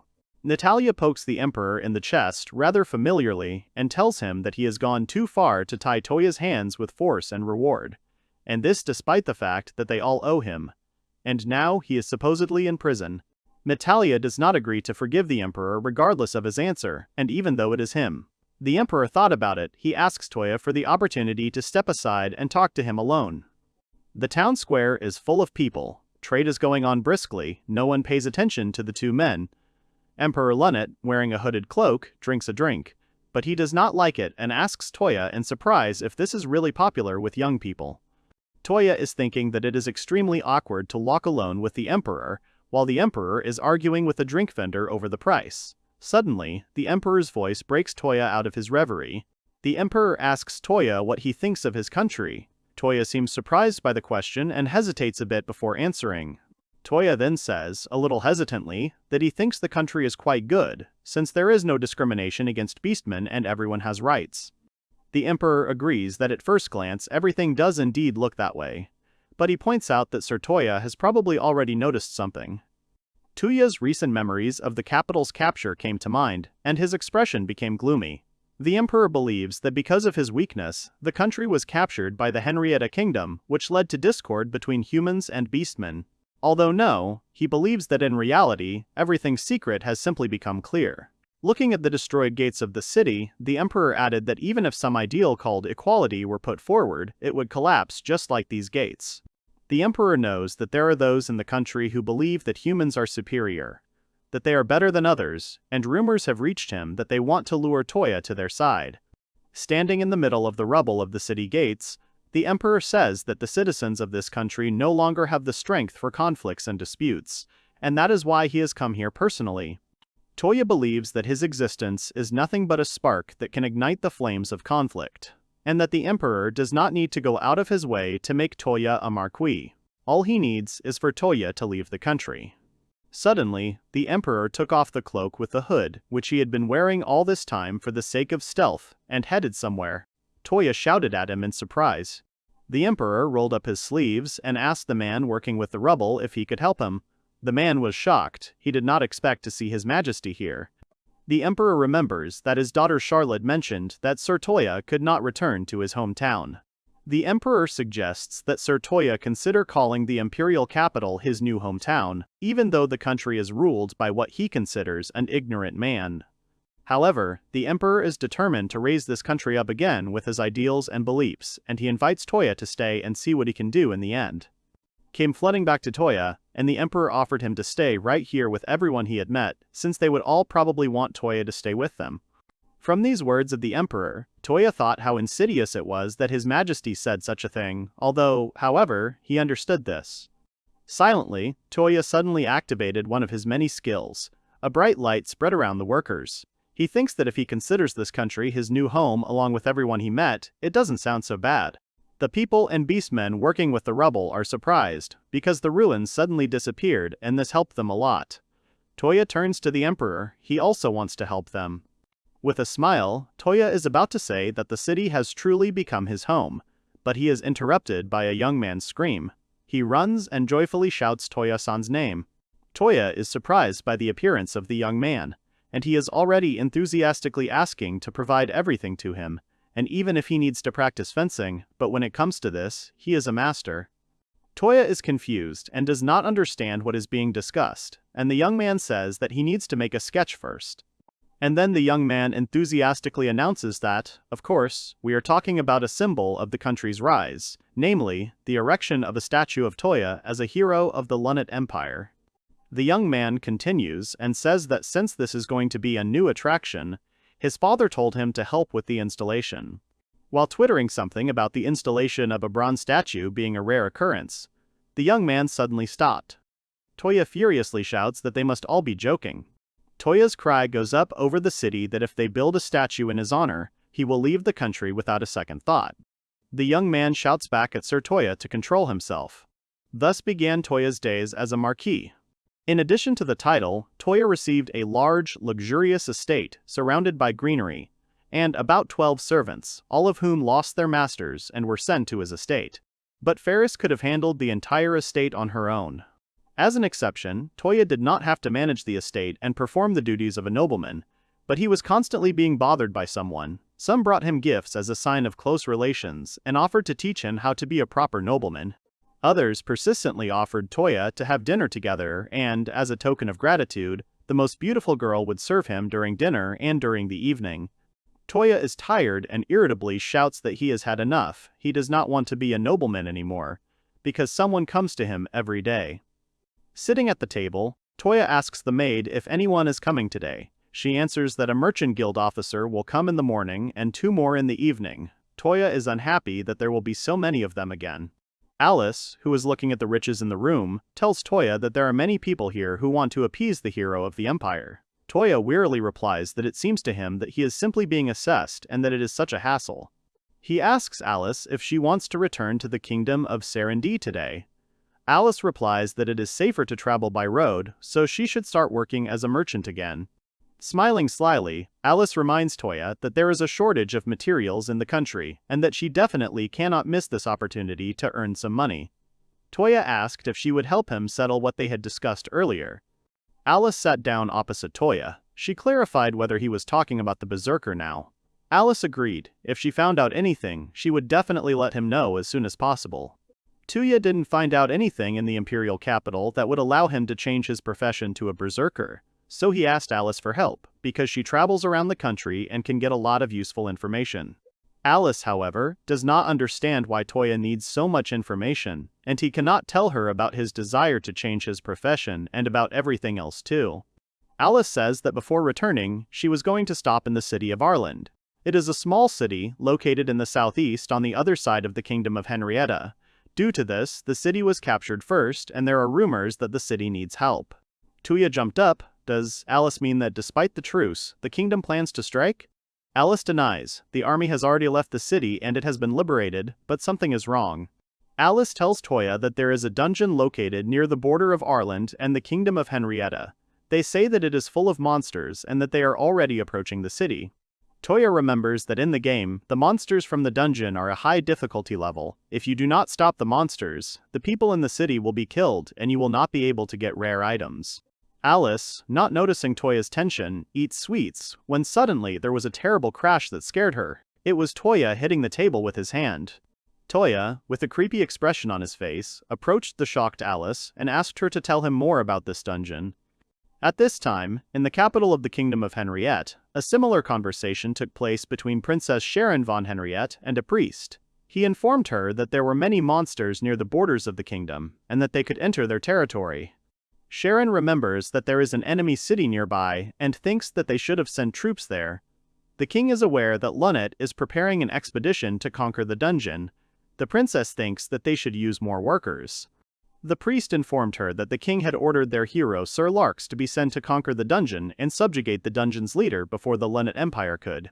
The king is sure that there is no need to allow the hero, who only knows how to train during the truce, to continue playing at training, especially since the king wants to have some fun. The action moves to Touya's estate. He puts on his adventurer's cloak and is happy because he hasn't worn it for so long. Ferris says that if he is finished, then they can leave right now without being noticed. Touya is grateful to her, but asks to return to the necklace. But Ferris isn't upset at all. She's happy. It sounds fun to her, and after such a long break, she's happy to be able to go with him. Touya smiles happily at Ferris. He even sorted out a few things that were causing concern and also read a few words in a note for Charlotte and the others. He's focused sharply and now he's thinking that it's time for them to leave. Touya, riding Kokyo, is shouting for Arlen to wait for them. They're already on their way. Touya thinks that there might be strong monsters there and asks if Kokuyo is scared. The horse looks at him strangely over his shoulder. And suddenly Kokuyo jumped up sharply and lashed the rider with his long tail as a sign of indignation at his words. Touya immediately whined that he was just joking. Touya and Kokuyo are standing on a small hill, and their eyes are opened to a stunning view of the mountains and forest. This world is very beautiful. Touya seems happy, and the only thing he doesn't want is to be locked in the manor and see the nobles every day. He needs to go at least one more level to become a berserker. He doesn't even know the reason for his invitation to this world, so he made it his dream. Touya quickly jumps forward and shouts for the dungeon boss, or rather, the experience points, to wait for him. At the same time, in Sir Larks's chambers, the guard, bowing his head, informs him that everything is already prepared and ready for departure. Sir Larks asks that the king be notified of this. Turning around, Sir Larks, the hero of the kingdom of Henriette, confidently declares that in the name of the king and the kingdom, he will defeat the dungeon boss before the Lunnet Empire. Meanwhile, in the forest near the city of Arland, where small animals are scurrying around, Touya looks up and smiles contentedly. He arrived there to level up. The entrance to the dungeon in the depths of the forest is located in the interweaving of branches and roots of large trees. The entrance looks very ominous and from the inside, as if some kind of force is visible. A group of people in the camp are tense. The leader asks them to be careful, because monsters have come from the forest. These are pig-faced monsters, which are called orcs. In a clearing, surrounded by monsters, there is a group of warriors and a girl in combat gear. She is ready for battle, but she is surprised where so many monsters came from. In the forest near the city of Arland, a battle is taking place between the pig-faced monsters and Touya and Kokuyo. The warhorse destroys the monsters with dexterous and powerful blows of its hooves, helping its master. Touya is a little displeased because Kokuyo went deep into the forest without permission, but now they will quickly deal with the monsters thanks to his strength and help. Kokuyo and Touya stand surrounded by lifeless orc bodies. Touya is pleased because he and his horse literally dealt with this horde of orcs in a second. Kokuyo is in his element and licks Toya's head, and Touya agrees with the fact that they do have two winners after all. About 5 days after leaving the capital, they pass through the forest, leveling up at the same time. They were approaching the city of Arland in the southeastern part of the Lunate Empire. Touya and Kokuyo's mission was to find a group of ruins in the center of the forest where the monsters had settled. And if they contained everything that was usually found in a dungeon, then it would be a chance to learn more about this world and obtain information. Touya wipes his face. He has another reason why he fled the capital. He tells Kokuyo that if they go deeper into the forest, they will encounter other, more terrifying monsters. This is probably the effect Alice was talking about. Suddenly, a gust of wind blew in, and Touya instantly felt something unusual, even frightening, on his back.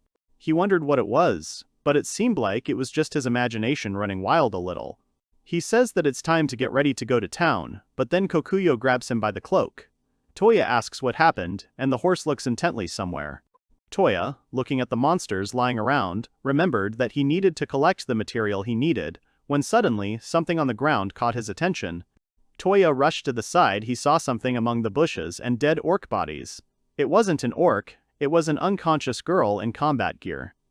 Meanwhile, in the city of Arland, a dispute is taking place in the local adventurers guild.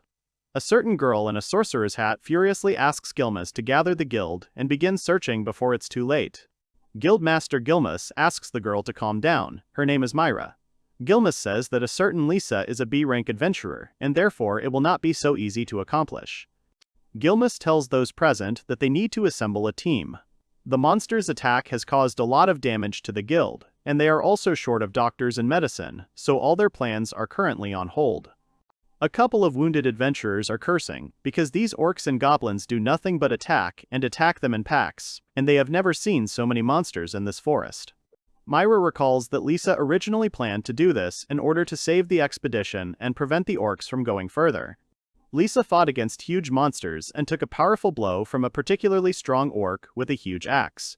Myra saw Lisa fall as the orcs came at them en masse. There were a lot of orcs, a whole pack. The adventurers and members of the expedition decided to leave as soon as possible.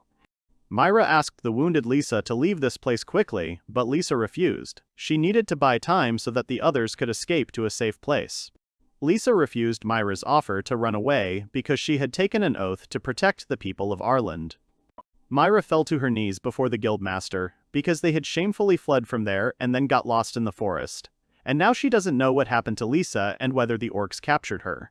Guildmaster Gilmas says that if all this is true, then he has no choice but to ask for soldiers to be sent into the forest. Then the administrator girl ran into the room where Myra and the others were talking, shouting to Gilmas that she was already in the city. Everyone in the room rushed outside, where they saw Lisa unconscious. She was being carried by Touya, riding a huge warhorse. He said that he had to return her because she was a member of the guild. Guildmaster Gilmas bows his head and thanks Touya-san for his valor and for helping them. Touya is embarrassed, saying that Lisa was just lying in the forest where he saw her and decided to bring her. Gilmas says that she wasn't the only one Touya failed to help. Gilmas is also grateful to Touya for using his quick regeneration magic to heal all the adventurers who were being treated in the guild. Touya was embarrassed again. He couldn't do otherwise. After all, how could he leave the wounded without help? Gilmas thinks that Touya is too young for such strong magic. Touya justifies himself by saying that he is simply in good shape. Gilmas doesn't know if Touya Kisaragi, a Salvation Army hero and A-rank adventurer, thought the question was stupid. Touya jumped up, surprised that Gilmas recognized him. Gilmas agrees. How could one not recognize the great healer riding a warhorse? Touya underestimated Gilmas. Information about Touya came to Gilmas through the Capitals Guild, but Gilmas does not know why Touya came to Arland. Touya replies that he came to the city without need, he did not want to make a fuss around himself, and planned to sneak in quietly.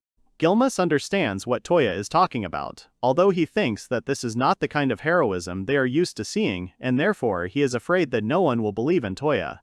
But despite this, Gilmas is very happy to meet him. Gilmas is worried because Lisa is irreplaceable in the city, and it is his fault that he sent her into the forest without proper preparation. Touya wonders if Lisa is an adventurer. He asks if Gilmas sent her to explore the dungeon, and he confirms.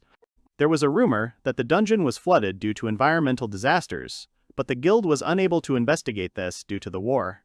Gilmas continues to say that this time there is a high probability that the flood has already covered the entire area. Touya clarifies what is the reason for all this. Gilmas worriedly suggests that it is probably caused by the war, which could cause the core of the dungeon to burst out. Touya clarifies what this core is. He remembers that in games the core usually had a special meaning. Dungeon is a ruin surrounded by underground caves. They are formed in places where the magical power flowing in this world easily gathers. The magical powers that have accumulated over time gradually form a pearl, which is called the core of the dungeon. Monsters attracted by magical power inhabit the surroundings of the dungeon, and some researchers say that monsters are created from this very core.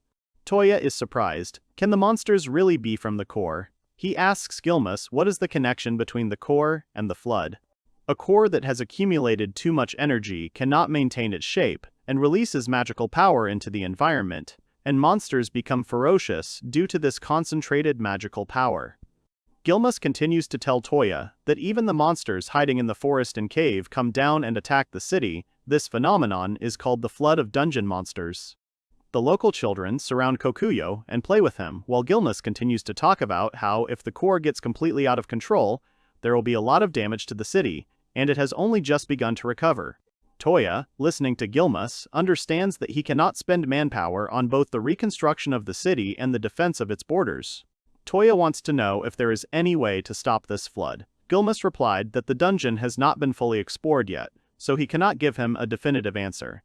However, Gilmas is sure that the master of the dungeon, who is called the Guardian and who is probably protecting the core in the deepest part of the dungeon, must be destroyed, and then the core must be removed from the dungeon so that it no longer accumulates magical power. Gilmas says that was their original mission. Touya remembers that in the game, the master who protects the core was a high-difficulty quest in which high-ranked players would team up to destroy him and free the core. Touya thought about it. He was sure that if anyone could handle such a task, it would be only himself and Kokuyo. Then the girl ran into the room again, telling Gilmas that Lisa had come to her senses. Lisa comes to and sits in bed, asking for forgiveness for making them worry. Master Gilmas asks how she is feeling, but Lisa is fine. She asks if Touya-san helped her. Lisa says she had no strength left and just lay down on the grass. She doesn't know what would have happened to her if Touya hadn't found her. Myra tugs at Toya's coat and thanks him awkwardly, her voice breaking. Myra thanks Touya in tears, because if the orcs had killed Lisa, she, Myra, would never again taste meat prepared by Lisa's hands. Touya is slightly shocked. He did not expect to hear anything about meat. Lisa turned to the guildmaster and asked if it was true that 2 people died as a result of the orc attack. Master Gilmas frowned. He answered Lisa that the number of orcs was growing every day more and more. He simply could not calculate the forces, and, as a result, lost excellent warriors and led the orcs to the city. Master Gilmas asks Lisa not to blame herself for this, as he is sure that it is entirely his fault. He wants Lisa to have a good rest, but Lisa does not agree to sit here while the people in the city recover from the orc attack. Getting out of bed, Lisa asks to be sent to the dungeon. Touya is surprised that only after coming to her senses she is already eager to fight. Myra screamed that she didn't understand what Lisa was saying, what orcs she was talking about. Myra suggested that she go and eat meat cooked on oak chips. Master Gilmas understands Lisa's feelings, but they have very little information yet and therefore cannot take any risks. He asks Lisa to rest again. Then Master Gilmas looks at Touya carefully, as if he is thinking about something. Gilmas offers Touya to stay at the guild in a private room if he hasn't found a suitable inn yet. Touya tries to refuse, saying that he's fine and can spend the night at the stables. The girl administrator reassures Touya by saying that her parents own the hotel and that he won't have to pay, the guild will pay for his overnight stay as a token of gratitude for saving Lisa. Master Gilmas would also like to talk to Touya for a bit if that's okay, as he has a few more questions. Touya asks again, surprised. He immediately remembered the other two guildmasters and isn't sure if Gilmas would be different. Apologizing for having to walk Touya to the hotel with her due to the guide being busy, Lisa remarks that the guild people seem to be busy rebuilding the city after the attack. Lisa is delighted that Touya has a warhorse. She thinks it's great because the horse is very strong and resilient, and Touya replies that Kokuyo is first and foremost his comrade. Myra enthusiastically tells Lisa that the horse is very smart, because he found her among the bushes and trees. Lisa agrees. Lisa suddenly stopped and bowed to Kokuyo. She thanks him. Then Touya and the girls notice the state of the street in front of them. He notes that the city seems to have suffered greatly from the royal army and attacks. Lisa and Myra are dejected. Lisa reveals that they were both out of town during the invasion. Touya says that he received information from a merchant woman he knew that the lord and his wife refused to hand over the beastmen, for which they were executed by the kingdom's soldiers. He asks the girls if this is true. Lisa replies that people say that the lord was indeed a good man. Myra agrees. They were good people and were respected by both the beast and human races. Myra informs Touya that after the death of the lord and his wife, her son Jay took everything into his own hands and is now continuing their policies. Touya asks what kind of person Myra's son is. She suddenly becomes embarrassed and hesitates to answer. Myra changes the subject and asks Touya if he is an adventurer and where he came from. Touya answers that he came from the Imperial City. Lisa braked sharply and asked worriedly that since Touya was from the Imperial City, it turned out that he was the hero that everyone was talking about. Touya denied it. It seemed that he was in trouble and he urgently needed to come up with something. Lisa suddenly rushes to Touya and asks if he knows Sir Kisaragi. Touya is surprised but answers that he once saw him from afar. Lisa is delighted because Touya has seen him. Lisa, in extreme excitement, starts babbling about how she only knows him from bard songs, but they say he is the hero who saved the capital and that his aura can be felt from afar. He also fought ogres. Touya thinks she has fallen in love. Myra starts to pull Lisa away from Touya and apologizes for her behavior, because Lisa is a longtime fan of Sir Kisaragi. Touya asks again if she is really a fan. Lisa calms down and is embarrassed because she couldn't control her emotions and told everything. Touya hesitantly says that merchants can exaggerate his virtues, just as bards can embellish reality. But Touya is curious about why Lisa is a fan of Kisaragi. Lisa confidently replies that it is because he is a hero who saved the empire, and that is why she admires him. Touya looks at Lisa in surprise, and she, looking at the destroyed streets of the city and the grave mounds, says that if she had even a drop of Lord Kisaragi's power, she would save the city. Lisa frowned and looked sternly, while Touya and Kokuyo stood next to her and also silently looked at her. Evening conversations at a roadside inn. Someone says that monsters live in the depths of the forest, ready to attack any traveler, and that a good reward is given for their capture. The interlocutor replies that he is going to leave the city tomorrow. The chatter in the tavern continues. One of the patrons says that there is a lot of money to be made, and another considers him a fool for being willing to risk his life for money. Touya, sitting near the chatterboxes, hears one of them say that this city is in danger of destruction anyway, and that they have nothing to lose. Someone says that adventurers have a hard time. It's the receptionist, her name is Maya. Touya asks if she's finished working at the guild. Maya confirms, and thanks to Touya, the inn has a signature dish. Touya says that, unfortunately, being an adventurer is quite dangerous, because he himself is an adventurer and knows this firsthand. And Lisa tried to save the city, risking her life. Maya replies that Lisa is very different from other adventurers. She was born and raised on this land, but her family and relatives were mercilessly killed by soldiers who came from the kingdom under the command of Sir Larks. Maya thinks that Lisa feels responsible for the safety of the residents. Since this happened, she constantly trains and rushes to protect the city at the risk of her life, and Maya does not understand how she gets out alive and unharmed every time. Maya adds that Lisa is probably training even now. Touya is interested and asks Maya where exactly. The evening street in front of the stables, where Touya, holding the inn's signature dish, offers Kokuyo to eat together. The horse swallowed the delicacy in lightning speed. Touya looks with disgust at the drool hanging from his hand after the horse grabbed the treat from his hand, and then he notices something. This is Lisa. She trains hard with her sword, striking blow after blow against the training logs, her movements precise. Touya and Kokuyo watch her practice. Touya said out loud that Lisa is really giving it her all. Touya remembered that the guildmaster wanted to ask him something. When Touya met with Master Gilmas, he told him that he was thinking about sending a group of adventurers to take over the dungeon again. However, the forest was very dangerous for people as it was. The guildmaster is confident that Myra and Lisa will form their own group of adventurers, focused on the higher ranks of their guild. He can't tell why yet, but they can't put Lisa in danger again, and knowing her, she'll drop everything and go save the city, even if she's all alone. Touya says that the guildmaster wants him to accompany Lisa as one of the adventurers. Touya, standing next to Kokuyo, says that he didn't think that when he came to this city, he would be given an assignment and treated like a hero, but if there really is a monster in the dungeon that they can't control, then the city is in great danger. And Mr. Gilmas, knowing full well who he is, still entrusted him with such a mission and asked Touya to accompany Lisa. Most likely, she really is a very valuable adventurer, and she is also a fan of Touya, and this embarrasses him a little. Touya tells Kokuyo that their vacation looks like it won't be long. The warhorse stamps its hoof on the floor in agreement. In the capital of Lynette, a few days after Touya's departure, Char finds his letter and cries out in frustration. How dare Touya leave without warning her? She would have dropped everything, but he didn't tell her. She reads in the note that Touya is going on vacation to Arland. Char orders the servants to prepare a carriage for her. They remind her that the princess still has an important meeting. R runs into the hall. Char indignantly asks if she saw what Touya left. R says that His Majesty wants to see Char. R reports that she has just been to His Majesty, and he is very much looking forward to seeing Char. Char is surprised by this news.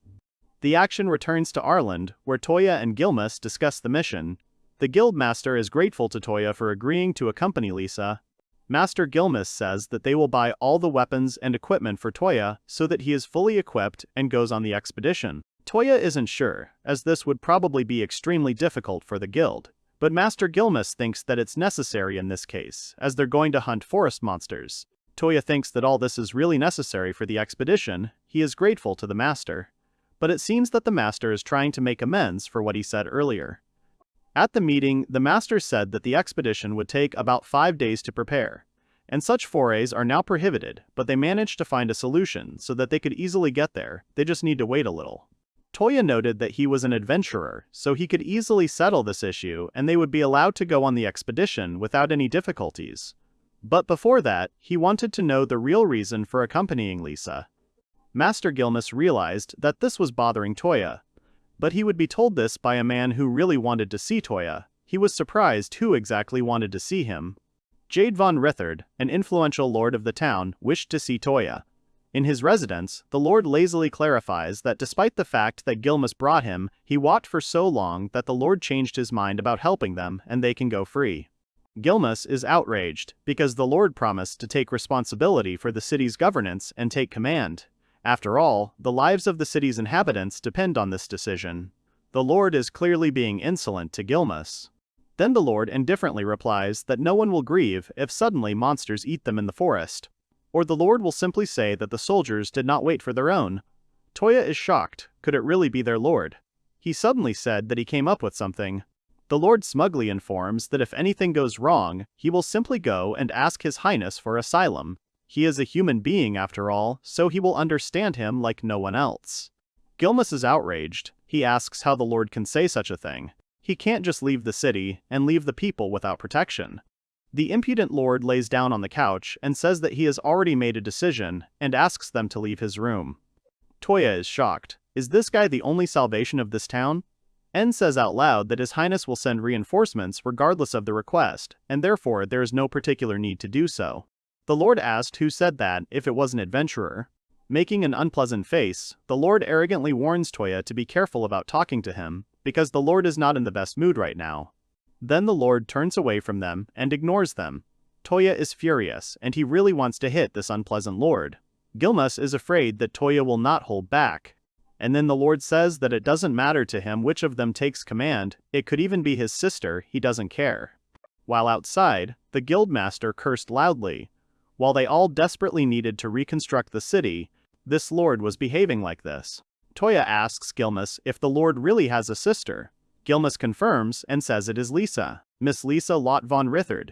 Touya is surprised by the fact that Lisa comes from a noble family. He wonders out loud to Gilmas how a noblewoman could become an adventurer. Gilmas hesitates to tell Touya about this, but decides to do so. Gilmas remembers that Lisa was interested in fencing since childhood, and would often sneak into the guild and watch the adventurers. He himself often taught her swordsmanship when she was a child. Gilmas remembers with a smile that he did not like to lose, but he lost to this girl every time because she was a master of the sword. Touya mentally noted how warmly he spoke of her. When Lisa grew up, she ran to Gilmas asking to be accepted into the guild, but on the condition that no one would know her origin. So she became an adventurer, and no one except the master and her friend knew who she was. For the rest, she was just an orphan. Since Gilmas promised not to tell anyone, he hid her real name, surname and origin until the very end. Touya understands why Gilmas did this. But when the city was attacked, her family was evacuated to another city, taking Lisa with them. She still can't forgive herself for agreeing to leave. Gilmas says that this city means a lot to Lisa, which is why she is so eager to fight to somehow help her people. Touya thinks that the Elder Lord understands that he cannot rule this city alone, but he does not want to admit it. Lisa is much more noble than this lord, and she can protect this city without anyone's help. Suddenly, a loud sound of bells was heard. Gilmas recognized it and could not believe what he heard. Touya does not understand what is happening. Maya runs towards them, out of breath, and reports that the alarm has been raised because monsters have been spotted near the city. Maya fell, but continued to speak.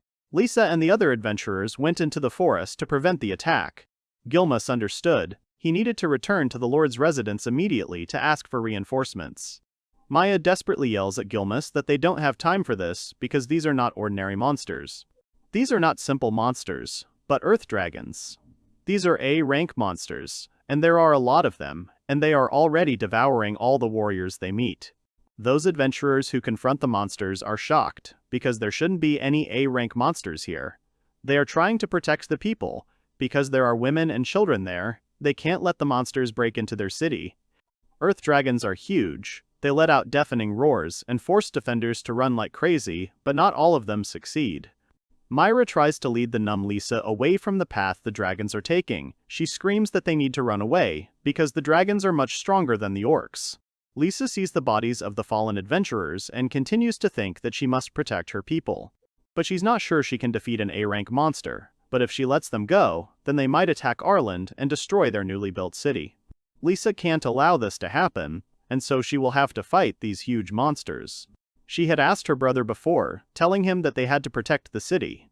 But her brother did not listen to her. He only made a contemptuous remark. Lisa closed her eyes and mentally asked her father and mother to forgive her, but she had to. The earth dragons went on the attack, jaws wide open. Myra grabbed Lisa and tried to pull her away. Lisa mentally screamed and asked not to interfere and let her go. Suddenly, the sound of bells was heard. One of the dragons froze very close to Myra and Lisa, but did not attack them. Shocked, Myra and Lisa realized that someone was coming. It was Touya, who unexpectedly appeared on the battlefield. Touya arrived riding Kokuyo. He apologizes for the delay. And in his hand he holds an unusual object. It is a provocation bell. It works for 90 seconds and distracts the enemies from counterattacks.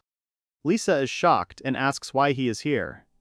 Touya replies that he was ordered to destroy these monsters personally, and that he is helping Lisa in this way.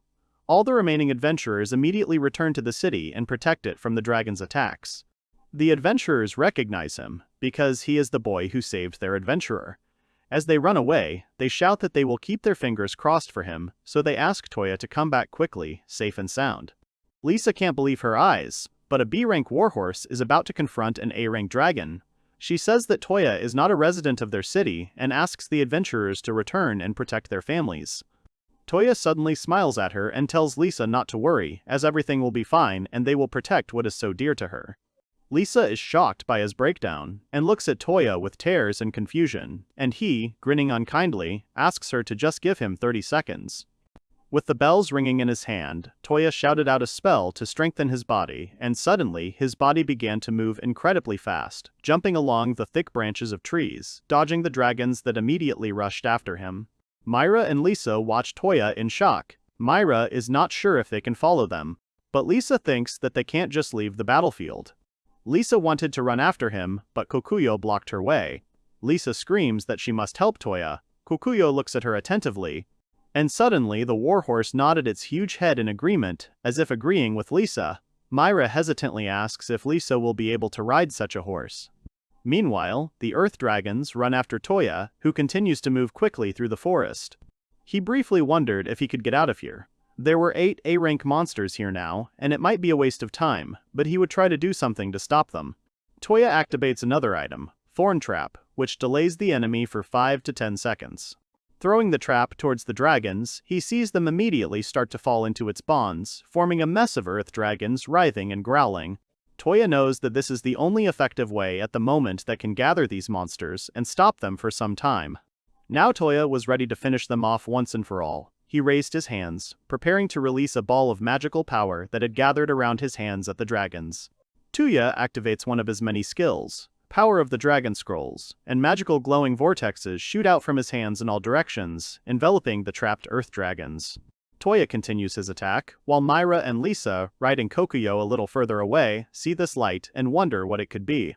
Finally, they drove closer to the source of light, and what they saw there amazed them. Lisa looked at the sight in complete shock.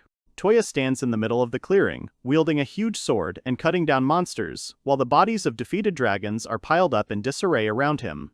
Lisa asks if the dragons have been destroyed, although it is quite obvious. Touya cheerfully tells her that the dragons have been destroyed, although it was a bit difficult, but he was still able to deal with them. Touya hopes that the dragons did not get into the city. Myra screams in surprise that these were A-rank monsters. She doesn't understand how he was able to fight them alone. Touya shyly tells Lisa that dragons are not really that strong, despite their rank and size. Suddenly Lisa fell to her knees and cried. She thinks it's terrible. Touya calls her name in confusion. She saw with her own eyes how monsters tore her friends apart, depriving them of limbs, and she could do nothing about it, only silently watched. And yet she promised to protect the people and the city, but why couldn't she? Touya realized that he had said something wrong and tried to justify himself by saying that he hadn't meant that when he spoke of monsters. But right in front of Lisa, he received a slap in the face with Kokuyo's tail. Then Touya thanks Lisa for her help and says that if it weren't for her help, the dragons would have been able to attack the city and destroy it. But Lisa still hates herself for showing her helplessness. She thinks that Touya has nothing to do with it. Myra is upset, and Touya is about to say something to console her. Suddenly, Touya, Lisa, and Myra hear something and turn in the direction of the sound at the same time. Lisa asks if they can hear the roar of the monster from there. Touya is serious. He smells dragon blood from there, so they should stop. And suddenly, someone says that if Touya is worried about something, he can tell them and they will definitely help him. He should know that. Touya lets out a surprised cry. This is Princess Charlotte. She says that the Empire's detachment will do everything to ensure that no monster gets to the city of Arland. Her confidants came with the princess, as well as the Empire's select warriors. Touya yells in surprise that R and Natalia are really in front of him. To which Natalia replies that she saw a light in the distance and immediately realized that it was Touya's Rabata. Myra and Lisa are shocked again. They ask Touya if this is really Princess Charlotte and if it is true that he knows her. Charlotte smiles and says that, on her father's orders, she brought soldiers from the imperial capital to protect the city of Arland. R added that rumors about the flooding of the dungeon had been circulating in the Empire for a long time, and that is why His Highness immediately ordered a detachment to be formed and sent to help Arland.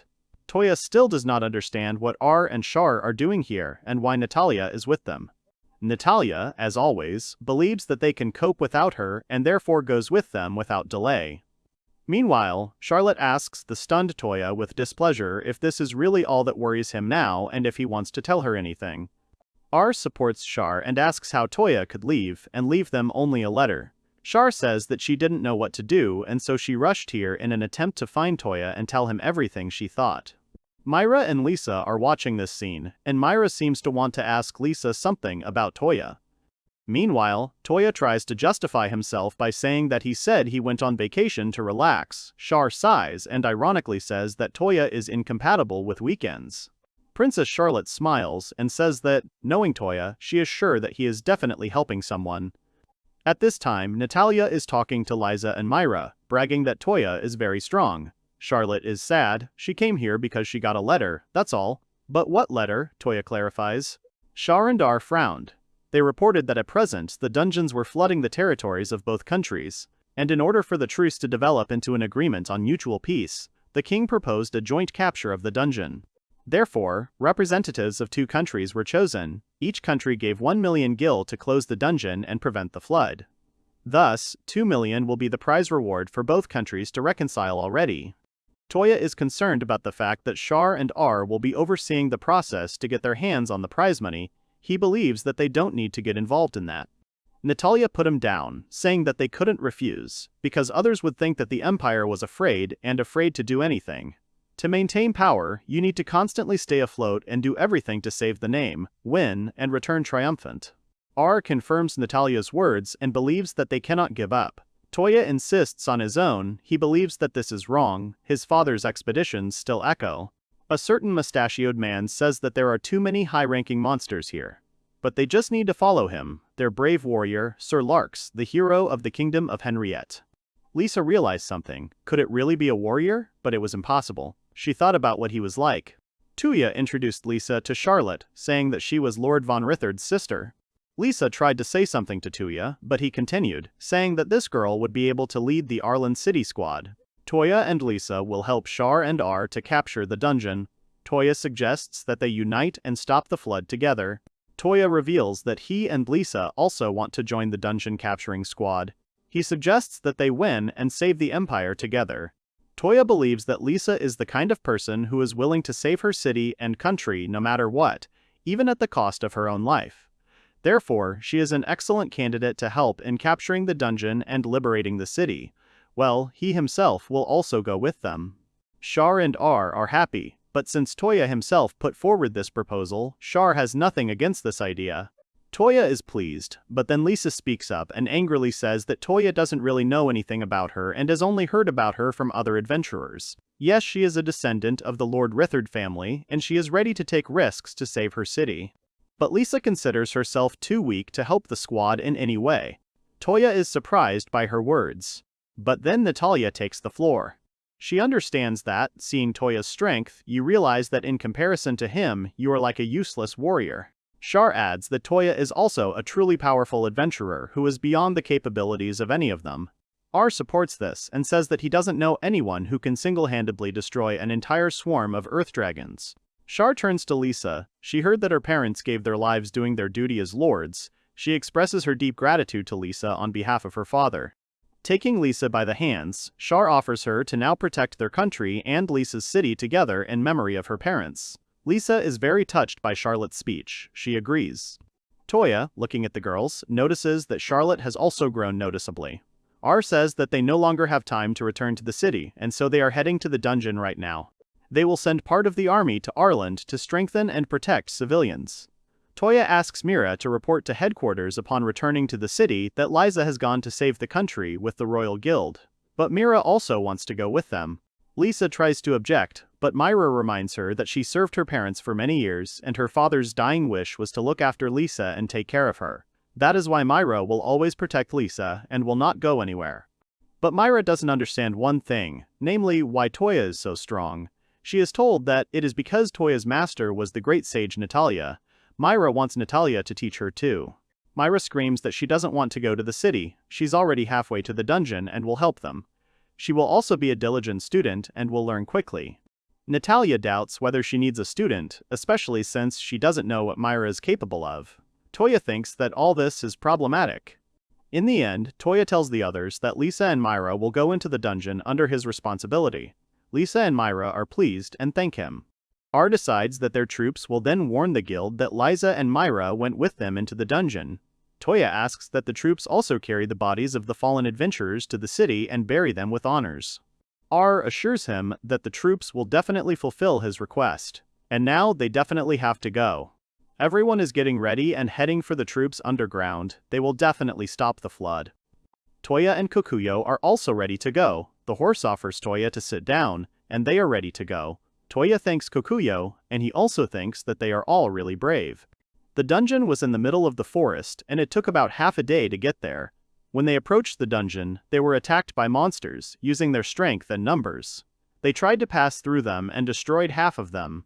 The first army is ready for battle. They rushed forward to destroy the monsters on the way to the dungeon, and their attack was very strong.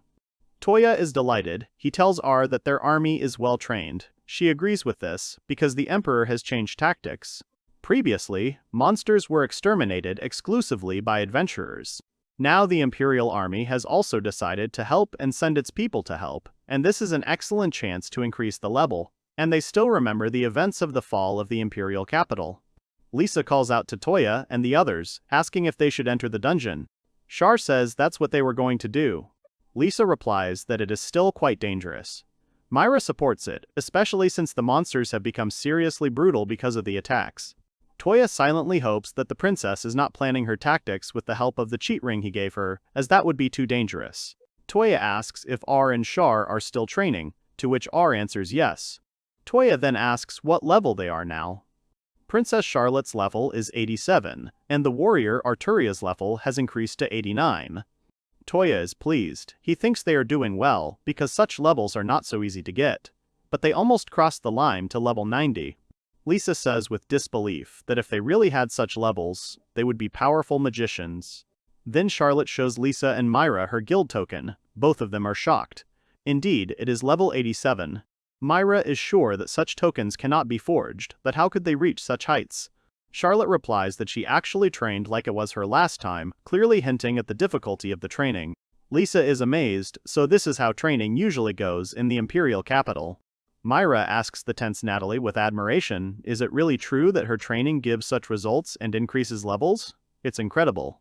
Touya thought he was a little shocked that the girls had increased their levels thanks to Natalie, but he didn't expect it to be that much. Out loud, Touya answered Myra that the girls probably increased their skills and magic power by using them in battle.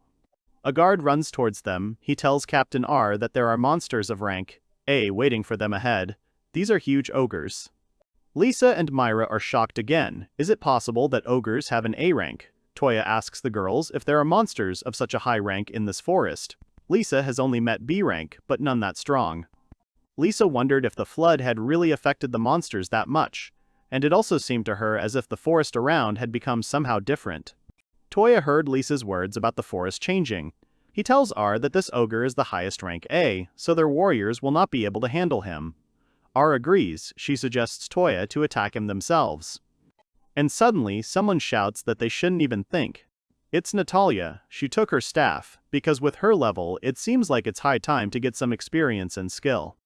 Natalia is level 90, and she has already activated the spell to hit the A rank ogre.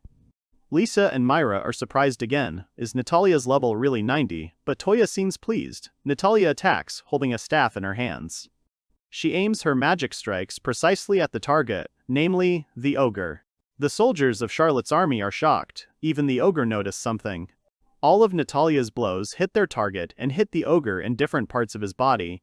He let out a roar mixed with steam and crashed into the forest in front of the surprised people.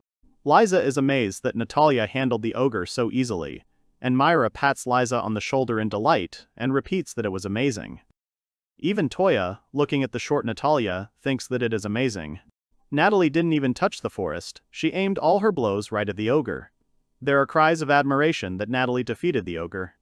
Pleased with herself, Natalia accepts the admiration and listens as she is praised for her incredible abilities in managing magic. No one expected anything less from the great sage Natalia. Charlotte asks how Natalia managed to raise her level so much. Arturia supports her. She thought that Natalia only slept and ate in the castle and did nothing else useful. Natalia triumphantly says that they were wrong to think that she was fooling around all this time. After all, while they were hunting monsters, she was secretly training and leveling up. Lisa asks what level Touya has reached then. He replies that he is level 52. He shows the girls his guild token and thinks to himself that this level is quite high. Lisa admires the high level that Touya has reached, while Myra notes that it is still not very high compared to Natalie and Charlotte. But Charlotte says that Touya's abilities surpass even the strongest masters. Arturia agrees, because Touya has always been distinguished by a desire to improve his skills, and eventually he was able to surpass the best. R seriously says that it is not enough to just have a high level. In their case, humanity plays a significant role, and not the title of a hero or a title. R says that they all need to hurry, because the dungeon is already nearby. Touya remembers that R's father died at the hands of strong warriors, and that is why she still hates people like them. R remembers how she, her brother and grandfather stand at the grave of their father. He tells his grandfather that he will never forgive the murderers. Grandfather tells them that their father behaved like a true hero, and he did not beg the enemy to spare his life so as not to be ridiculed. Grandfather reminds them that their father Garrett was a noble warrior and therefore ended his life with dignity. He is proud of his son and wants Garrett's children to be proud of him too. The time will come when they will restore the honor and dignity of their family name. One day their grandfather will go to battle for the throne, but due to his age he will lose, so R and her brother will have to finish what he and Gareth started. They are both ready to defend the honor and memory of their father and former greatness in the future. An army led by a mustachioed man and the hero of the kingdom of Henriette, Sir Larks, approaches the army of Lunnet. Both armies meet in a large clearing and wait for a moment to begin a conversation. The warriors of Lunnet whisper unfriendly words when discussing their opponents, calling someone a traitor who already thinks of himself as a king, and they remain silent in response. Princess Charlotte and her friends stare at their opponents. R can barely contain her anger. Then Touya asks if she's okay. R comes to her senses, but even if her opponents don't dream of a truce, she will do everything to get ahead of them. Touya realized that the enemy army's appearance had thrown Arturia off balance, and that she would never give up victory to them, especially since the inhabitants of both states hated each other. One of the reasons Touya joined Char and R's party was to make sure that Henrietta had the same goals of taking over the dungeon as Lunnet. Now that Touya sees them, he has no doubts about it, but how did they know that the people of the Lunnet Empire would be here? Perhaps Henrietta's hero Sir Larks is a player from another world like Touya, and although he once said that he has long belonged to the guild and fought monsters, is there any reason to trust his words, and how much does he know about this world? So, Touya decided that he had to make sure that his words were true at all costs and expose Larks's hero. But he had to do it very quietly and without prying eyes, so as not to give away the secret. The deputy head of the Knights of the Kingdom of Henriette decided to break the silence. He asks if his opponents really gathered for a dangerous mission with a bunch of women and children. He had heard that they were short of troops, but he did not think it was that much. He continues and turns to Natalia, who is sitting on a warhorse. Does the little one really think that they can handle the dungeon? Touya glances at Natalia warily. Deputy Chief Henriette continues the attack and suggests that the opponents go home while the adults quickly solve this problem. And the place of children is on the playground, not in the shelter of the monster. Charlotte tensed up, preparing to answer, and then Natalia arrogantly suggested that they wipe everyone out and just move on. Touya asked to forgive her for being too emotional. The deputy chief laughs. He doesn't think that the little one has enough strength for such a crowd of grown men. But then a man standing nearby advises the deputy chief to shut up. If his life is dear, he doesn't understand what they are talking about. The deputy chief's colleague pats him on the shoulder and tells him that there are rumors that this short dwarf is none other than Natalia, a high-ranking wizard of the Lunnet Empire. The deputy chief is shocked. Could this really be the same witch Natalia? Barnett von Gargan takes the floor. He apologizes for his colleague's harsh words, and he is responsible for this unit. He will later hold a conversation with the soldiers who behaved inappropriately. Barnett von Gargan is surprised to see not only Her Highness Charlotte here, but also Lord Garrett's daughter. Sir Larks, standing slightly behind, recalls Garrett. Barnett von Gargan offers Charlotte to make a temporary truce, since the forest is teeming with monsters and they alone may not survive and cope with them, and together they can capture the dungeon in no time. Charlotte loudly expressed her consent. They were ready to cooperate. Barnett von Gargan mentally surprised that she agreed so quickly. Upon seeing Touya's warhorse, Barnett von Gargan asks if Touya was planning on taking it underground. Touya noted that Kokyu always followed him and he saw no reason to leave it on the surface now. But Barnett von Gargan reminded that due to the magical powers of the core in the dungeon, the warhorse could go berserk, and if this happened and the horse attacked the soldiers, then Gargan would do everything to destroy this monster, so Touya was better off not taking it. Barnett von Gargan continues to say that now they all have to try and trust each other and eliminate any signs of conflict. Touya is worried that Kokuyo simply won't be able to stay outside and will definitely follow him into the dungeon. The cunning Barnett von Gargan is sure that none of the opponents have ever made their way through the dungeon. Char wanted to ask something, but did not. Gargan says that they were helped by A-rank adventurers who have a lot of experience in capturing dungeons. They are also sure that the monsters in the caves are only of average rank and therefore not as dangerous as their leader, who has the highest rank of all. In other words, the leader's rank in the dungeon can be S rank or even SS rank or even SS rank, depending on the age of the individual. Gargan asks them to think about whether they are ready to go to such a dangerous place, risking their lives. Someone shouts that everyone understands that this is not an excursion, but no one is going to die there either. Charlotte also noted that high-ranking monsters are too controversial, because if there was a dragon of rank, SS, in the dungeon, it would hardly lie in the dungeon, fold its paws, and wait. Yes, it would have destroyed everything here long ago. Lisa is afraid of the rank SSS, but Touya is even inspired. He dreams of meeting him face to face. Natalia clarifies whether he heard everything that Princess Char said. Touya approaches Kokuyo with an offer to rest upstairs while he quickly runs down to the dungeon for souvenirs. Princess Charlotte is tired of waiting. She tells Barnett von Gargan that he underestimates their strength, and therefore he should stop chatting. Before him are the strongest warriors of the Lunette Empire. Barnett von Gargan says there's nothing he can do about it. He'll have to hope he can survive and retire peacefully. Well, then they're calling on everyone to follow them and take over the dungeon. They must become heroes, for the sake of victory, the ruler, and their lands. Lark shouts loudly that it is also for the sake of the prosperity of their majestic homeland. The army of the Lunette Empire listens sullenly to Lark's speech, but Natalia thinks that it came out too pompous, and in general, she doesn't know where they saw such heroes. She winked slyly at Touya and asked how he felt about becoming a hero too. Touya reminded her once again that he wasn't aiming for that. But still, if he really did become a hero, he would finally be able to meet her. Then Natalia suggests that he go into the dungeon first. The entrance to the dungeon is hidden among the roots and branches of trees that entwine the old ruins and hide a black as night opening from which light and sounds come. Touya is unhappy with what he saw, and Natalia asks what he wanted.